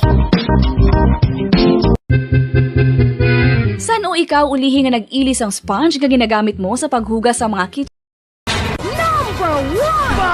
Paradyo Bombo! Oras sa Bombo Radio Bacolod Philippine Standard Time, 2 minuto sa kaligad sa tak ng alas 8. Diri man sa ato sa ringa para tuntunan. O sige, bawat ang resulta kay nasang strike vote, no? 10 ang no, kag 291 ang yes. So, mga 300 ka empleyado ang nagpartisipar sa strike vote. Okay na, mga members ang Seneco Employees Rational Union o kon CURE. So, sa ato sa rin nga mga kauturante, ano ang maging implikasyon sa ba? Dayon na gid. Ang strike sang mga empleyado sa Center Negros Electric Cooperative. Pero after sa saring ilang strike vote, no? Kuanisa ng may 1 week, no, nga plaso sa direct para nga mag-conduct sila sang strike. So isipon naton Sabado, it will be nga base sa next Saturday, no, that's February 5 of 2022, no, sa ibuloon naton iya makabanan. Okay, by the way, no, sa aton sa ring nga makato the same time sa aton sa ring nga mga kabombo karon, no, may mga special announcements kita diya. Okay, may harap magita sa paregonon sa ring i-live nga Presidential Forum upod ang Bombo Radio Philippines ka ang KBP kon kapisanan ng mga broadcasters ng Pilipinas. Ito na karon. No, so si Mr. Ernie Pinida, isa sa mga presidente sa members sa Consumers Federation, diri sa baybay sa Center Negros Electric Cooperative, no? Mangin kaupod naton subong nga gabi. Sa Sarim Matinon. Sir Ernie, sir, good evening. Live sa Bombo Radio Bacolod. Si Bombo Ponce ni. May gabi man, Bombo Ponce, no? Pag sa kamatisip ko niya programa, may gabi gito niya tanan. Yes, sir. No? So, salamat gid sa sining mga informasyon. No? So, bilang presidente sa members of consumers ng Senegco, no? Federation, Sir Ernie, sir, no? Sinilang gid nga gabi, according sa kay Ma'am Steph Montaner, no? So nagdaog gid nagpagibabaw gid ang yes, no? Sa boto nga 291 versus sa no nga 10 lang, no? Ini sa gipadagan strike vote kay na sa palabuton nga hiwaton nila nga pag-strike man dira sa Seneco, no? So sa part sa members sa consumers nanong inyong pwede mahimo nga tikang angot diri, sir. Ati kung may squabble between sa management at sa workers, ito ni pamatian nila anay kay ginduso mo na siyang NCO sa AGMA, no? Kaya gina-approve naman for implementation. So possibly, sa assumption to jurisdiction, nga magpatunga siya ng duli, kada nahambal man dito sa AGMA, nga ang quantum doon ang depende sa guidelines ng isang NEA. So lately naghatag ang NEA sang ilang advisory yan ang i-attain ang at least 90% ng collection efficiency. So ini malabot, pero ang aton nga mga nga worker gusto bidyang ipatuman. So ang eventually ang ma-ingo sinigumukon sa kuan mo ang consumer di amon parindugan ko mo ang ini ang nag-ano sa CBA nga ini na nagbuso nag-ratify ang AGMA. So wala na kami damay mahimo kundi nga ma-request na kami sa Monday sang special AGMA sa board, no? Para nga ma-review ang ining CBA sa year. Okay, kaya ti inalantaw sa ni Sir Tood, no? Sakto na, no? Nga ang apektado sa nidi ang mga members of consumers, no? Kaya sa pagabatuod lang, to din intindihan tama na, right man na sa mga empleyado, pero ti hindi ta pag-ihamper, no? Ang operation, no? Kumbaga mo nang ginaduso ninyo, sir. Oo, kinanglan hindi mamper, pero ti kung wala nila malabot ang collection efficiency. Ang tendency na daya, ang delivery of services nga mapituhan. Galing kasi nang sa base sa imo ginambal na gulang nga nagdaog ang pagbintuhay nga mas price sila. Ang matabo sinada nga mahamper gid mapituhan gid ang delivery of services. Nga tani sa amon end sa NCO bilang acting president. Nag-ayo gid kami tani nga kung pwede hindi lang. Oo, hindi lang kay para hindi mapiktuhan kay ara na ano naman na gusto na o na-ratify na ang CBA for implementation. So, si question of assumption sa jurisdiction, si kinangan ma-intervene na yan duli, kada anan kung sino ang sakto. Kaya lang ining guidelines ng NIA na labuton din ang 95%. Kung bagay, ang amon taning nga ayo, si management at si worker, ang the reason why nga ginuso ginamon ng CBA para nga may harmonious relationship kining ang management at ang worker nga umanon na santo sa ginkusugdanan. Kung nga mapati kita nga sa guidelines ng NIA. Karon kung hindi nga labot ining sa guidelines ng NIA kaya hanggang labuton ang 95%. Kanigin buligan pa rin isang worker nga labuton ini. Kasi ang collection, harap man na mga upload na natin yung mga workers, nga buligan nga ang efficiency, mapadatig, magdako. Kasi hindi likom sa aton tanan, nga harap pa sa pandemic, sa state ng pandemya. Kaya ikadua, nag-abot ining udet nga naapektuhan man ang aton kooperatiba. Nga sabihin, naapektuhan ang koleksyon. Kaya wala malabot ini ang percentage o kung ang efficiency. So, ang koleksyon efficiency, tama gid ka, wala gid malabot. Due time naman lang natani mo panahon. Nga sabihin, mabululigan, kag malabot na. Gari kasi kung nasako gid sila, kag ang ila lang interest ng workers, ang ila ginatamod. How about kami nga mga consumer? kag bilang acting president ng sining Member Consumer Owner Federation, manindugan gid kami para maproteksyonan ang mga consumer, bumukon. Tani no? So, kabay pa. Oo. Anyway, sa 1 week ni sir, kay tapos naman ni nagdaog ng yes, so may 1 week pa. So, dapat sakto na imo, no? Ang duli. Duli na lang yun na maka-intervene sa ni sir. Oo. Kung makamuna, mintas nga, review namon. Eh, basi may hindi sila pag-intindihan ang management at ang workers. So, for the meantime, may kumo ang nagduso sini, kag nag-classify sini ang agma.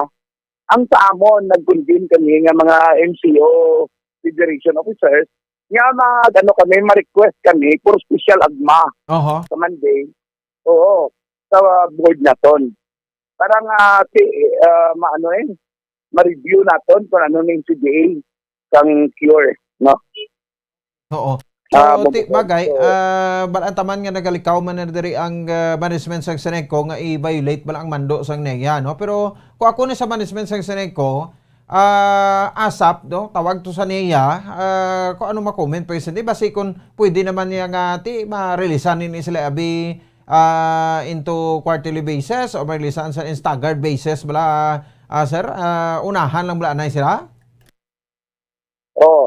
Kaya mo na the reason why gani nga kami mismo ang nagduso sina gani ng CBA na Kaya gin-ratify man during agma ng September 26. Amo na gani nga siling ko, nati nga ginduso o gusto naton nga maka-create ng harmonious na relationship between the management and the worker.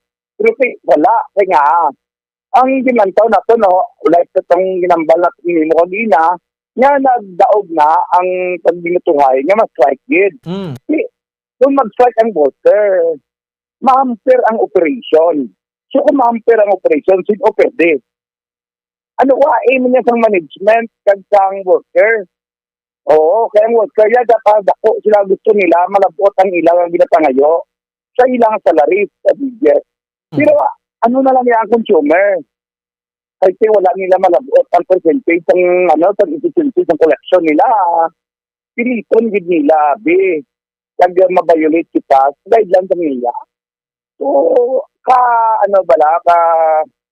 disbintaha man niya sa aton, no? Especially sa member consumer owner. So, sa aton niya, sa amon, Trindogan, So, para nga ma-review ini, mapatawag na lang sa special agma. That's why ma-request na lang kami sa special agma so that nga maligwat na ton kung pwede ligwaton o kung ang isaad nila sa today. Ay para nga ma-review na ton ini para mang-inspire man sa isa ang isa. So na lang ma-request na lang kami sa board. Kasi bintare kami alungay gahinyo na kung pwede hindi lang. Total, ara naman naduso na for implementation naman lang yung dadali, gid sila. Ako bilang agapanindugan ko subong bilang acting president sang Member Consumer Owner Federation. Kag antes ko maghambal initingog sang upod namon nga mga presidentilhan sang MCO sa lain-lain nga distrito nga nasa kupan sa Seneco. So that's why antes Seneco magambal, tingog ini pantanan ng mga consumer, mga member consumer owner. So may naga-message ka person sa ako, ibo mo po check mo lang mga sweldo na sa mga empleyado sa Seneco, kaya talaga ko ano gid ang demand nila subong sa iya gini term di pasikat. Pero iyan niya sang texter tayo ni halin sa aton, no? Anyway, sir, no? So do you think, pamangkot ko sa imo, because sa sining kinagamo sa Seneco, do you think may tawo sa likod sina behind or isa ka politiko or kung sino influensado nga tawo nga gamuhon abi butang sa hotspot ang Seneco subong, Sir Ernie, ano paglantaw mo? Pati ang amon niya bakit may ara gid man kasi ara sa political season kasi gusto lang nila bakit sa baron o kon kung naman na yung interest ng employee, hindi siya kabatyag. That's why kami yung mga sa federation, sa consumer, nagakuan din kami, nagaayo. Basta tanawagan din kami na hindi lang panik pagdayunan ay di. Kaya siya pa man sa state of pandemic, hindi sila konsindi, nga hindi man lang sila ang affected, hindi man lang ang siniko ang affected mo sa ila collection. Kadamo na ganit isang mga companies, even ganit multinational corporations, nagsilira na gani, tungod sa pandemic. Nadugangan pagid nga nag-abot ini audit ni nga nagdugang pagid nga nagdako naghitang og ang expenses sa Sineco para sa pag ano sa mga nautod na currency nga to. So, parang systems law nagdaka. So, amo na nga kumpani dala pasunaid man. Ang amon nga nga panawagan nga tani ang aton nga nga mga workers magpasunaid man. Iangan-angan nun lang nila, kita mag-implementar naman na. Galing kiti, hindi lang, galing kiti, kay wala sa kalabuot sa ason nga, nga koleksyon. Okay. Mamilit, dito sa kung nga dalikon, hindi ha, implementar din. So kami nga, hugot din, kag kuntari, gaayo din kami, na hindi kita ni tagdayon. Pero tungod kayo nagdaog ng inibutensyon nila, nag-apply cooling period, ma-strike na sila. So, ma-request na lang kami sa board na nga ma-conduct na lang ng special agma. So that na ma-review ining CDA. Okay, ang conflict na nagtatawag sila sa strike tungod kay ginapanindugan nila ang CDA. So para mangin klaro, i-review natin ang CDA para nga maidala natin gidala sa demand nila ang dapat nga iligwaton, no? Como ang nag-ratify ang AGMA, ang Annual General Membership Assembly. So si AGMA man ang makaduso para sa pagligwat sining mga ilisugot sa CDA Bombopons. Sige. So with this, thank you again, Sir Ernie. Sa saniman time, at least, no, ang members, consumers, owners, may tingog man angot diri. Happy weekend sa imo, sir. Thank you man, Bombopons, kag mabuhay ka. Okay, Mr. Ernie Pineda, ang members, consumers, owners sa Federation President sang Seneco. So sanay ang nagapamuno karon di makaba para may tingog magita, no, sa members, consumers, owners, no, sang Seneco angot sa sining issue patunga sa cure kag sa management sang Seneco. Di abi niyo ang mga factor pag may dugang ko to ko nga angin ita malabot ang collection efficiency naton. Damo-damo ka pangawat kurentismong, no, ti amo nang hindi taton malabot, no, ang target ta, no, mas dako pa ang ginabayad ta sa Philperage sa ginakawat sa ginakonsume naton, ti amo man ang isa o dapat lugot lagson ta gini sila ho. May mga barangay huhol gani di kuno nga nagapangawat sang kurente. Nautod ng kurente, binalik nila yung kurente tapos ang members sa consumers owners yung gabayad. Na itani nami sampulan na, no, kapasakaan man sang kaso, no, kagati of course ining audit, no, kag ang pandemya di basulon te sa audit basulon ta si pandemya nagada dilatar ining mabenepisyo sang cure. 8 minutos sa kaligid sa takna na 8 sa gabi sa aton na palatuntunan dito sa report ni Bongo Carla may defensor panugyan no, sa aton mga kapulis sa lapit ng campaign period sa National Post, no? So although sa last January 9, nagsugod na ang kick-off sa election period. Ang campaign period sa parabuton sa Febrero 8, tuiga 2022, no? So 90 days before sa election sa National Post, presidente, vice-presidente, senador, kag party list representative. Ang sakwa naman niya, no, sa local positions 45 days before election. Muna ang pagsugod man sang campaign period.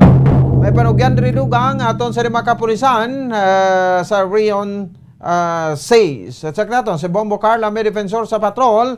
Bombo Carla, sa report please come. Yes, Bombo Pons, no? So nag-remind si Police Lieutenant Colonel Arnel Solis sa mga kandidato sa subong Bombo Pons nga pagasundon nila ang campaign rules ang ginset, no? Campaign rules na ginset sa Commission on Elections o COMELEC Bombo Pons ini ginsuportahan ini sa Department of Interior and Local Government sa Bombo Ponds o kon DILG. So diri Bombo Ponds ang ginaat sang diri no o kon gina-remind na diri sa mga kapulisan sa mga kandidato nga sundon gid nila ang mga campaign rules. Pareha sina Bombo Ponds ang hindi pagtipon-tipon Bombo Ponds conduct ng physical campaigns, rallies, meetings, and other related mga activities Bombo Ponds. So, ini prohibited man o kung hindi man pwede ang mga mag house-to-house campaign Bombo Ponds, bisan pa nga mayara sang permission sang owner, hindi gini sa gihapon pwede mag-handshaking di Bombo Ponds, kamustahanay o kung mga physical contact Bombo Ponds, kaga magkuha pa gani sa mga selfies gani Bombo Ponds, hindi pagida pwede o kung pa-picture, no? Hindi pwede kasi ini Bombo Ponds mga ka-8 ini sa hindi pag-observe sa social distancing. Mo Carla? Yes, Bombo Ponds. Hindi pwede, pero ginahimo na subong sa mga politiko, sinong kapang saway ni sa ilan eh? Amo gani Bombo Ponds, no? So susubong Bombo Ponds dapat gani hindi pa ni gani pwede, no? Kasi wala pa man ang campaign period diri sa local. Oh. So Bombo Ponds advance na, no? So ini Bombo Ponds ini pag mangin visible gid ini mga kapulisan. Te ano mayo ni sa ilan ni pang piangon tanan lang nisla? So Bombo Ponds mayari ini sila yang pagatubangon nga pagasawayon ini sila Bombo Ponds kaga check ron kung papasakaan ini sila sa kaso Bombo Ponds kung hindi ini nila. Bisa na mo kabakol ni sa bisa no kapiang ni sa ila mo man Japo kay mga kabalan naman nga daan. Okay, gani Bombo Ponds, no? So dapat gani hindi kay subong pandemic pagid subong ara pagid sa gihapon niya si COVID-19. So dapat hindi gid pwede ya magatipon-tipon sa gihapon na Bombo Ponds mga meeting di abanse no sa mga politiko. So dapat gani hindi pagid pwede mag house to house Bombo Ponds kasi wala kaya kabalo ko ikaw ang tag-iya sa balay. Wala kaya kabalo ya kung di niya nagpadulong, no? Ang nagapadulong sa imo sini o kung nagakagto sa imo sini nga panimalay diskan yung pahanugutan mo na kag makitaan ini sa mga kapulisan, syempre makabaton ini sa warning kag pagalantawon, no? Bombo Ponds mapasakaan ini sa nga kaso ang mga kandidato nga hindi o kung hindi magsunod sa ini nga mga campaign rules Bombo Ponds. So ano man sa PNP Bombo Ponds, open ang kapulisan, ang station sa mga kapulisan kung mayara sa mga pumuluyo nga magpadulong sa ila para mag-report kung mayara sa mga pagtipon-tipon no kon mga campaigns no nga ginapatigayon ang mga politiko nga wala nagasunod sa campaign rules Bombo Ponds. So Bombo Ponds, pamatian dala nato no ang pahayag gikan kay Police Lieutenant Colonel Arnel Solis. Actually, mayara kita COMELEC resolution, no? COMELEC resolution number 10732 promulgated November 24, 2021. Amo ini ang resolution sa COMELEC nga naghambal diri guidelines for the conduct in-person campaign, rallies, process, meeting, and convention, motorcades, and others, no? So, amo ini siyang rules nga latag kung anong mga dapat sundo, no, sa aton mga katuran nga nagkadalagan sa different elective positions sa palaabuton nga May 2022 national and local elections. So, considering nga amo yung rules, so dapat pagasundo nini sa aton mga katuran nga nagkadalagan. So, pagalantaw nato nini kung may aragid mang reported and we will be i-refer naton sa COMELEC considering na ang PNP is deputized by the COMELEC during election period. Lantaw naton kung anong magiging direktiba sa COMELEC sa aton, so amoy nang aton pagkasundon. Nabutang dira, no? During campaign period, may mga prohibited dira, no? Nga dapat nila sundon. For example, during sa mga activities nila, during conventions, meeting the advance, rallies, bawal ang mag-handshakes, mag-hug, no? Going arm in arm, or any action that involves physical contact, no?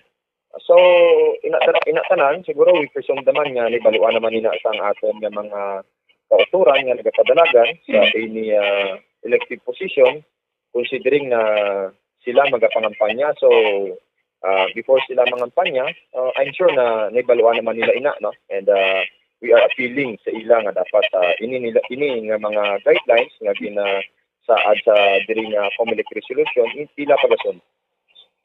We are appealing sa mga kauturan nato nga nagapadalagan sa ini elective position nga during their campaign period or sa actual nila mismo nga pangampanya, dapat sundon lang nila, no, kung ano ang mga do's and don'ts nga nakasaad sa COMELEC resolution number 10732. Kaya ini amo ini ang resolution or patakaran nga ginapapanaog sa COMELEC para pagasundo naton para malikawan man naton ang paglaptas ang COVID-19 virus.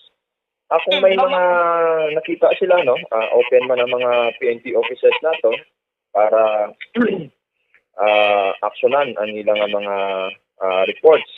And also nakasaad man diri nga may roles man diri ang mga barangay officials, barangay tanod, barangay health worker nga sila ang magpatuman man sa mga minimum public health standard sa ilang mga barangay kung may mga nagkakatabo nga kampanya, no, or caucuses or meeting di abansi sa ilang barangay. Bomba Pons, kaya mo ga-apilar gining TNT, PRO6, Bomba Pons sa mga kandidato, natundo na lang nila ang campaign rules nga gina-set sa COMELEC Bomba Pons. Sige. Bomba Pons, sa may nang report, nagikan sa patrolin. Si Bumbo Carlamig Defensor para sa Pambansang Radyo ng Pilipinas, consistent of all number 1 sa Bacolod, Basta Radyo. Bombo. Sige, salamat sa kay Bombo Carla Defensor. Oras sa Bombo Radio Bacolod, Philippines Standard Time, 26 minutos na nakaligan sa takna ng alas 8 sa gabi. Ini mga politikong kabala nga mabatinggilan, bla. Nga bisan hindi pwede ti sigihon, ma-house to house, mga musta, mga tipon-tipon. Muning namin hindi pagpangbutuhon, no, sa eleksyon. Kay ti kung kayo kampante kay madaog no need na sang pagkatukanto, especially ning pandemic ha. Kung wala pandemic, okay man lang na. Magaling kayong buta, ano gid ang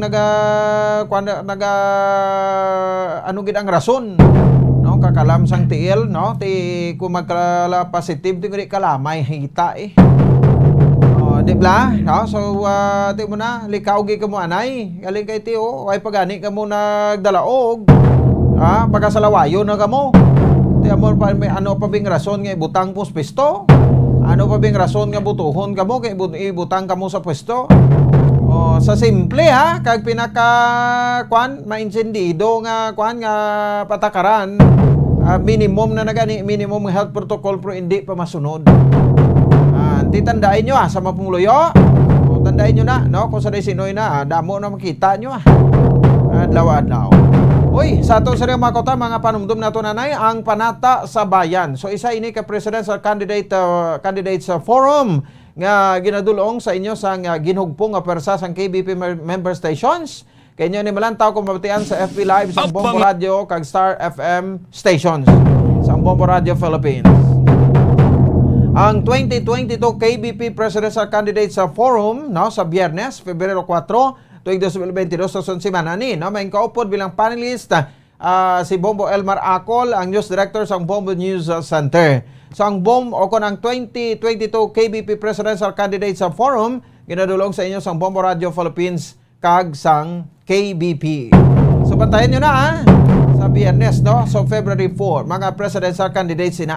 Siyempre, ara ako nung magmangkot, ara si BBM. No, ara ang tanan nga mga president sa boss. Diri tani mabalaan be, no? Kag hublasan ta, himbisanta, no? Ang mga magapapili pagka presidente naman sa May 9, 2022 election. May naman nabilin na kita ka mapanumdom, ano? Magabalik kita pagkatapos kita magsini. Stand by. Bombo Radio Bacolod. Number 1 Basta Radio Bombo.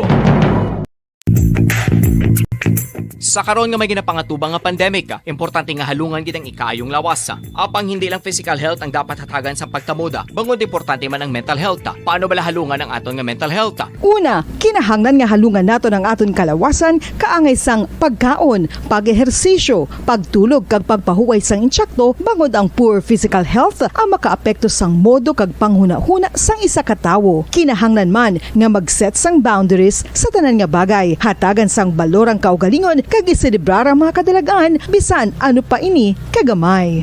Maayo man sa mental health ang pagpatawad sa isig kapareho. Bangod gina-release sini ang kabugat sa Balachagon subong man ang pagkamapasalamaton. Suno sa research, dako man ang mabulig sa pagpangamuyo sa paglikaw sa stress.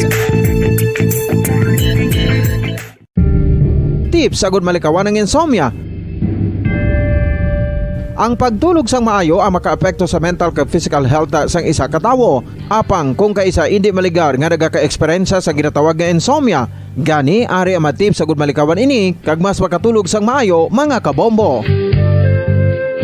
Kinahanglan nga pareho ang oras ang imo pagtulog kag pagbangon kada adlaw agud maset ang imo nga body clock. Kun adlaw, mas maayo nga buksan ang mga kortina agud makasulod ang kasanagon, paglakat-lakat kun aga kag pag-ehersisyo. Kun gabi, likawan ang mga masanag nga screen kaangay sa mga gadgets kag TV. Limitahan man ang pagkaon kag mga ilimnon nga may caffeine kag nicotine bagod makatuga ini sang problema sa pagtulog. Likawan man ang pagkaon sang madamo, pag-inom sa alcoholic drinks, pag-inom sang madamo nga tubig kag ang pag-overthink antes magtulog.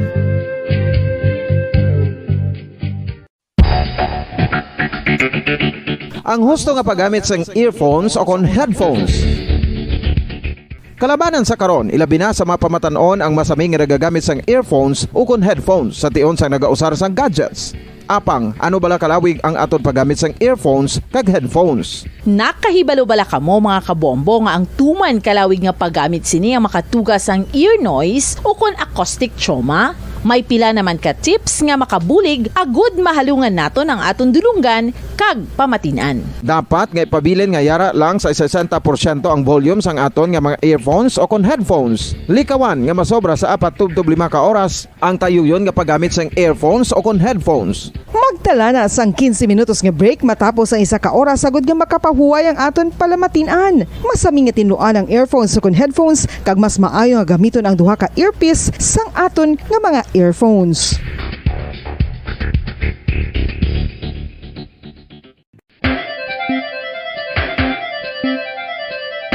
Ang talaba.